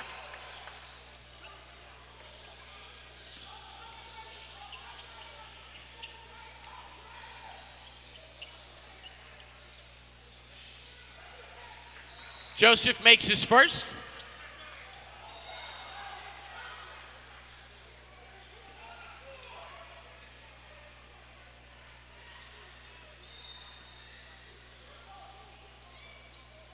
Second is off the front of the rim, rebounded by Harvey, who comes away with it. Less than a minute and a half to go now. Over to Watson, he puts it up. Too strong, rebounded by Marone Cabrera. Back over to Williams. And they'll clear the ball.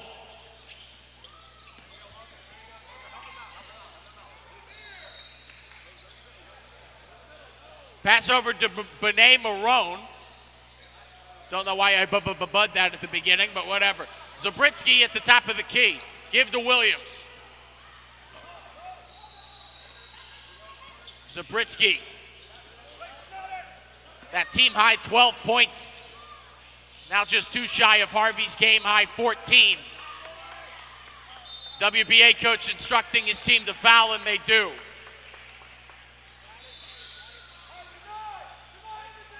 Zabritsky will inbound. Pass over to Joseph. And we have another whistle. And that one is on Demetrius Crump Jr., so another inbound. Zabritsky over to Williams. 30 seconds and counting, and we have another whistle. And it's on WBA, which means Ball for Christ. We'll go to the line to shoot two. It'll be Isaac Williams.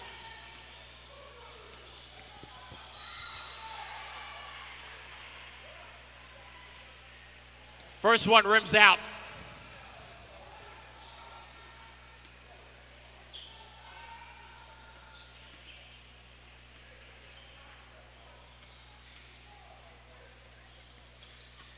Second for Williams is good. 38-25, back up to a 13-point lead. 30 seconds and counting remaining. Harvey over to Watson, stays with it, corral it on the drive, scoop, layup, no good. Rebounded by Copeland, back out to Crump. Over to Copeland again on the wing, drive, inside, layup. Didn't have enough on it, last touched by Zabritsky. It'll stay with WBA. 12.1 seconds remaining.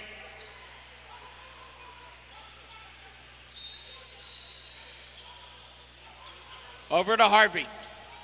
Harvey to Watson. Free throw, drains it. And they will just let the clock run out, most likely. 3, 2, 1. Game over. Ball for Christ is going to the finals in the 4th grade bracket. They will take on the winner of Born Stars versus JR Pros later on. And a great performance all around. Good job, guys. And now they'll shake hands and line up. We'll have an interview hopefully with Walter Zabritsky when this is over. We have about 10 minutes until we get to that varsity championship of this tournament. Like we said, it'll be Swish Hoops versus Manatee PAL. Max Mesman will be on the call. We'll give you a break here. We'll come back with an interview with Walter Zabritsky, and then we'll take another break before the start of the varsity championship. We'll be right back. Want an interview? All right, cool.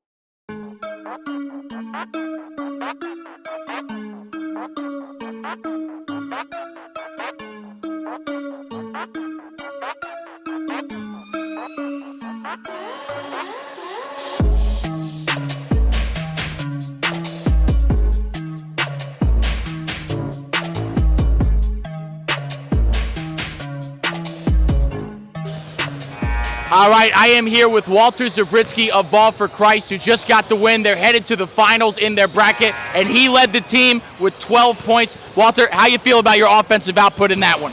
I feel pretty good.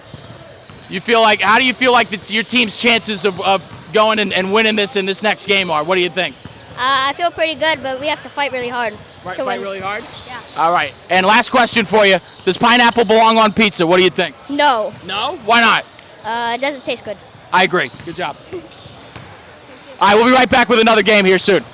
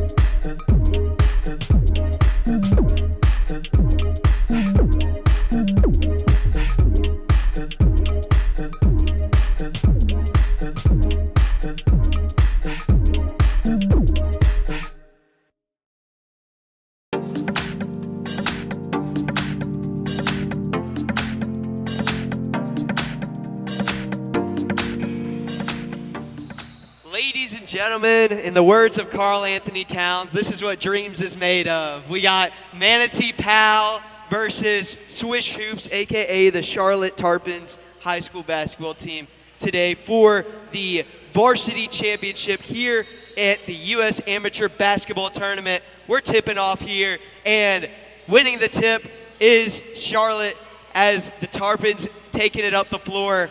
It is going to be Vito DeBenny point guarding the Tarpons, who we just saw earlier had an incredible win in the semifinals over Skill Center Elite, led by Obi Edioga, as well as their point guard Vito DeBenny, combining for 52 points. Marcus Nestor getting us started off early here with the mid-range two. Marcus Nestor 3 days ago was named first team all-area. Kind of struggled to get going offensively in their last game, had 8 points. Gets it started off here. A miss from deep by Gibson. And now going the other end, Nestor thought about the three. Now guarded closely. He'll set up the offense. Using the fake screen by Edioga. Nestor mid-range off the back iron. Fighting for the rebound. Edioga gets it. Finds DeBene. Now over in the corner. Resetting the offense, Marcus Nestor. On the other side, Manatee Powell on defense. Obi grabs it with one hand. Edioga too strong.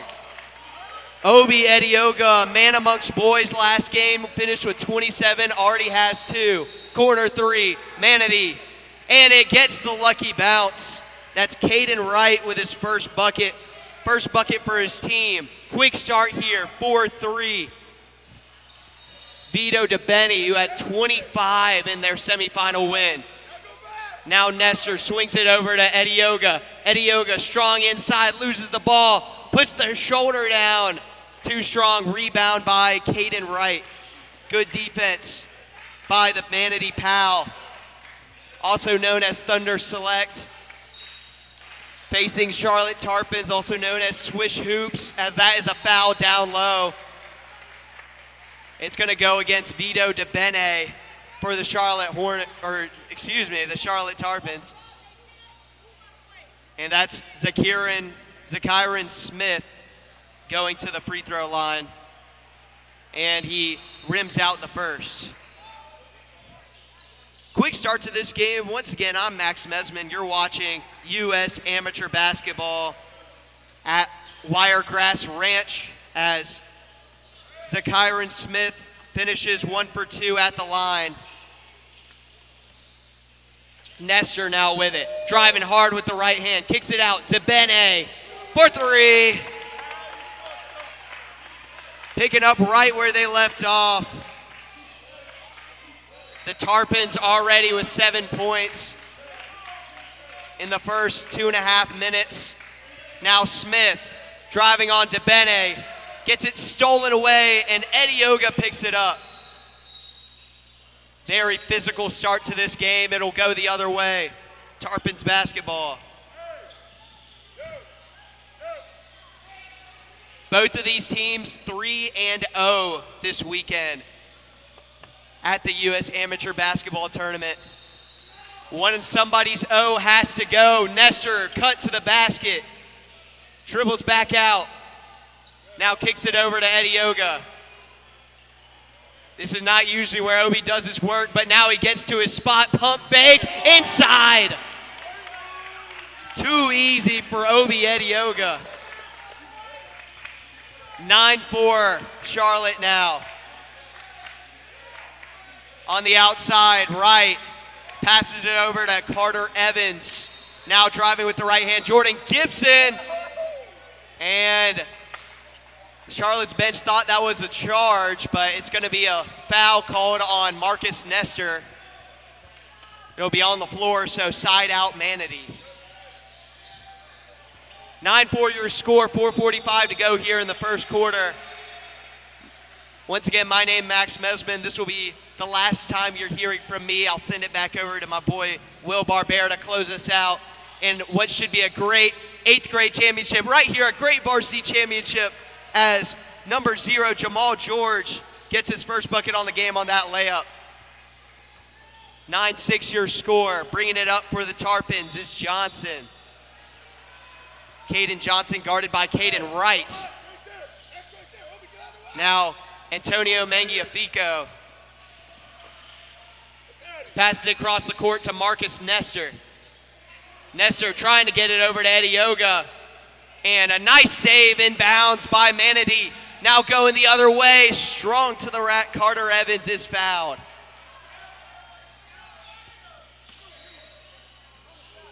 Carter Evans going to the free throw line to shoot 2.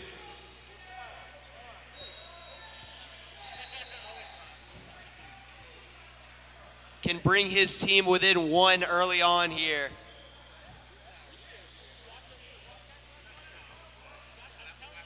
Evans misses the first. Carter Evans, the tallest man on the floor right now, trying to go 1 for 2 at the charity stripe. And he can't make either, but a rebound right here by Caden Wright, looking to go back up, can't make it, gets it again, wide open, and Jamal George just getting too fancy, had an open 3, decided to pump fake and try and dribble, resulted in a travel. Good defensive stand by the Tarpons. Now taking it up the floor, Vito DeBene, guarded by Zykerin Smith. And now over in the corner, driving with the left, and a foul called against Caden Wright. It'll be on the floor, so side out Charlotte.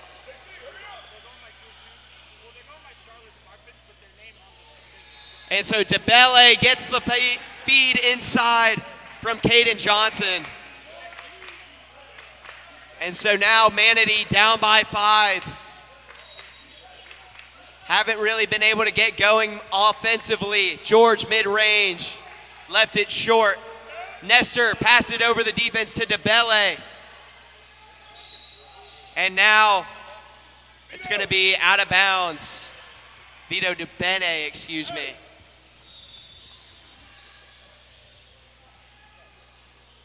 We mentioned Obi Edioga had a big game in the semifinal, has an offer from the Tusculum Pioneers as a sophomore. The man with the ball right now, Marcus Nestor, 2 D2 offers, named first team all-area 3 days ago, misses the mid-range. And a foul right there by Caden Johnson. And Johnson shaking his head, knows that wasn't a smart foul, all the way on the other end of the court.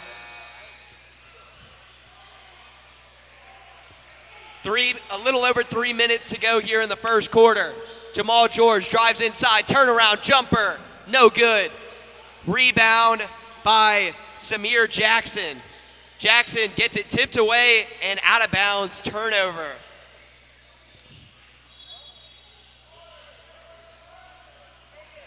Very competitive start to this game. Both teams very active on defense. Kick out into the corner for 3, bang! That's number 10, Jordan Gibson. Brings Manatee Powell team within 2. Kicks it over to Johnson. Now DeBene inside to Edioga, one-on-one. This is where he likes it. Now comes the help. Doesn't matter. Gets it tipped. And a rebound right there for Carter Evans.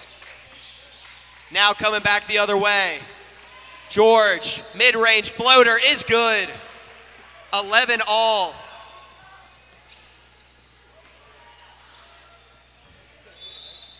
Now Nestor with it. Looking at a screen from Edioga. Passes it to him off the roll. They got the switch. Going inside. And they're going to call an offensive foul on Obi Edioga. Number 1 for the Tarpons, not happy with that call. Been a very physical game to start out. Referees trying to stifle that early with some calls as while going backwards, number 5, Zakiron Smith, able to finish at the hole. Manatee Powell has its first lead of the day. Now in the corner, Jackson kicks it back to Nestor. Nestor inside to Edioga. Got the mismatch, and that's just too easy. Obi Edioga, 6 early points. Able to get back on defense. And that's out of bounds. Last touch by the Charlotte Tarpons, a.k.a. Swish Hoops. Bench chanting them on.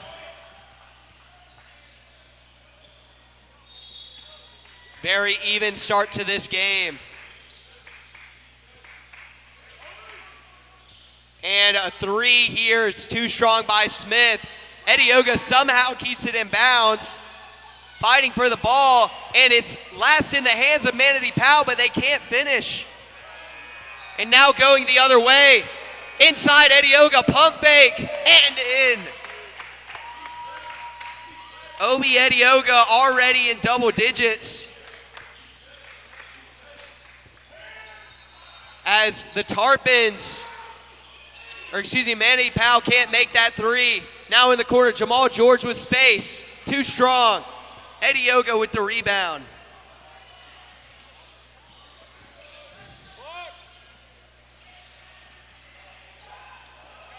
Edioga with 10 of the Tarpons' 15 points. Nestor kicks it out. Now Jackson with it. Samir Jackson going all the way to the rack. His first bucket of the day.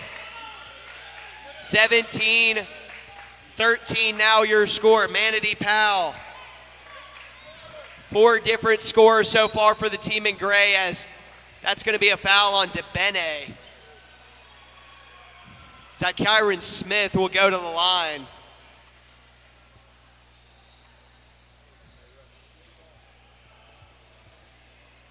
It's been all Obi Edioga for the Charlotte Tarpons early on the other side. Manatee Powell, 4 different scorers, including that shot by Zakiron Smith, which puts him at a tying team lead in points at 4. And the second shot is good as well. So 2-for-2 trip to the line for Zakiron Smith. Now Nestor with it. Looks up at the clock. Half-court shot is in! Marcus Nestor. Stopped at half court, and that's all she wrote off the backboard. Refs just checking on it. Count the basket.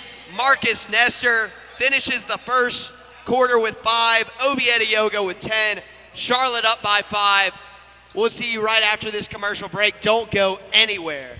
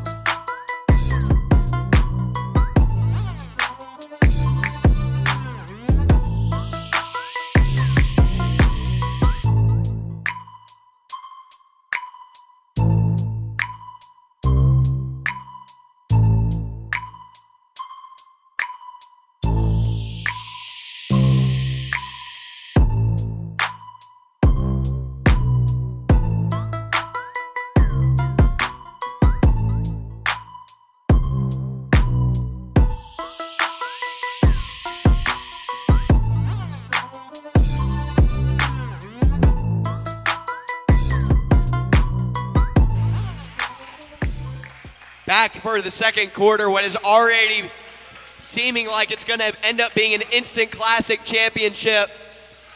That three off the mark by Zeke Settles. Coming the other way, the man with the ball in his hand, Marcus Nestor. If you're just joining us, he banked in a buzzer-beating three to close out the first quarter. Charlotte Tarpons, a.k.a. Swish Hoops, up 20-15. The winner of this is our varsity champion, Obi Edioga. And they call a travel. Edioga frustrated early on. It seems like Manatee Powell's best answer for Edioga is to have him travel or draw an offensive foul, because he does have 10 points to lead all scorers. Carter Evans in the corner, nice feed inside. Now wide open outside, Smith. Can't get it to go off the bank. Nestor with the rebound brings it back up the court. Behind the back. One-on-one against Smith, driving hard with the right hand. Turnaround, jumper, too strong. Rebound, Abdullah. Can't get it to go. Tracks down another rebound. And a foul. That's either going to be on number 3 or number 5. It'll be on 3. Marcus Matwani. First time calling his name. Still no scores yet, 1 minute into the second quarter. Charlotte still up 20-15. Nestor with it. Passes it over to Edioga. One-on-one with Settles. Edioga using the strength. Can't finish, gets his own rebound. And that'll be a foul on Zeke Settles. Edioga taking a tumble.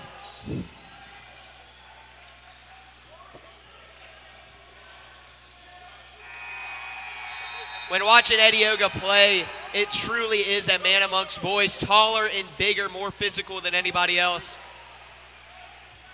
It will be a foul on the floor. Nestor left wide open, and he knocks it down. Marcus Nestor, 8 points now. Him and Edioga combined for 18 of Charlotte's 23. As it will be a full timeout here for the Tarpons. We'll be right back in just a moment. Don't go anywhere. 23-15 in the Varsity Boys Championship.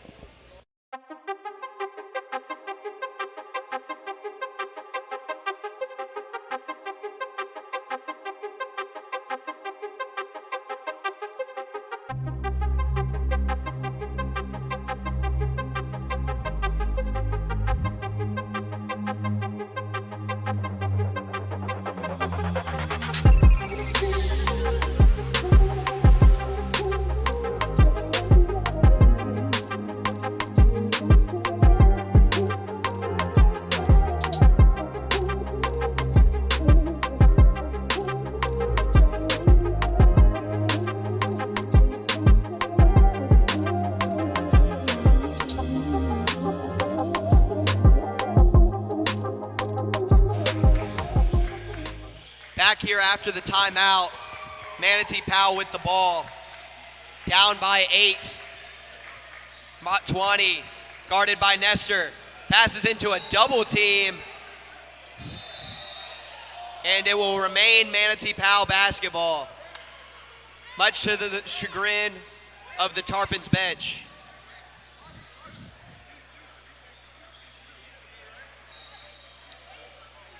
Coach Williams for the Tarpons exchanging some words with the refs. Smith to pass it in. George driving inside, hop step, draws a foul. The call is against Zamir Jackson. It's been a while since Manatee scored a point. Is that it? No, too strong. Rebound back out. And now, that will be a foul. That will go against Zeke Settles. So Tarpon basketball.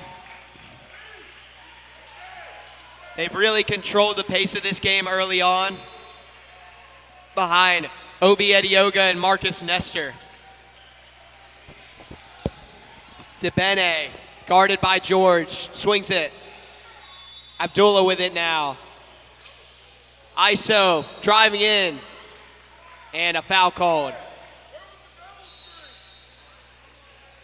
That foul goes against Caden Wright. It will be on the floor, so Vito DeBene to pass it in. And he goes into Johnson, puts it up, no good. DeBene comes around, gets the rebound, can't make the floater. Powell coming the other way. George with it, stops and pops. Can't make the shot, but it will be a foul called against Caden Johnson. 2 shots coming up for Jamal George. Almost 3 minutes into this second quarter, and only 3 points by either team make it 4. The first points for, or should I say point, for Manatee Powell. Jamal George now tied with Zachyron Smith for a team lead in points with 5. And George perfect at the line. So Manatee now down by 6. DeBene guarded by George. Now Zamir Jackson going quick to his right. That's tipped out of bounds. It will remain with the Tarpons. Trying to find Edioga on that pass. DeBene passes it into Obi. Edioga going hard to the rack, draws the foul. Every time Edioga touches the ball, Manatee Powell sends 3 players along with him. Edioga had 10 points in that first quarter. Looking for his first score in the stat column in the second quarter, and that's it right there.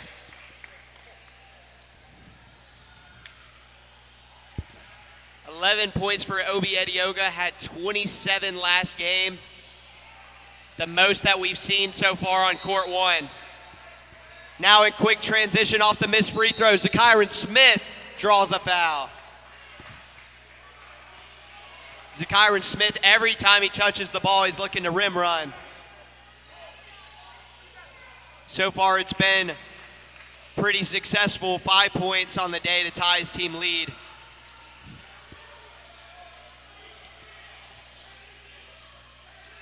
The lefty shooter makes the first.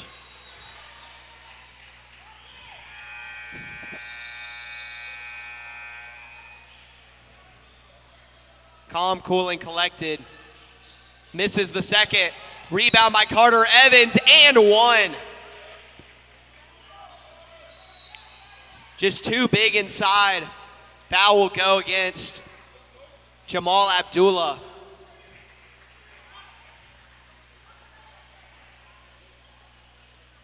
Carter Evans, chance to complete the 3-point play, bring the Manatee Powell team within 3 points. He does.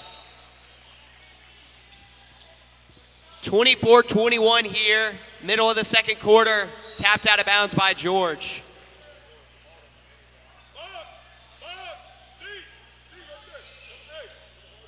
The biggest key so far to this Tarpons lead, Marcus Nestor, only 8 points last game, already 8 in this one. DeBene receives the inbounds pass, stolen away by George. Now coming in transition, Smith, stop, Hezzy, turns around, passes it out. Gibson swings it over to George. Jamal George working on DeBene. Thought about the mid-range pull-up. Now for 3, Gibson too strong. Abdullah with a head of steam. Now pulls it back. Nestor going to reset the offense. Coach calling Abdullah off the screen. Now Edioga will set. Nestor, step back. Off of his back foot, misses the three. Rebound, Gibson. Jordan Gibson bringing it back up the court. Jamal George, no hesitation. Ties it up at 24 apiece. Jamal George, 9 points in the first half. Abdullah uses the screen by Edioga, thought about the three. Now Marcus Nestor guarded by Smith. Swings it over to DeBene. DeBene driving inside, tried to go to Edioga, stolen away by George. George coming the other way, over to Smith. Smith draws the foul. Foul goes on Zamir Jackson. And once again, Zakiron Smith going to the free throw line. Trying to give Manatee Powell their first lead of the second quarter. He knocks down the first. 7 points so far on the day for Zakiron Smith. Him and Jamal George combined for 16. And he makes the second as well. 26-24 lead for Manatee Powell over the Charlotte Tarpons, a.k.a. Swish Hoops. 30-second timeout here, so we'll keep it here. Back and forth action so far in this game. But this second quarter, Manatee Powell outscoring Swish Hoops 11-4 so far. The difference maker has been Jamal George, defensively multiple steals. Hit a big-time three from the top of the key. On the other side for the Tarpons, I mentioned how Marcus Nestor has been able to get going, 8 points in the first quarter, or excuse me, the first half, and including a buzzer beater at the end of the first quarter from half court. While he's been able to get going, somebody that was able to get going in their semifinal matchup, Vito DeBene, had 25 in that one, only 3 today. Or excuse me, 3 so far in this championship. So, Vito DeBene bringing up the ball for the Tarpons, guarded by George. And once again, tipped out of bounds and stolen away by Jamal George. He has had Vito DeBene's number all day on defense. Smith bringing it up, guarded by DeBene. In the corner now to Gibson. Swings it. George back to Gibson, left open. Drains the three. 6 points for Jordan Gibson. And now Manatee Powell starting to pull away. 29-24. Tarpons sluggish on offense so far. Only one made basket in the second quarter. And it's another steal for Manatee. And a foul on the Tarpons. Foul will go against, looks like number 4. That's Antonio Mangiafico. And Manatee Powell being in the bonus will send Zakiron Smith to the line. Smith already with 8 points, short on the first.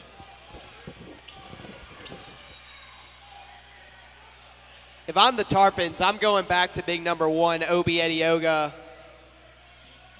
Outside of a couple of occasions, every time he gets the ball, it's either a foul or a make. 0 for 2 at the line for Zakiron Smith. Tripped up by DeBene.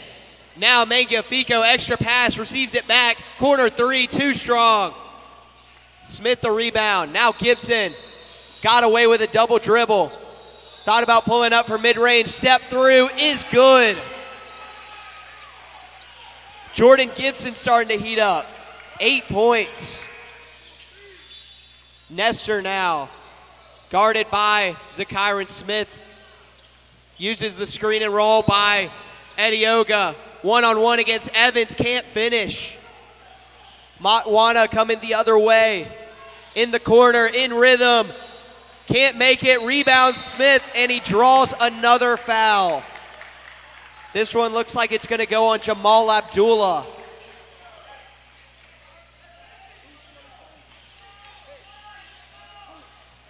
Manatee Powell just seems to be out-aggressioning the Charlotte Tarpons, a.k.a. Swish Hoops, as Smith knocks down the first. If you watch that semifinal between Swish Hoops and Skill Center Elite, as Smith makes both, the main thing the Tarpons did not lack was aggression. That's how they got the win. They've got to be able to find that here late in this second quarter, down by 9. Nestor uses the screen. Out to DeBene. DeBene in rhythm, too strong. Gibson able to pass it out off the rebound to George. George gets it tipped away on the pass by DeBene. It will be Manatee ball. Zakiron Smith to pass it in. 33-24, 1:25 to go in the first half. Into Evans, who gets fouled immediately by Edioga.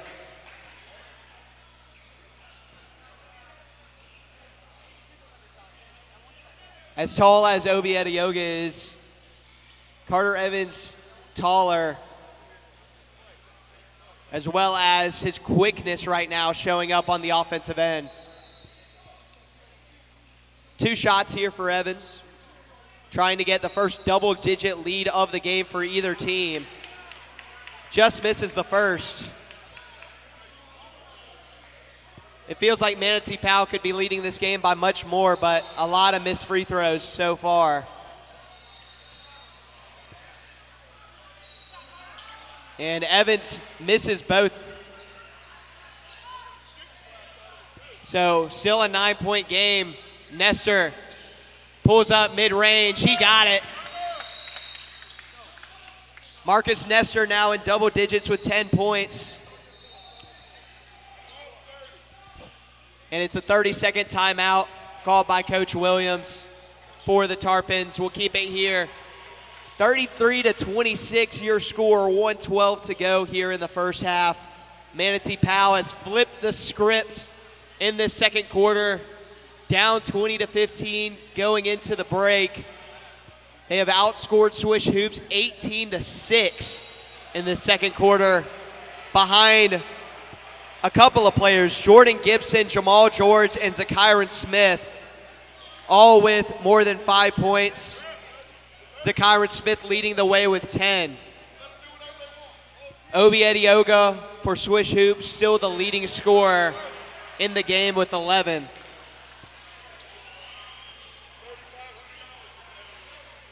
So, Manatee Powell with the ball, passes it in to Jamal George, guarded by Marcus Nestor.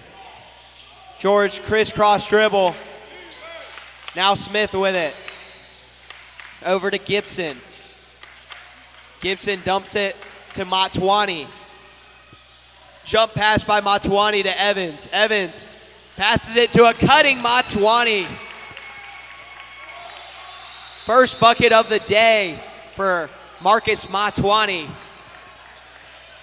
6 different scores so far for Manatee Powell. Pump fake for Nestor. Swings it over to DeBene. After the pump fake, sidestep, misses the 3. Evans with the rebound. Evans a little shaken up after that rebound. A steal right here by Abdullah. Mangiafico with it. Abdullah pulls up from 3, way too strong. Nestor with it, in rhythm. Off the back iron. And now 2-on-1, make it 3-on-1. Smith going to the rack, a block by Marcus Nestor. The only man back for the Tarpons, and he sends it out of bounds. Marcus Nestor adding it to his highlight reel so far in this first half, a buzzer beater as well as a block. 5 seconds to go in the first half. Smith driving inside and draws another foul.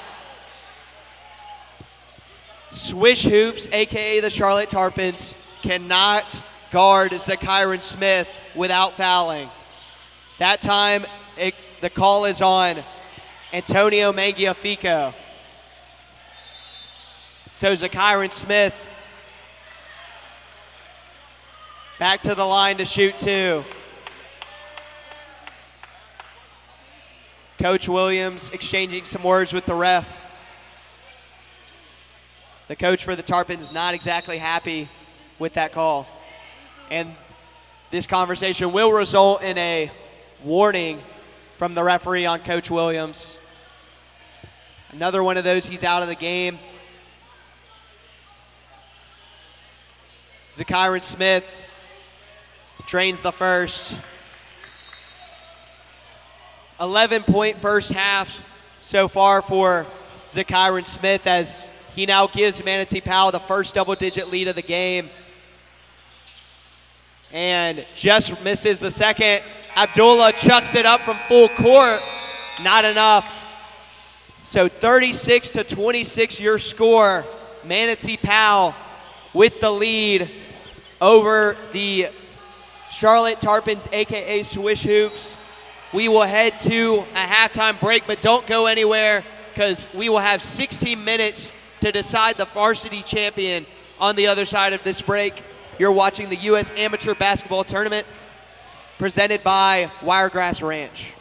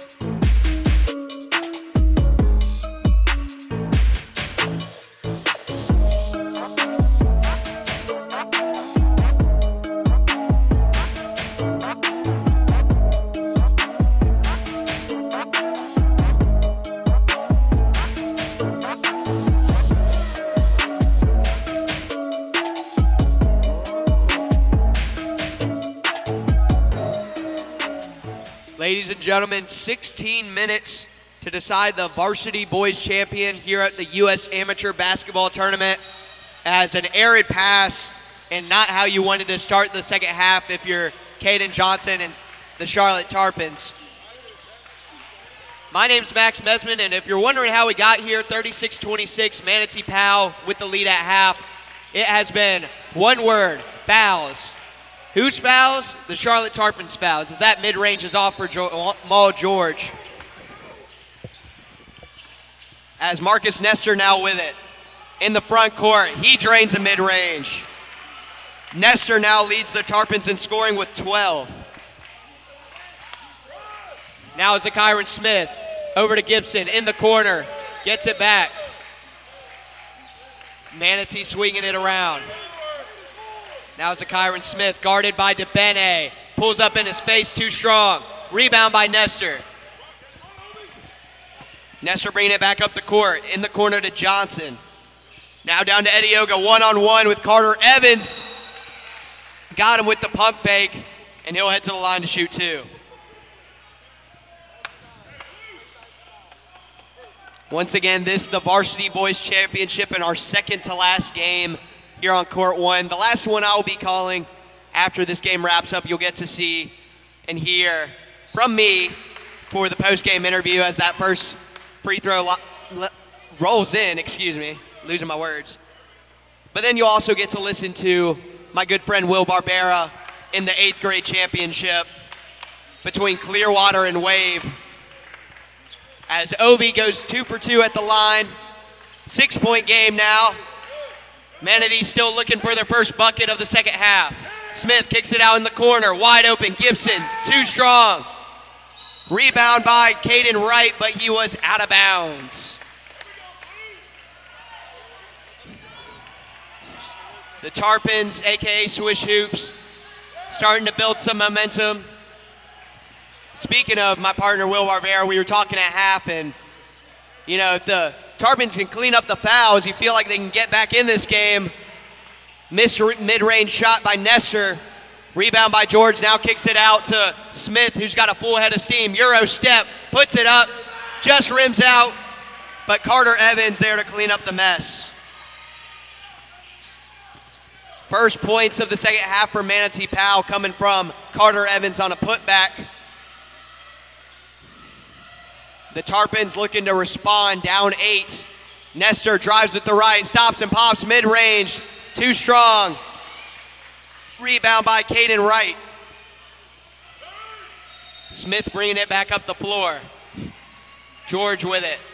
Cuts back to his left, guarded by Nestor, stops for a mid-range, no good. It'll be out of bounds. Possession arrow, Charlotte. I'll tell you what, this is not a game where if you're somebody that doesn't like physicality, especially down in the paint, this ain't the game for you. Obi Edioga and Carter Evans trading blows down low. Caden Johnson with it. Swings it all the way around to Nestor. Nestor driving, passed it out to DeBene. DeBene thought about the three. Jamal George there. Now DeBene uses a screen from Johnson, driving up and under, scoop layup, and he was fouled. So Vito DeBene goes to the line for 2. Vito DeBene, 25 points in their semifinal win over the Skills Center Elite. And gets the friendly bounce on the first free throw. Only 4 players have scored so far for the Charlotte Tarpons. It's Obi Edioga with 13, Marcus Nestor with 12. The man at the line right now, DeBene, now with 5, as well as Zamir Jackson with 2. And DeBene going for the steal, now 5-on-4. Gibson wide open for 3. He drains it. Gibson now tied for the Manatee team lead with 11 points. And just like that, lead back out to 9. DeBene Trying to make up for that missed steal. It goes out of bounds. It will remain with the Tarpons. 41-32 your score. 4:47 to go in the third quarter. Now in the corner, Edioga looking for a pass. Now dribbling in on Evans. Jump step blocked, but a foul is called on Carter Evans. And Manatee Powell's bench, as well as their fans, do not like that call. I will say there have been a lot of times where Edioga has driven on Evans or Caden Wright, and it's been a lot of physicality, but that time looked like a clean block.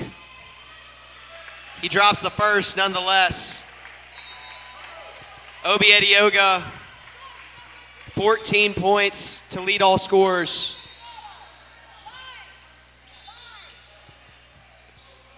And too strong on the second rebound, Evans. Smith coming the other way. Still an 8-point lead for Manatee Powell. Gives it over to Wright. Wright swings it to George. George mid-range jump pass. And a foul. This time called, looks like on Edioga, it is. Obi Edioga facing a lot of hardship offensively and defensively. Smith passes it into Wright. Wright, turnaround, hook is good. Caden Wright now with 5. Marcus Nestor driving to his right, pass over to Edioga. Dribbles inside, stop, lays it up, misses, gets the rebound, fakes it out. Now driving inside, falls to the ground, and he'll go back to the free throw line.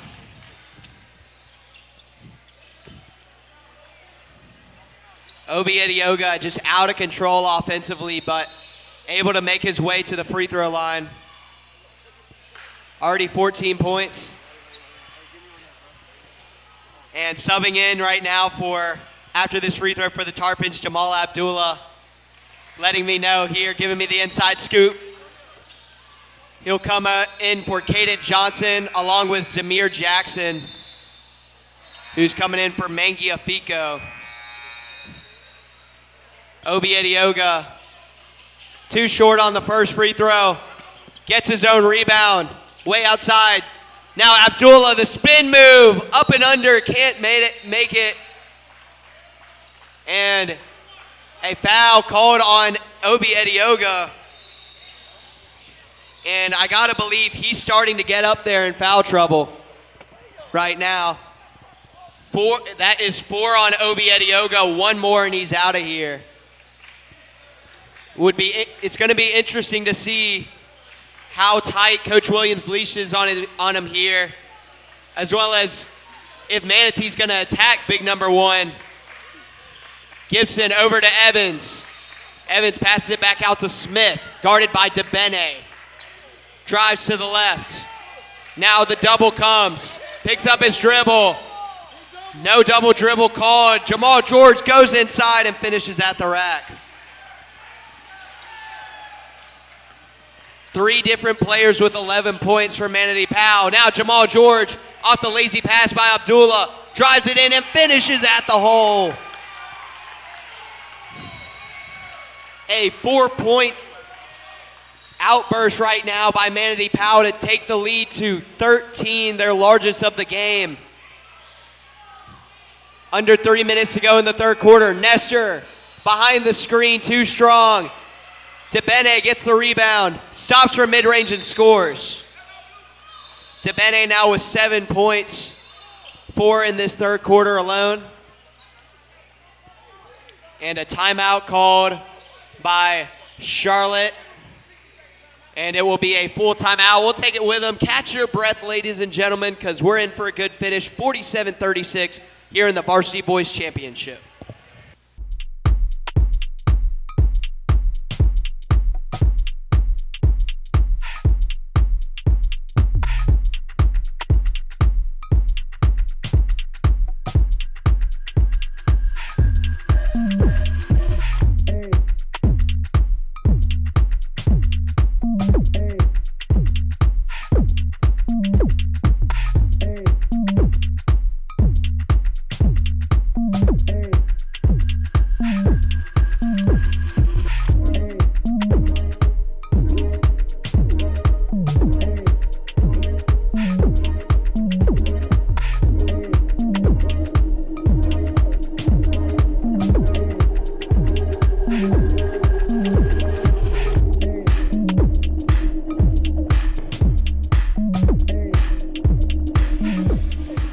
Coming back after the timeout, 2:47 to go. Manatee Powell with the basketball, up by 11. Interesting development here. Obi Edioga, 4 fouls midway through this third quarter. Coach Williams deciding at the timeout to sit him. And I'm not going to say it's a sure thing, but I am assuming we won't see him for the rest of this third quarter. How can they handle without him? Carter Evans immediately driving in on Abdullah, and he draws the foul. So Carter Evans going to go to the free throw line for 2 shots. If you're the Tarpons, you got to find a way to keep the ball out of his hands with Edioga out.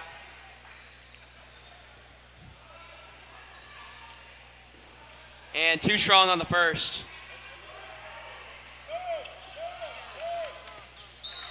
And Obi Edioga coming back into the game for the Tarpons for Jamal Abdullah. So Coach Williams deciding that Obi's presence is too important not to have on the court. As Evans goes 1 for 2 at the free throw line. 6 points for Carter Evans, 2:19 to go here in the third quarter. DeBene guarded by Smith. Drives in, can't make the floater. Smith with the rebound. Going to the other end, George, mid-range, gets the friendly roll. Jamal George with 15 leads all scorers here late in the third quarter. A 14-point deficit for the Tarpons. We've only called one of their games, but I would have to assume this is their largest deficit all weekend. Missed three-pointer by DeBene.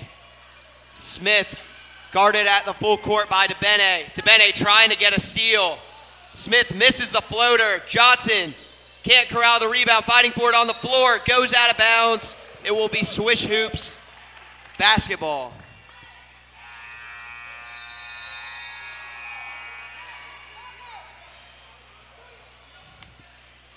Manatee Powell maintains a 14-point lead. Minute and a half to go in the third quarter. Caden Johnson driving down to the other end. Takes a little hop step and a jump and makes that floater in. His first bucket of the day. Gibson bringing it up the court. Over to George. Now Carter Evans with it on the outside. Settles guarded closely by Johnson. Bounce pass over to Gibson. Some good defense here from the Tarpons. Smith with it. Much slower approach this time offensively for Manatee Powell. And stolen away by DeBene. 1-on-1. Going towards the basket. Zamir Jackson with the finish. And just like that, it's a 10-point game. 34 seconds to go. Double team. Able to get it to the open George. George streaking towards the basket. Settles wide open on the cut. Zeke Settles with his first bucket of the game. Under 20 seconds to go here. You gotta feel like the Tarpons are gonna go through either the guy with the ball in his hands right now, Nestor, or Obi Edioga. Nestor looking at the clock, 5 seconds. Pump fakes, over to DeBene. Pass back to Nestor. DeBene gets the shot off, too short. Good defense by Manatee Powell to close out that third quarter.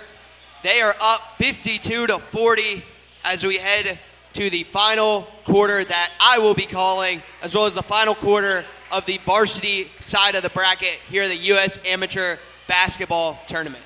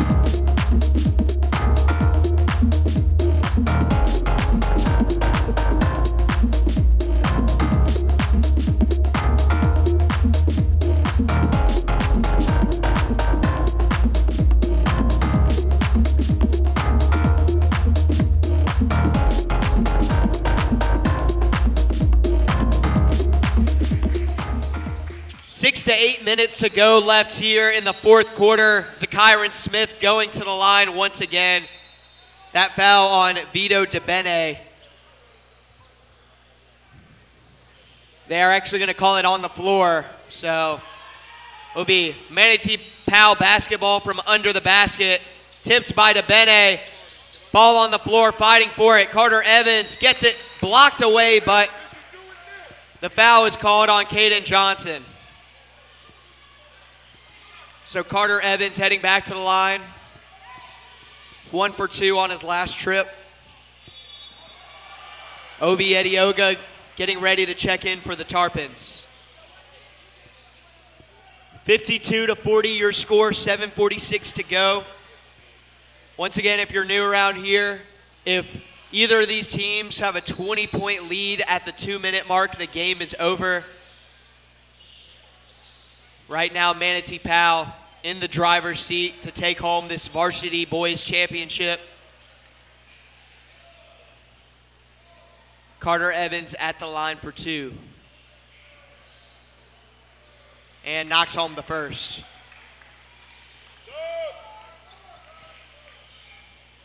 And Obi Edioga coming back into the game for Caden Johnson.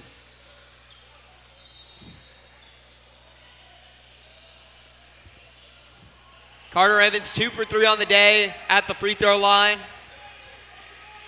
And make it 2 of 4. 2 back-to-back 1 for 2 free throw trips. So 53-40 now your score. Manatee Powell in command. Tarpons looking for something offensively. Nestor driving to his right. Switches angles. Now over to DeBene. DeBene pulls up from 3, no good. Rebound by Gibson. Gibson passes it up to Jamal George. George soaring through the air. And it's going to be an offensive foul. Jamal George pummeling the Tarpons defender. Vito DeBene drawing the charge. The key, though, for Manatee Powell on defense is Obi Edioga. First quarter, 10 points. Ever since, 4. As we are wiping up a spill, cleanup on aisle 6. As no towels in sight. Using the bottom basketball shoes. Looks like it worked out. So 53-40 your score. A little over 7 minutes to go.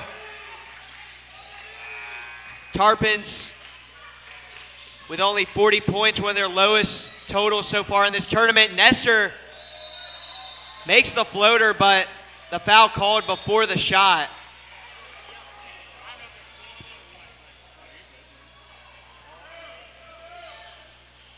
So it will be Tarpons basketball subbing in for Manatee Powell. Caden Wright.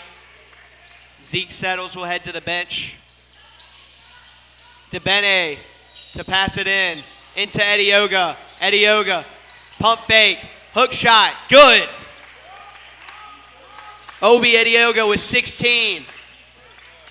Smith, mid-range, stop and pop. He's got the touch. 13 for Smith. Back to a 13-point game. Nestor, guarded by George. Over to DeBene. Double pumps, left it short. And they're going to fall. It looks like it's going to be a foul on Edioga. And Obi Edioga not happy with the foul. And the ref calling a technical. So it'll be 2 shots for Jamal George and Manatee Powell.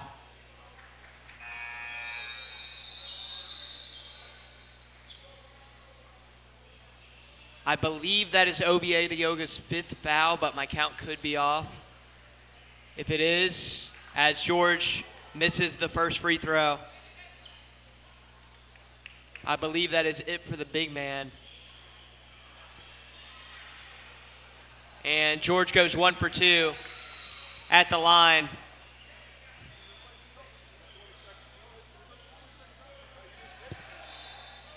So that will be the end of Edioga's day.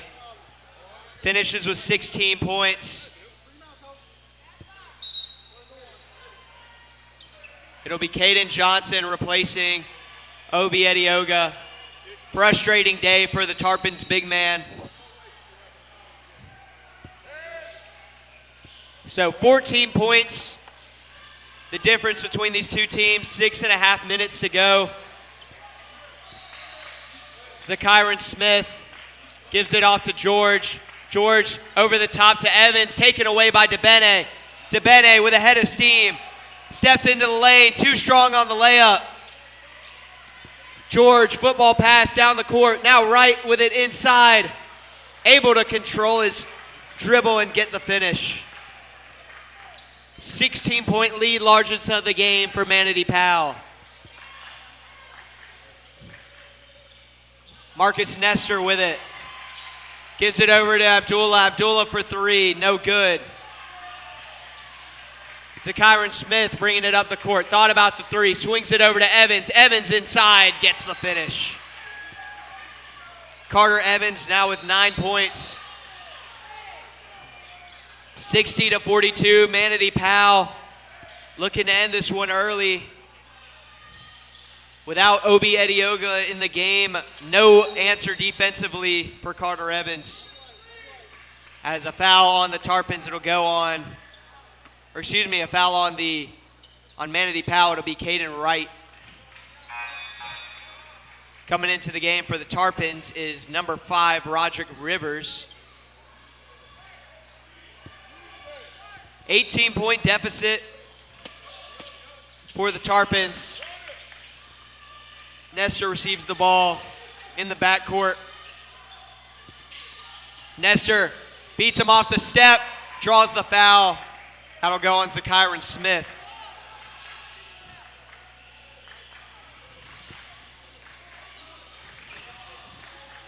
Marcus Nestor with 12 points on the day.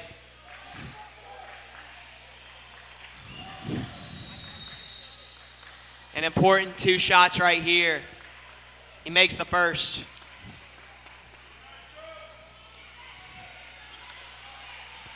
Coming out of the game now for the Tarpons is Zamir Jackson. He will be replaced by Antonio Mangiafico as Nestor drains both. 16-point game now. DeBene guarding Zakiron Smith closely. Smith showing off some fancy moves. Gives it off to George. George now. Switched onto by Mangiafico. Stops for a mid-range. Rebound Abdullah. And then stolen away by Settles, who goes up and under. Zeke Settles. As we have a player down, it is Roderick Rivers. Holding his head on the ground. You hope he's okay. Coach Williams walking over.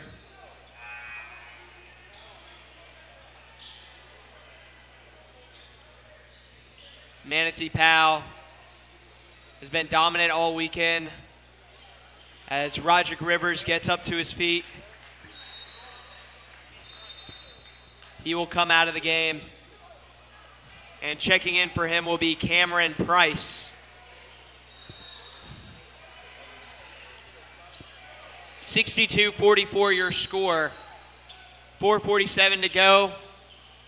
Although Manatee Powell can score one more bucket, they will be able to mercy rule the Charlotte Tarpons in the championship.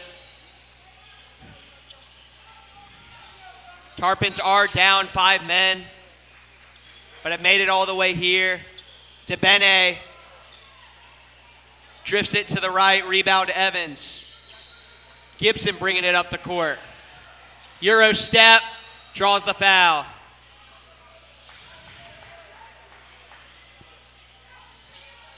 That foul will go against the newly checked in Cameron Price.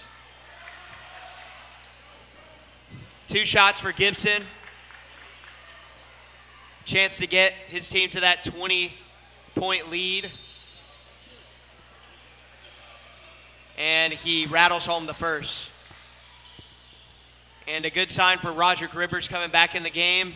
He will replace Jamal Abdullah.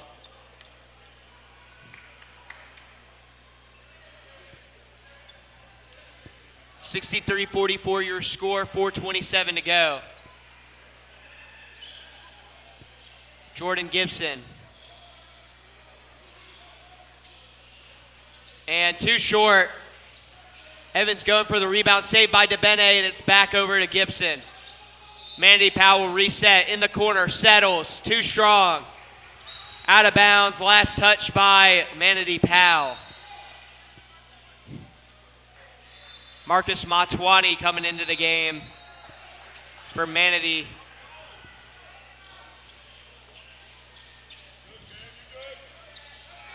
Roderick Rivers with it, guarded by Smith. Nestor swings it in the corner. DeBene drills the three. DeBene in double digits again for the second straight game, 10 on the night. Zakiron Smith passes it up to Evans. Evans swings it to Smith. Smith almost has it taken away, and now it'll be a backcourt violation. Zakiron Smith does not agree with the call.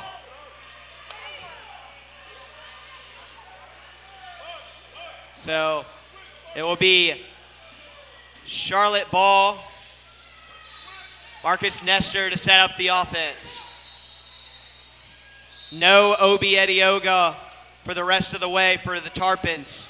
Inside to Price, over to Rivers, in the corner, Mangiafico. Great defense right now by Manatee Powell. DeBene, step back, three, short, rebound Rivers, knocked away by Smith. Now Nestor steals it back. Head of steam, Euro step, in the lane. Can't finish, but it will get the foul and he'll go to the line. The Tarpons not out of it yet. Down 16 with 3:15 to go in the game.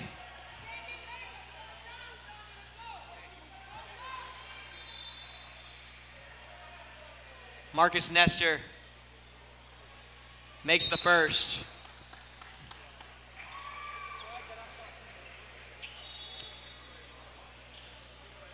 Nestor now with 15 points on the night,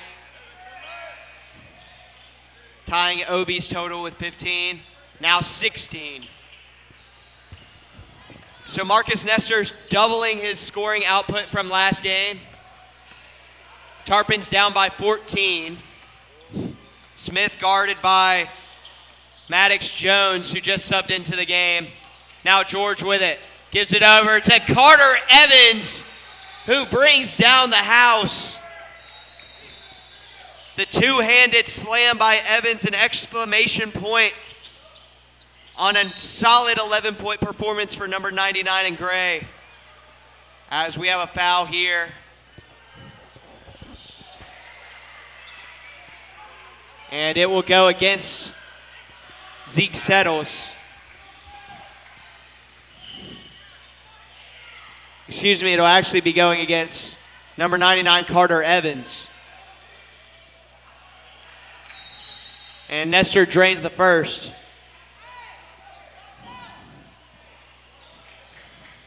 "17 points for Nestor to lead all scorers. Might not be enough. Now 18 points. Tarpons once again down by 14. George driving in. Floater against the backboard is good. Jamal George now with 17. Nestor guarded by Matwani. Now by Evans. Pulls up for a mid-range. It's good. It is actually a three. So Marcus Nestor now with 21 points. Zakiron Smith. Guarded by Jones. Now Smith inside-outside dribble. And a timeout called by Manatee Powell. 2:07 to play here. 30-second timeout taken by Manatee Powell. 67-54 your score. Manatee in the lead. Was a close first half. Swish Hoops, a.k.a. the Charlotte Tarpons, led after the first quarter, but then it was Manatee Powell who took over, outscoring the Tarpons 21-5 in the second quarter to take an 11-point lead at half. Or excuse me, 21-6 to take a 10-point lead. And then ever since, they've held the Tarpons at arm's reach. 2:07 to decide the Varsity Boys Championship here at the U.S. Amateur Basketball Tournament. Matwani kicks it in the corner to Settles. Now Smith, guarded by Abdullah. Smith trying to get past Abdullah. Now gives it off to George. George got it tipped. And they'll actually say it was an air ball. So Tarpons with a big defensive stop. And if you're the Tarpons with no Obi Edioga, you have to go through two guys, either Marcus Nestor or Vito DeBene. Nestor pulls up mid-range. It's money. Marcus Nestor with 23, trying to put his team on his back. 11-point game, 1:24 to go.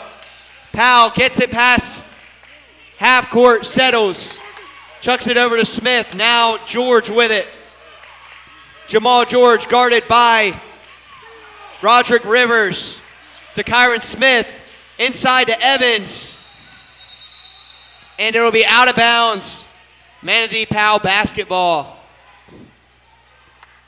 If you remember our semifinal, Skills Center Elite making a late push to try and come back. This very reminiscent of that.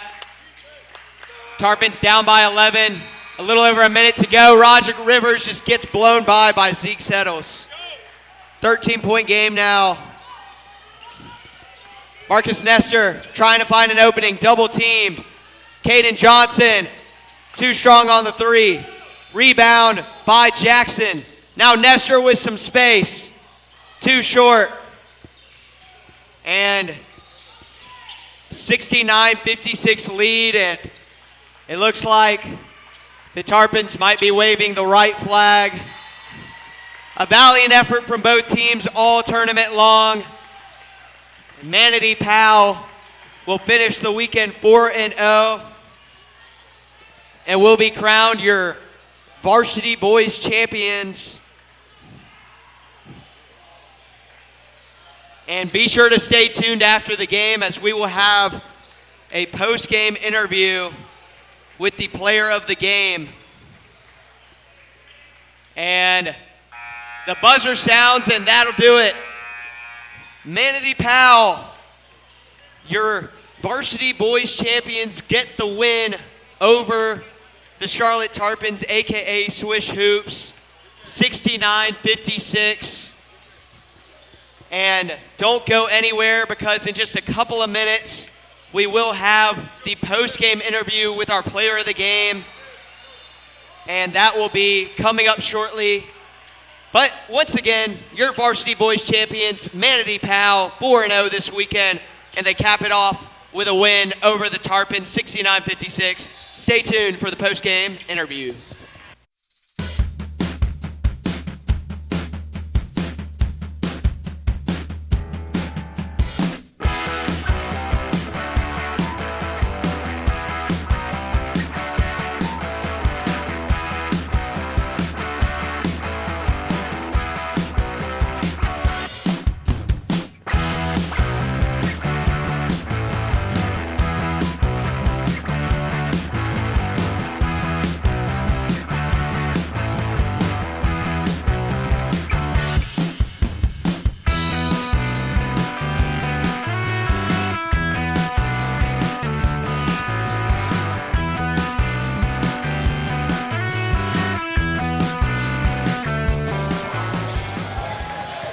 Welcome back. I'm Max Mesman here after the Varsity Boys State Championship, where I am with the MVP of the game, Jamal George.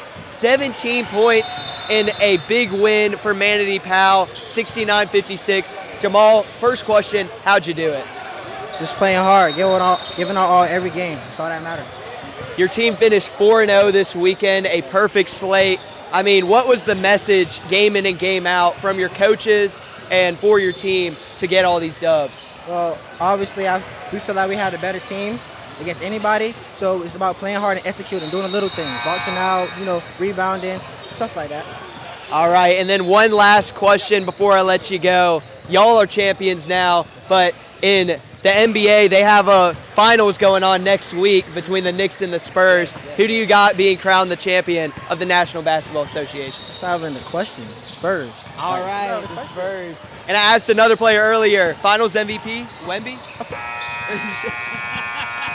No doubt from Jamal George. Wemby win the MVP. You're our MVP today. Congrats on the dub. Thank you. And thank you so much. We'll see you for the next game. Appreciate it.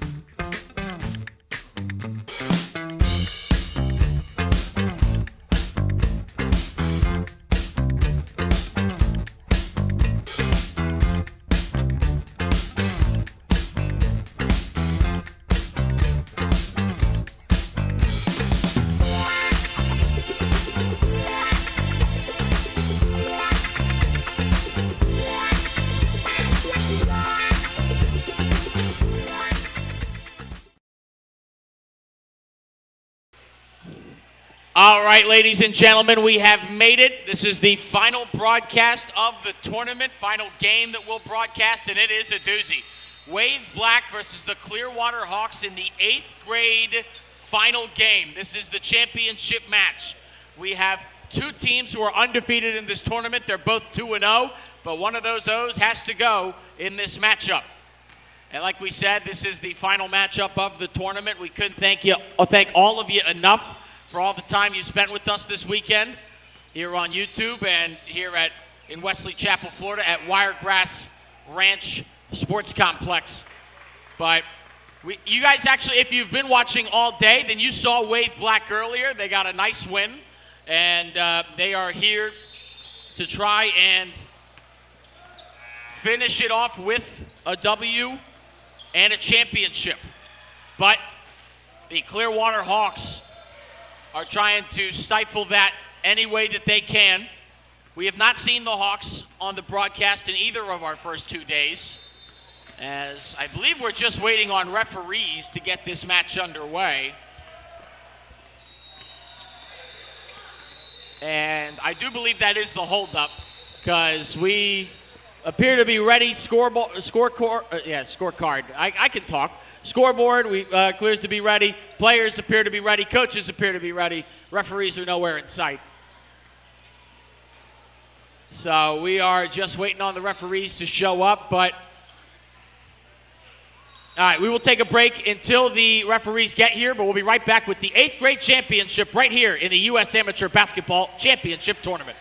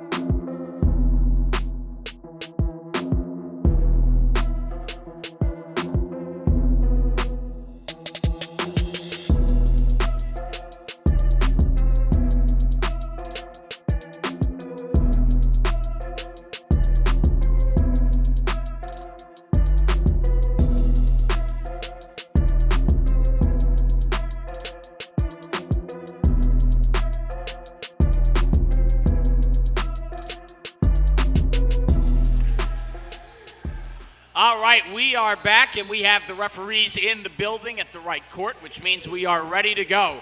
Referees, players, coaches, broadcasters alike, ready for this 8th grade championship in the U.S. Amateur Basketball Championship Tournament. Tip-off is underway, and it'll go the way of the Wave. Their team name is the Wave Black, but they're wearing the white uniforms, different than what they were wearing earlier. Pass over to Burnham. Erlinger for three, no good. Rebounded by Luke Lakeets. Elliott for three. Didn't have enough on it. Coming away with it is Wesley Mignery.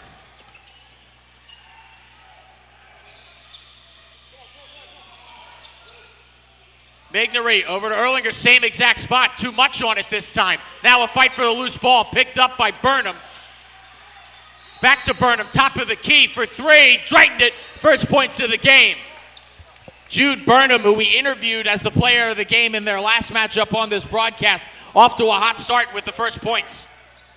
Now Clearwater needing an answer, down by three. Holwinski is off the mark. Now a fight for the ball, picked up, and here come the Wave. Burnham, fast break, layup is good. First 5 points of the game, all courtesy of Jude Burnham. So the Hawks down 5-0 early here in the first quarter, needing an answer. And for three is Elliott from the corner, drains it. And right back in it, that's Cameron Shaw. 5-3 as the Hawks are on the board now. Taylor.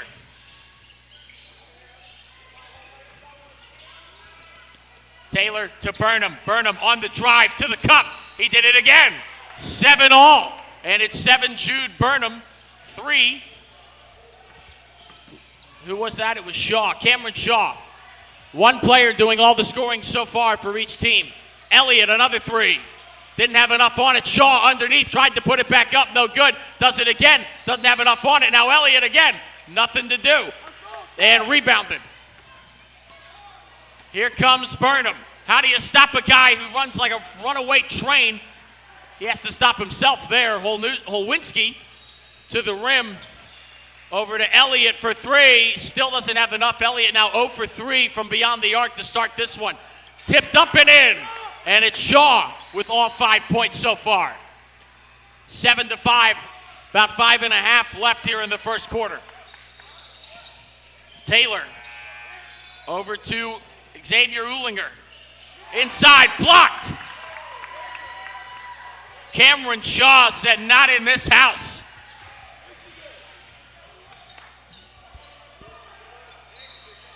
Wave will inbound. They find Burnham. Over to the corner for Taylor for three. Drained it.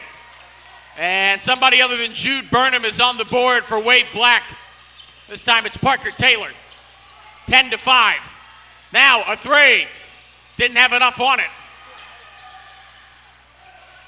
Now another three. Didn't have enough on that one either. Back up is Elliott. Elliott can't buy a bucket right now. And we have a loose ball and a whistle.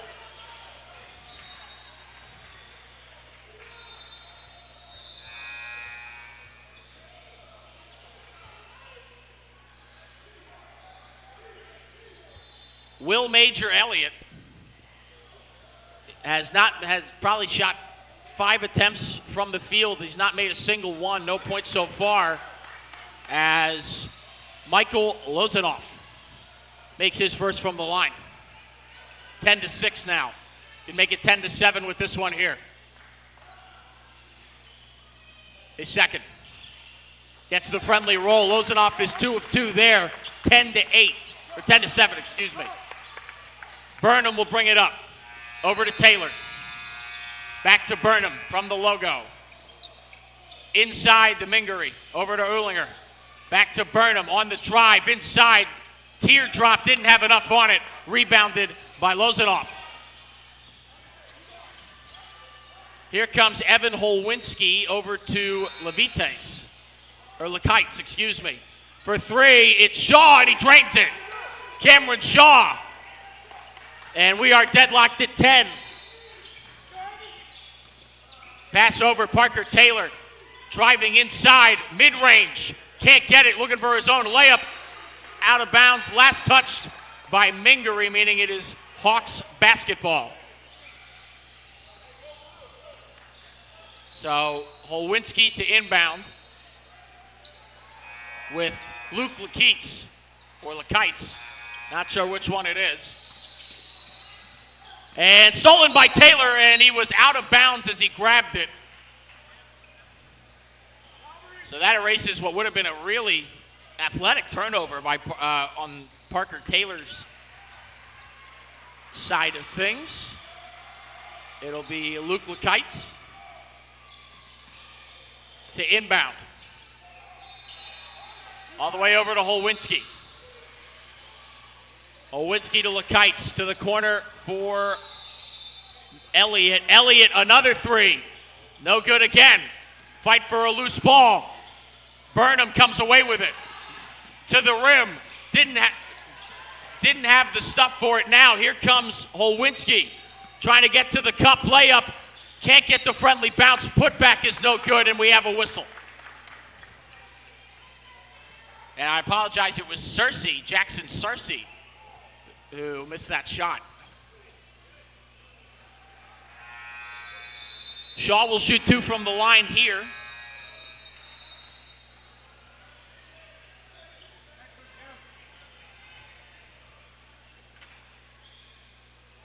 Shaw with 6 points in the early going. He's hit 2 threes.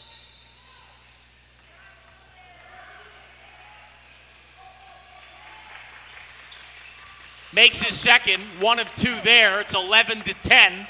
Hawks now lead it. Wade will bring it up.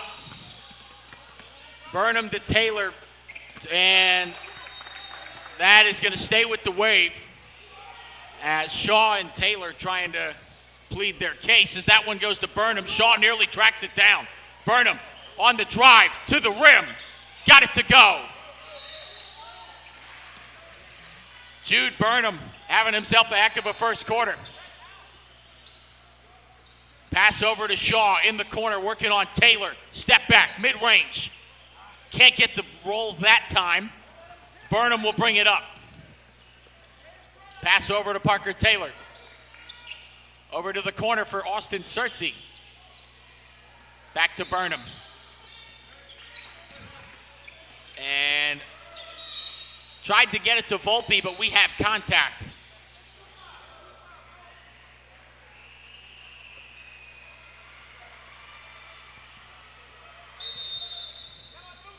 So we have a timeout called by the Hawks. Right now it's 12-11. 2:47 remaining here in the first quarter. It's been back and forth so far. But this game just underway, obviously. We just in the initial quarter. And just a reminder that this is the 8th grade championship game. The winner of this game takes home all the marbles in this bracket.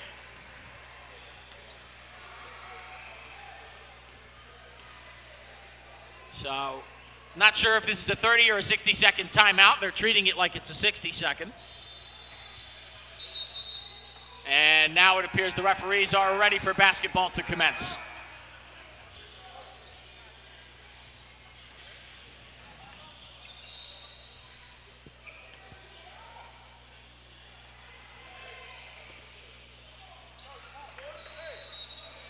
All right, back to action now.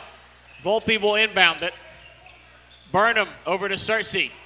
Cersei to the corner, back to Volpe, and now back to Cersei. Cersei in the corner, back to Burnham. Back to Volpe. Back to Burnham. Cooper Volpe for 3. Got it! First bucket of the day for Cooper Volpe, and it's 15-11, the Wave lead it.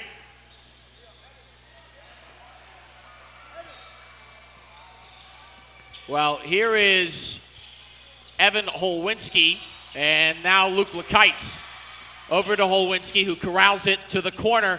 Shaw for 3. Got it. That's Will Major Elliott, his first bucket in his 6th attempt from the field. 15-14 now, a 1-point Wave lead. Driving, Taylor, teardrop, can't get it. He gets his own rebound, kick to Burnham. He thought about 3. Back out to Taylor. To the corner, Cersei for 3. Too much on it. Rebounded by Lazanoff.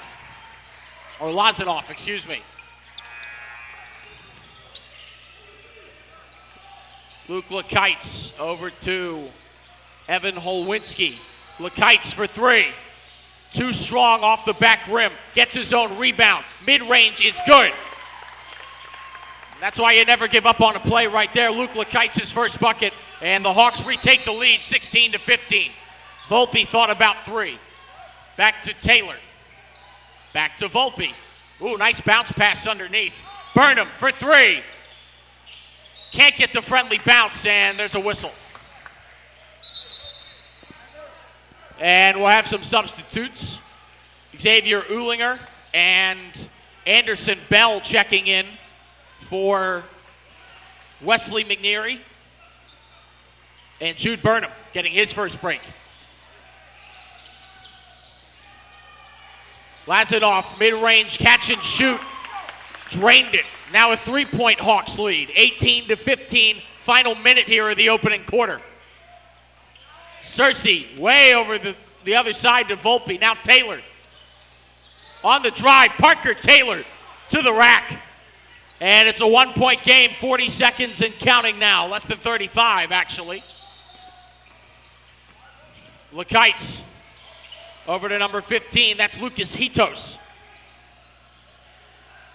And that'll be out going the way of the Hawks. Of the Wave. Parker Taylor will bring it up. Taylor working on Will Major Elliott. Over to Anderson Bell. Here's Volpe.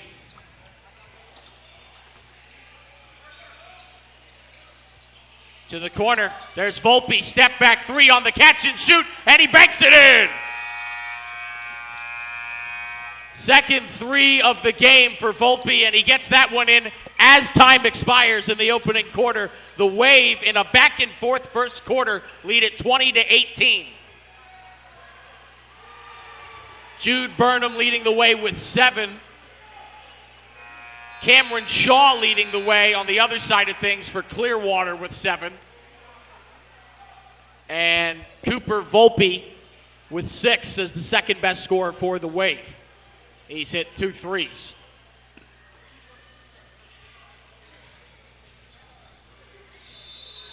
Eight minutes to go till halftime. It'll be a 5-minute halftime.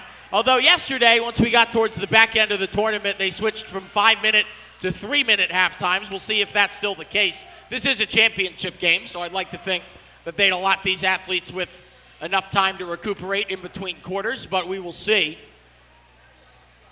I guess the argument against that is, how bad do you want to be a champion? Wave are out there. It'll be Uhlinger, Volpe, Taylor, Bell, and Cersei to start. And the 5 that will take the floor for the Hawks, it'll be Holwinski, Shaw, Lozanoff, Elliott, and Lakites. 2-point game.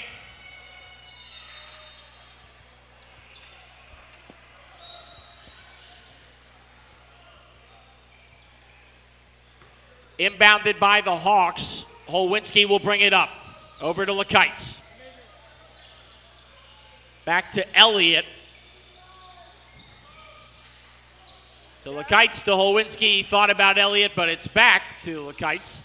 Now he's thinking about driving, nearly loses the ball. Pass to Holwinski, step up, 3. Drain, nothing but net. First bucket for Evan Holwinski. And we're going back and forth on the seesaw. 21-20. Hawks lead the Wave now. Pass to Uhlinger inside. Now over to Cersei in the corner. And we have a whistle. So it'll be inbounded by Anderson Bell. So across court over to Parker Taylor. Inside to Uhlinger. Volpe. Back inside to Uhlinger. Puts it up and rolls it in. First bucket for Xavier Uhlinger. And once again, we go back and forth. 22-21 now. Wave lead it. Lakites tries inside. Misses Lozanoff, but finds Elliott. He can't make the bucket, but Lozanoff is there. Somebody say clean up crew. 23-22.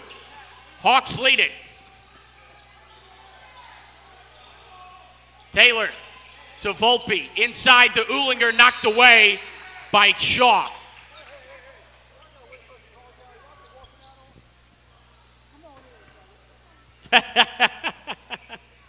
The referee allowing both Wesley McNeary and Jude Burnham back into the game graciously.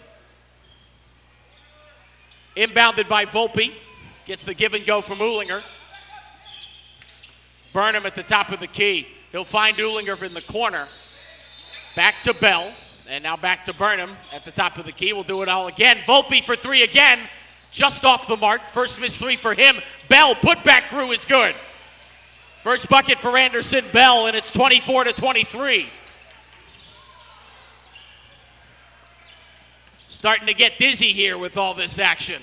Lozanoff to Lakites. He thought about 3. He pulled it back. Over to Elliott. He puts up a 3. Got it. And Will Major Elliott starting to feel it a little bit. His second made 3. 26-24.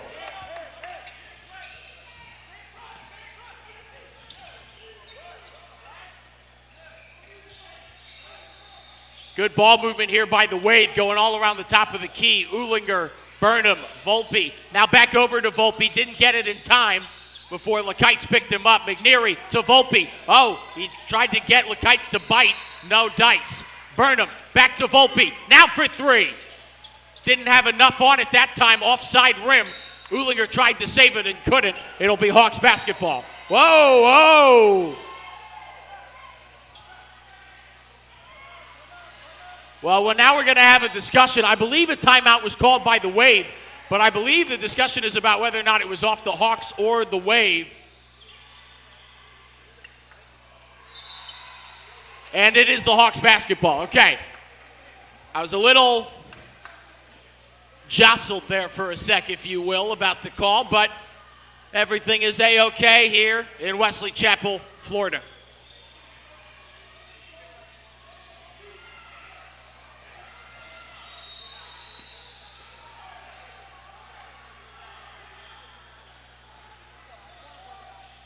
So it is a 26-24 game. 5:21 remaining in the first half. They have gone back and forth, teetering on a seesaw so far.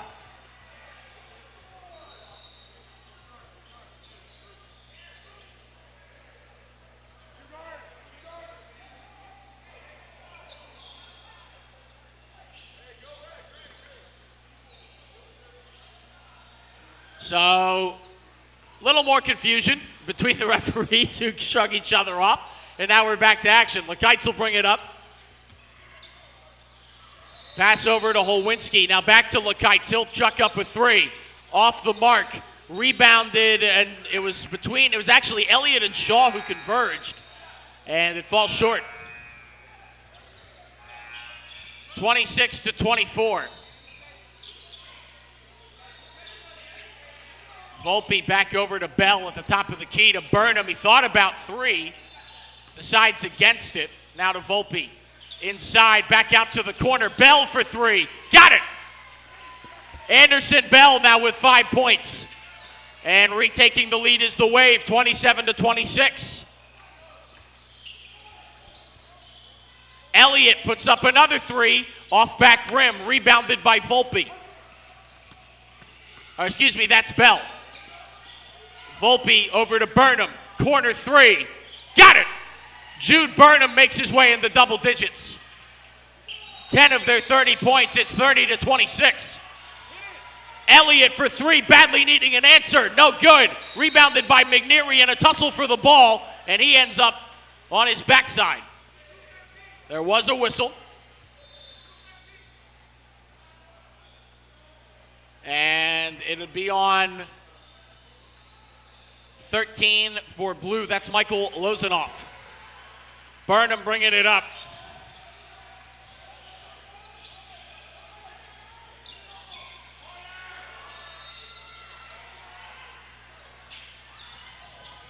A lot of ball movement here by the Wave, but that's been nothing short of their recipe. Bell for three, the other corner, too much on it. Rebounded Uhlinger, tries to put it back up, can't do it. Now, corralled by Holwinski. Holwinski. Hawks now moving the ball around. Holwinski for three. Got it! Second made three for Evan Holwinski. It's back to a 1-point game, 30-29 with less than 3.5 to go.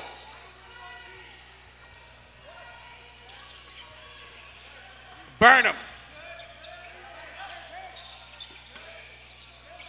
Uhlinger back to Burnham. Looking for something. Back to Volpe, top of the key. Wide open is Bell. Decides not to pull it inside to Uhlinger. Can't get it. Rebounded by Shaw. Shaw inside, contact, layup no good, but he traveled.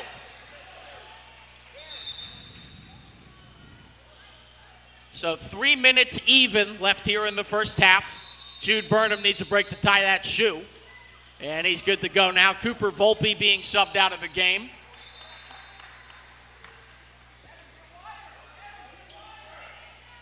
Parker Taylor back in for him. Inside to McNeary. Big man looking to get away from it. Taylor, give to Bell, back to Taylor. Taylor inside to McNeary. He does not want the ball. Taylor for three, because Parker Taylor wants the ball. 33-29.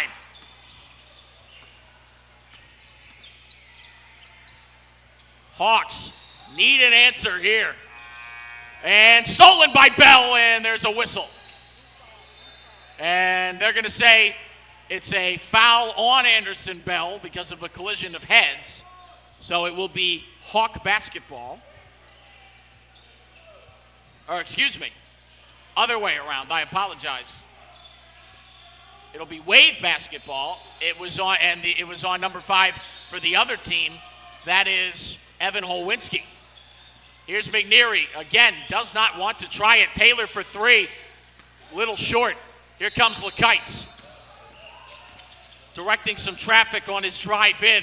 Now passing over to Elliott on the drive. Floater, got it. Will Major Elliott now up to 8 points on the day. It's a 2-point game, 33-31. For three, Bell, too strong off back rim, picked up by Lozanoff.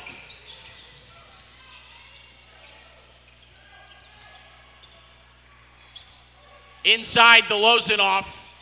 Working against McNeary, mid-range, too strong, couldn't get it. Shaw fighting for a rebound with Bell, who rips it away.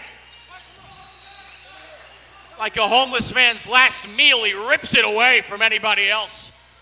Taylor at the top of the key. McNeary finally puts up a shot. Didn't have enough on it. Rebounded by Lozanoff.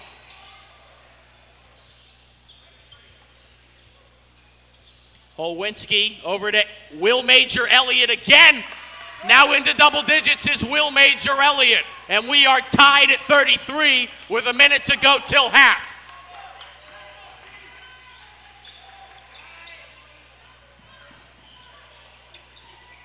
Taylor inside to McNeary, back out to Cersei for three. Off front rim. Holwinski to Elliott, fast break, 2-on-1. Couldn't do the layup. Taylor's rebound is good. 36 seconds and counting. Burnham inside, kick out. Taylor for three. Didn't have enough on it. McNeary off of Burnham's head. He corrals it. Burnham puts it back up. Blocked by Lozanoff. It's a fast break. Elliott to the cup. Lays it in. Will Major Elliott up to 12, and it's a 35-33 lead. Wave with 17 seconds left. They need an answer. Burnham to Taylor.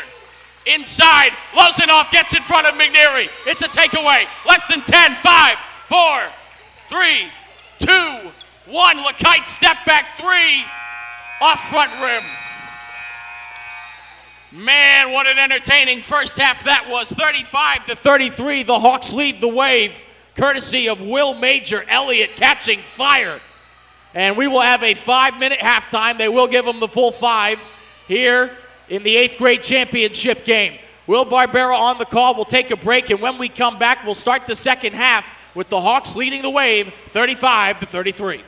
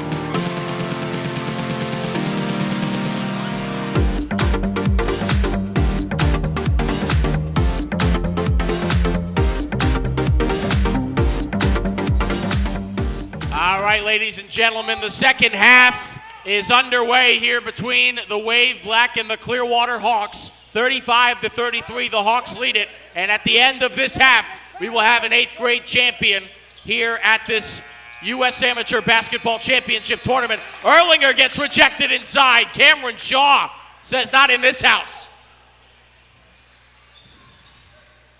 It'll be Wave basketball. Uhlinger will inbound.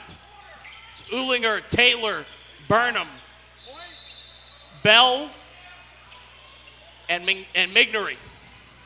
And that one's stolen. It's Lekites taking it from Uhlinger. Over to Elliott. He thought about pulling. Now back to Shaw in the corner on the drive inside. He's met by McNary, and it is no good. Rebounded by Taylor. Here comes the Wave. Taylor inside. No good on the layup attempt. Now a loose ball on the ground picked up by Lozanoff. Over to Lekites. Here come the Hawks. Will Major Elliott leading the Hawks with 12 points. On the other side of things, Jude Burnham leading the Wave with 10. Shaw has it blocked by Burnham, picked up by McNary, and a great defensive play right there by Jude Burnham. Bell on the attack, and he lays it in. We're tied at 35. Little over a minute into the third quarter now. Lekites over to Holwinski for three is Elliott. Didn't have that one. Shaw tries to put it up, and he does put it in. Cameron Shaw. Now 8 points for him. 37-35. Hawks go back in front. Burnham inside to McNary. Back to Taylor, back to Burnham. He thought about it on the drive, trying to get it to Bell. He corrals it. Inside McNary's shot, no good, but a whistle.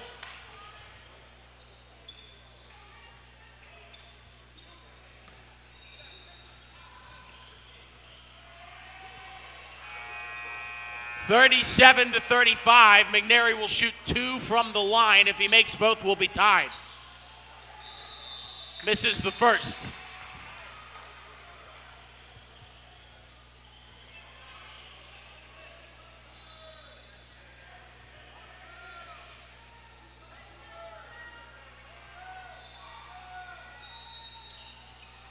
And drains the second, his first point of the game. It's 37-36. Lekites will bring it up for the Hawks. 1 point lead for Clearwater. Holwinski back to Lekites. Inside the Lozanoff. Back out to Elliott for three. And good. Will Major Elliott now up to 15. His first bucket of the second half. And it's a 4-point lead for the Hawks. Bell inside to McNary. Back out to Burnham on the drive. Back to McNary inside. He has it blocked. Lekites got a hand on it. And Elliott comes away with it. They'll slow things down a little bit after the turnover. Over to Holwinski. Now back to Lekites. He thought about three. Back to the corner for Shaw. Back to Lekites inside the Lozanoff. He puts up a mid-range. Nothing but net. It's a 6-2 run, and now a timeout by the Wave. Right out of the gate, the Hawks picking up where they left off, and it's 42-36. All of a sudden, a 6-point game. Will Major Elliott finished the first half on a heat check, comes back out, he misses his first shot, and then immediately drains a big-time three. Only one bucket since the half for the Wave. Actually, no, that's incorrect. Only 1 point since the half for the Wave. McNary's free throw.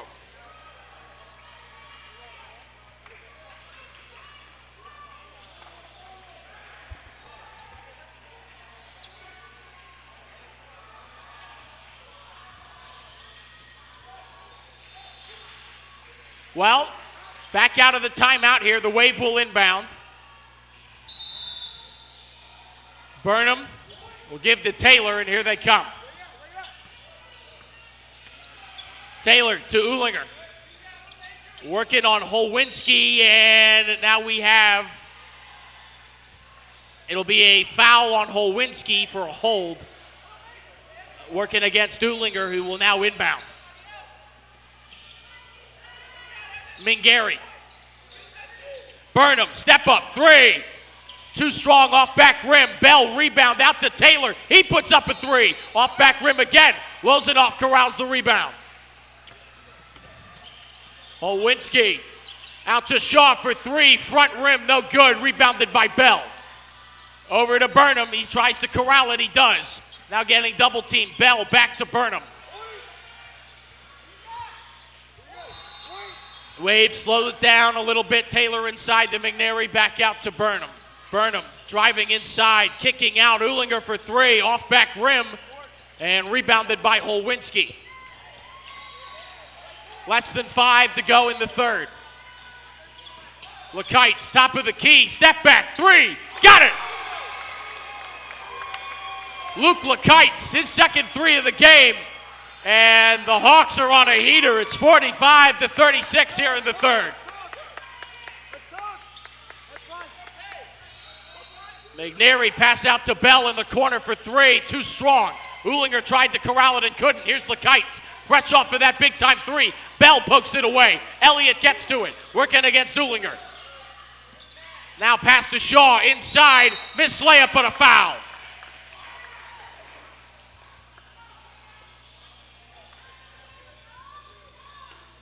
So a foul there by Xavier Uhlinger will send Cameron Shaw to the line. He's got 8 so far. Could make it 10 if he converts on these two. Also put him as the second Hawk into double digits. There's 9. And Cooper Volpe will come in for Wesley McNary.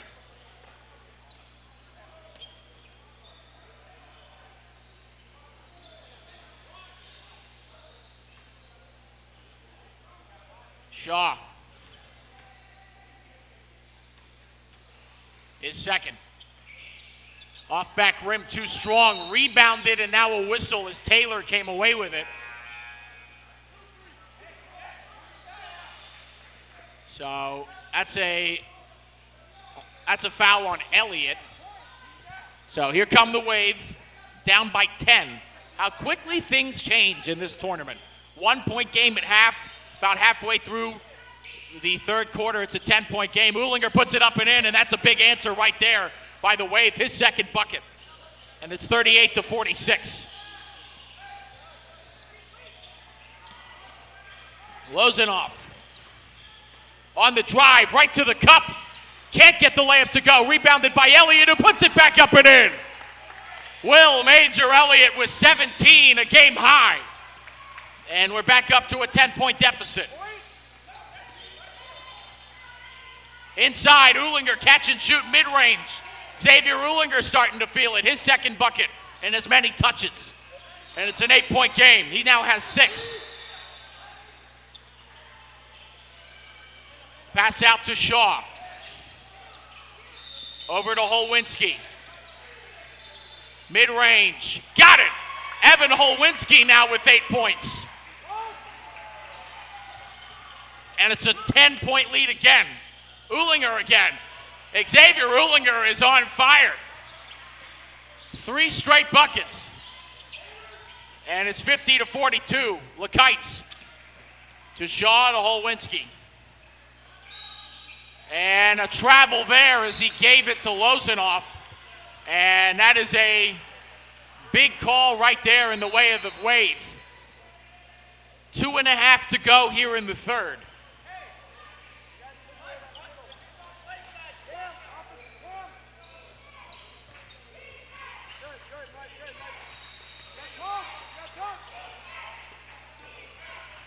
Inside, Shaw gets a hand on it as they were looking for Uhlinger.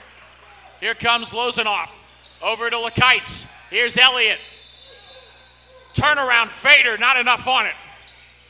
Back up, Elliott corrals. Step up, 3. Too strong, can't get the roll. Holwinski trying to come away with it. Now Lozanoff in a fight, puts it up. No good, another fight.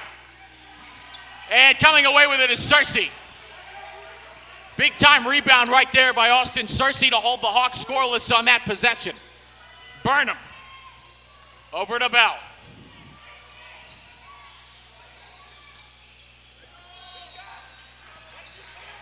Taylor all the way across looking for Volpe, and a great job by Lakites, who knocks it out. It'll be Wave basketball to inbound. About a minute and a half remaining here in the third. Burnham thought about three, so did Volpe. He throws it back to Burnham. Inside, Volpe again thinking three. Now to Taylor. Three, Cersei decides not to pull it. Inside, there's Burnham on the drive. Inside, floater, can't get the friendly touch. Back to Volpe. He puts up the catch and shoot jumper, and it goes in. And we're back to a 6-point game. Cooper Volpe with his 8th point and 3rd bucket.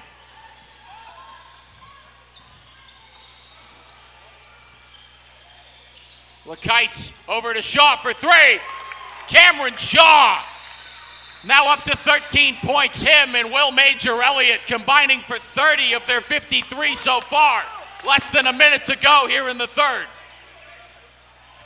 Burnham over to Taylor. Back out, Volpe for three in the corner. Didn't have enough mustard. Shaw tried to come away with it. Instead, it's Lakites on the drive. Kick out, Taylor. No good on that shot, and that is going to be Hawks basketball. Off on Cooper Volpe as he was trying to corral that. So Lakites will inbound. 9-point lead, 20 and a half seconds remaining here in the third.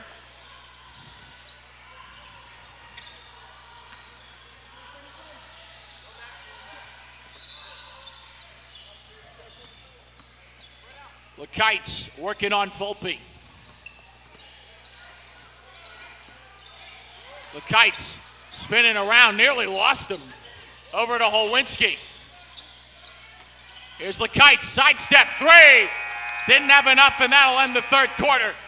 But it's a big offensive output by the Hawks. They lead at 53-44, and that is going to set up what should be a doozy of a fourth quarter, folks.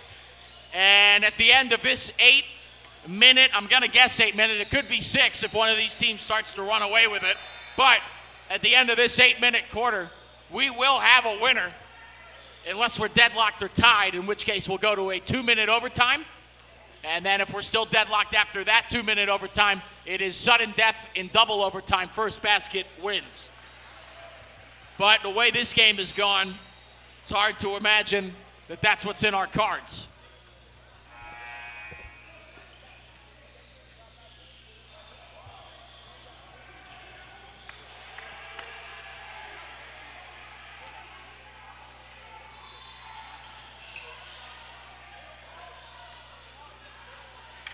So right now, Will Major Elliott leads the way with 17.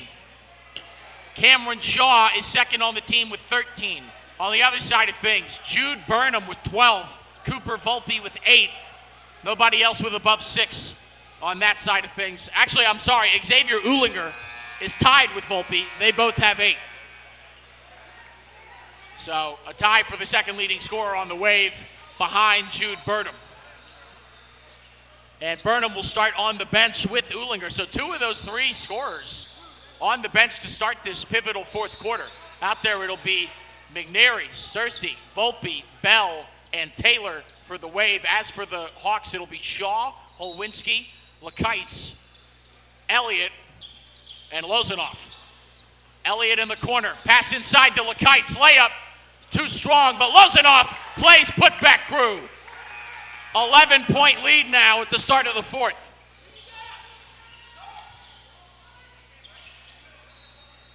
Cersei over to Taylor. Inside to McNary. 3 for Taylor. Too much mustard. Hits off the back rim. Rebounded by Lakites.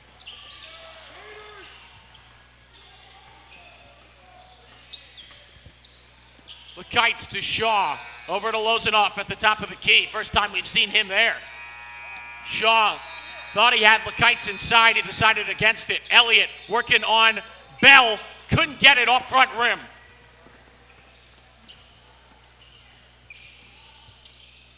Oh, beautiful bucket by Austin Cersei, and he gives a little shrug to Anderson Bell like I don't know how it went in. Back to a 9-point deficit. His second bucket.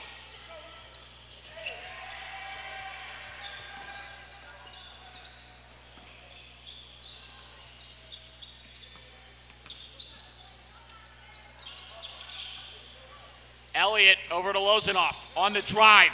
Pull up at the free throw line, and he nails it. Michael Lozanoff up to 6 points now. Volpe way downtown, drained it.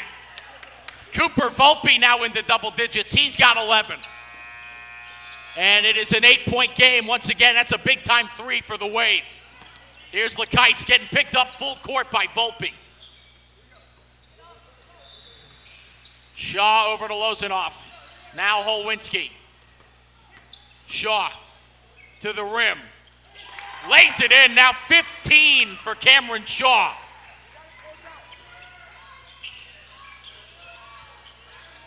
Taylor. And he travels before it was punched out by Elliott. 10-point game, less than 6 to go.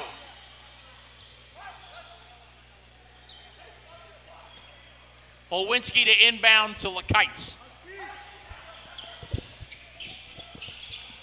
Over to Lozanoff. Lozanoff driving, can't get the roll. Elliott's there on the rebound, knocked loose by Bell. Elliott, mid-range, got it! Will Major Elliott up to 19 on the game. 61-49, salute your Major.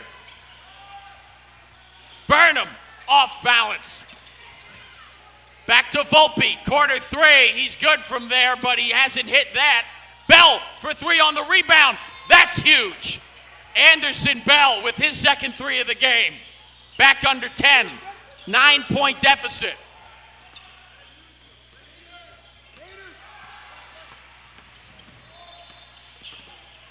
Olwinski to Lozanoff. Cameron Shaw. Now Holwinski on the drive, working on Volpe. Layup, didn't have enough on it. Elliott is fouled. Well, Will Major Elliott's going to go to the line and shoot two. The foul was on Jude Burnham.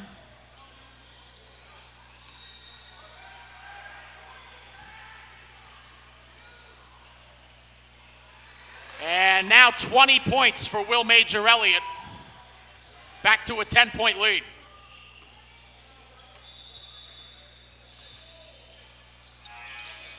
Good on both from the charity stripe. 21 for Major.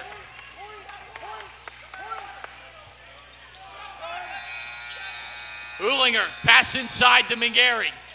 Outside, Volpe, three. Got it! Cooper Volpe is a man possessed from beyond the arc. 14. And now that'll be a foul on Burnham.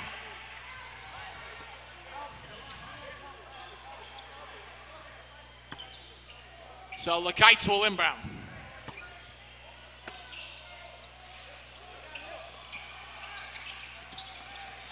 Inbounded to Elliott.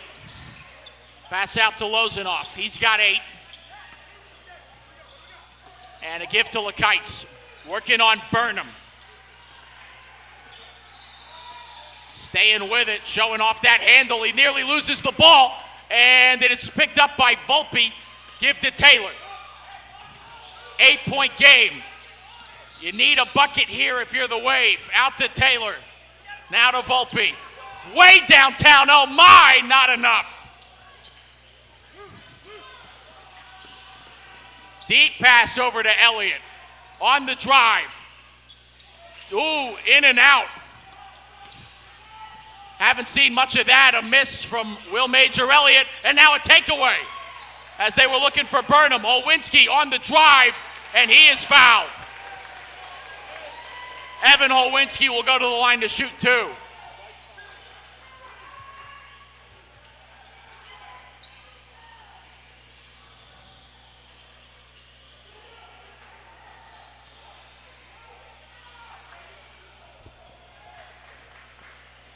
Olwinski's first is good. Back up to a 9-point lead, and now we have a timeout. Timeout called by the Hawks. Full time. Okay, full timeout. So 64-55. Will Major Elliott with 21. Cameron Shaw with 15. On the other side of things, Jude Burnham with 12. But he is no longer the leading scorer as Cooper Volpe and his 4 3-pointers have him at 14 right now. Outside of that, 8 by Xavier Uhlinger. And 9 on the other side of things again for the Clearwater Hawks. 9 points for Evan Holwinski.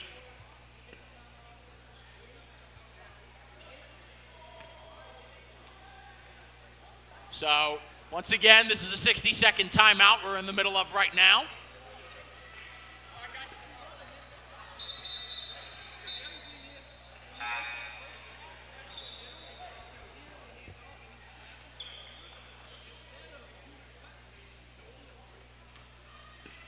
All right, so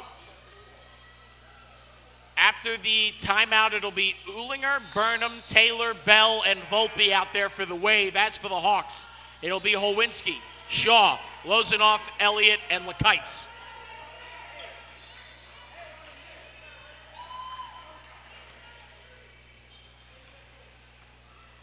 Holwinski, this one would put him in double digits, and he'll do just that. 10 points for Evan Holwinski. He's the third Hawk to enter double digits in this game. Now, the Wave, down by 10. Need an answer. Burnham for 3. Off the mark. Rebounded by Shaw. 3.5 to go here in the game. Lozanoff, being suffocated by Uhlinger, now gets it to Elliott. Lakites on the drive, mid-range, pull-up, didn't have enough on it. Shaw, rebound, back up, and good. Cameron Shaw now up to 17, and it's a 12-point lead.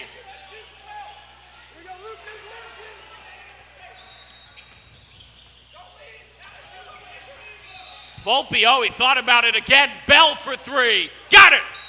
And that is a big-time 3 right there for Anderson Bell. His third 3 of the game. He's now in double digits with 11. And it's a 9-point game once again, 67-58, less than 3 to play.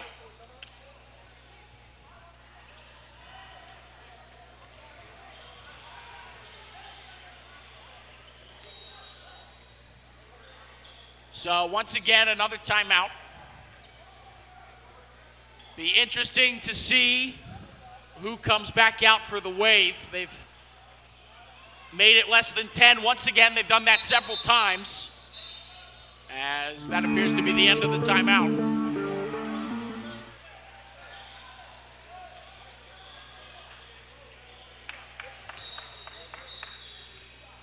(67-58). Burnham, Taylor, Uhlinger, Bell, and Volpe, same 5 as before, are out there. And it appears it'll be the same 5 for the Hawks, and it will. Lozanoff, Elliott, Holwinski, Lakites, and Shaw.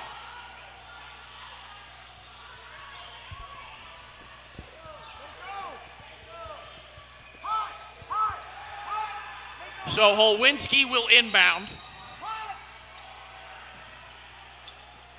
Over to Lakites. He'll bring the ball up court. He loses it. Burnham nearly strips it. It's a fight for the ball, and Burnham comes away with it after a shove. And Burnham not happy with Lakites after that one.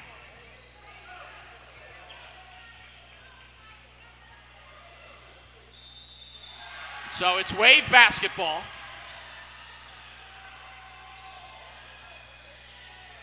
Now a discussion. Not sure about what.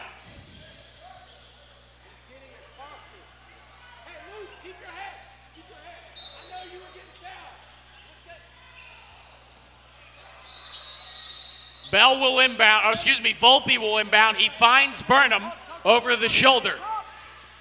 Uhlinger, he is automatic from right there. That's now 10 for Xavier Uhlinger. And now we have a Hawk timeout. 7-point game, 2:34 to go, 67-60 is our score.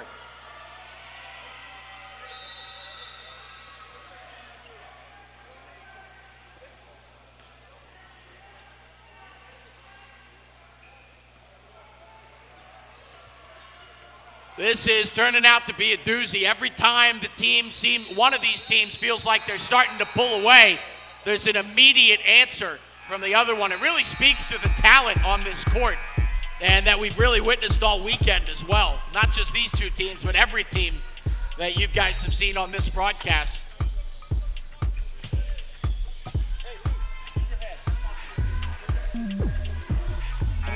And I just heard one of the coaches say to Luke Lekites, keep your head so you don't get too frustrated. He's been battling down there with a couple of people. Namely June Burnham.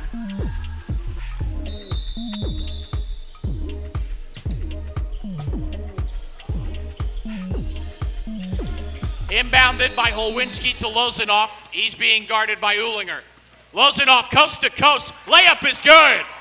Didn't know the big man had that one in. Michael Lozanoff now at 8 points. Burnham for three with a man in his face off the mark. Rebounded by Holwinski. Pass to a wide open Elliott, and he'll slow things down back to Holwinski. Who gets behind Burnham over to Lekites on the drive. Scoop layup. Tried to get a little too fancy. Kept in, and he throws it right to Bell, who touchdown pass to Burnham. He can't convert the layup. Neither can the person on the rebound. Now to Volpe for three. Cooper. Oh, sorry. Check that. That's Anderson Bell. My apologies. But he's now up to 12 points. And it's a 6-point game. Less than 2 to play. Elliott. Drive. Layup. No good. Rebound fought for and kicked out of bounds. It'll be off of Lozanoff. It'll be wave basketball as Lozanoff and Uhlinger were in a fight for that rebound.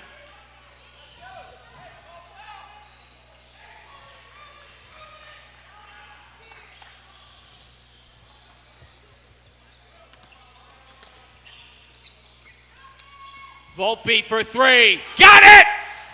Cooper Volpe up to 17, and it's a 3-point game, and look at the emotion. He's fired up, and he should be. 1:21 to play, and it's a 3-point basketball game.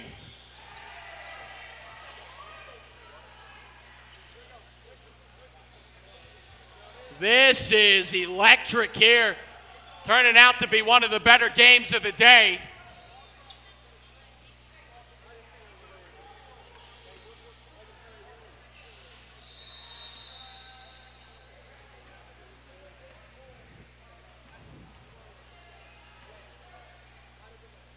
So we are waiting for this timeout to be over. It's a 60-second timeout that was called by the Hawks. I do believe it may be their last one. I'll check that, and I'll let you guys know when I find out. It appears as though it'll be the same 5 out there for the Wave. Taylor, Bell, Burnham, Uhlinger, and Volpe.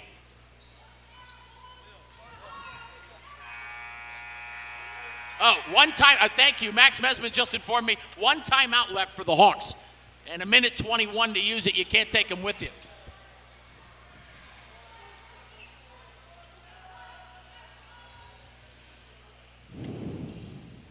So Holwinski will inbound over to Lekites.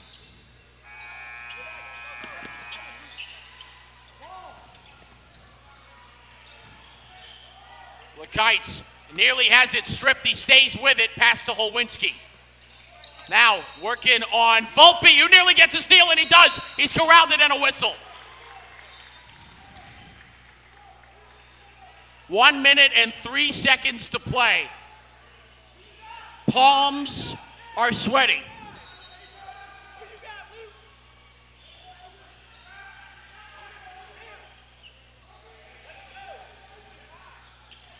It'll be Volpe to inbound. Over to Burnham.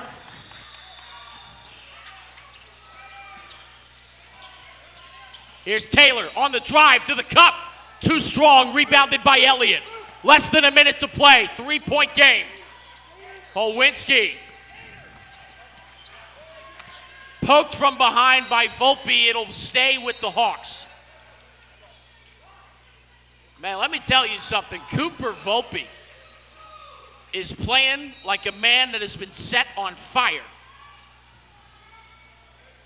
Lots of emotion, and you love to see it here in the broadcast booth.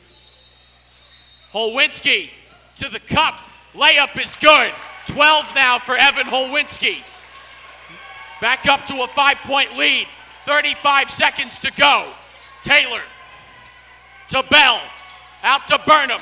He thought about it. LeKite's in his face. Burnham on the cup. Pass to Ulinger for three. Too strong. Rebound. Falling to the ground. And it's LeKite's and Burnham again. 18.7 seconds remaining, and it's still a 5-point game.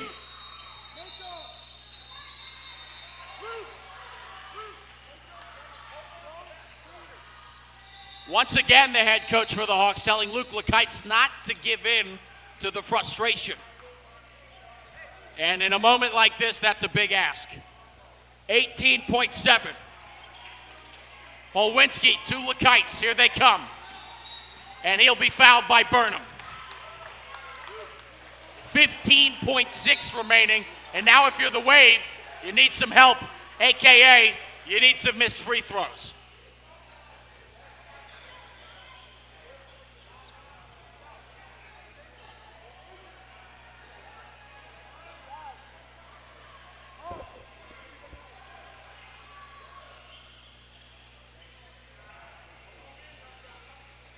LeKites makes his first. And that is big time, and you see the celebration starting to begin a little bit on the court here for the Hawks. 15.6 seconds, and it's a 6-point game. LeKites gets the friendly roll, and we're at a 7-point game with 15 seconds to play. It would take a miracle here to the Wave have one. Burnham, dish to the Rock, no good. And with 4 seconds, that's gonna do it. The Clearwater Hawks have won the 8th grade U.S. Amateur Basketball Championship. What a performance all around, just a great team effort. And special shout out to the Wave Black team. They put up a heck of an effort in this one, no quit. They fought all the way to the end, but just a heck of an effort by the Clearwater Hawks. 21 points from Will Major-Elliott, 17 from Cameron Shaw, 12 from Evan Holwinski, and a smattering of others that also contributed in so many other ways. That is going to do it for the broadcast aspect of this, but stick around if you'd like to see an interview with Will Major-Elliott or Cameron Shaw, maybe both. We'll try and get that going on here once they're done with their team meeting. But this has been a blast. We'll see you in just a couple minutes to wrap this one up after the post-game interview. Hawks beat the Wave 73-66, and they are your 8th grade U.S. Amateur Basketball champions. We'll see you in a few.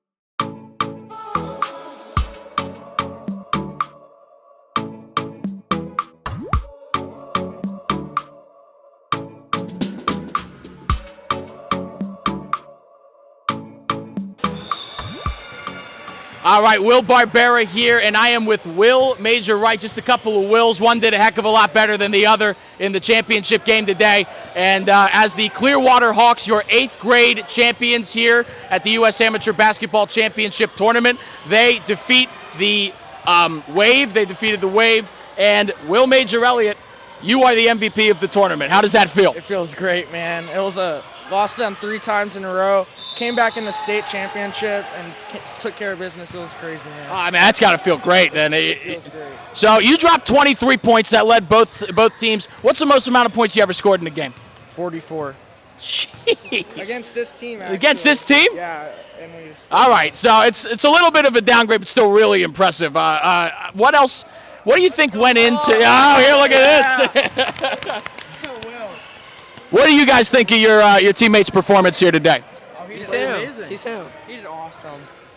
He just shows a lot of grit on the court, and I mean, he's a tough player, and so, I mean, he deserves it. Awesome. Well, congrats to all of you guys. Will Major Wright, Will Major Elliott, excuse me, I'm sorry, is the MVP of the 8th grade championship. Congratulations to you and your team. Go celebrate. Have a great time. Absolutely. Take care.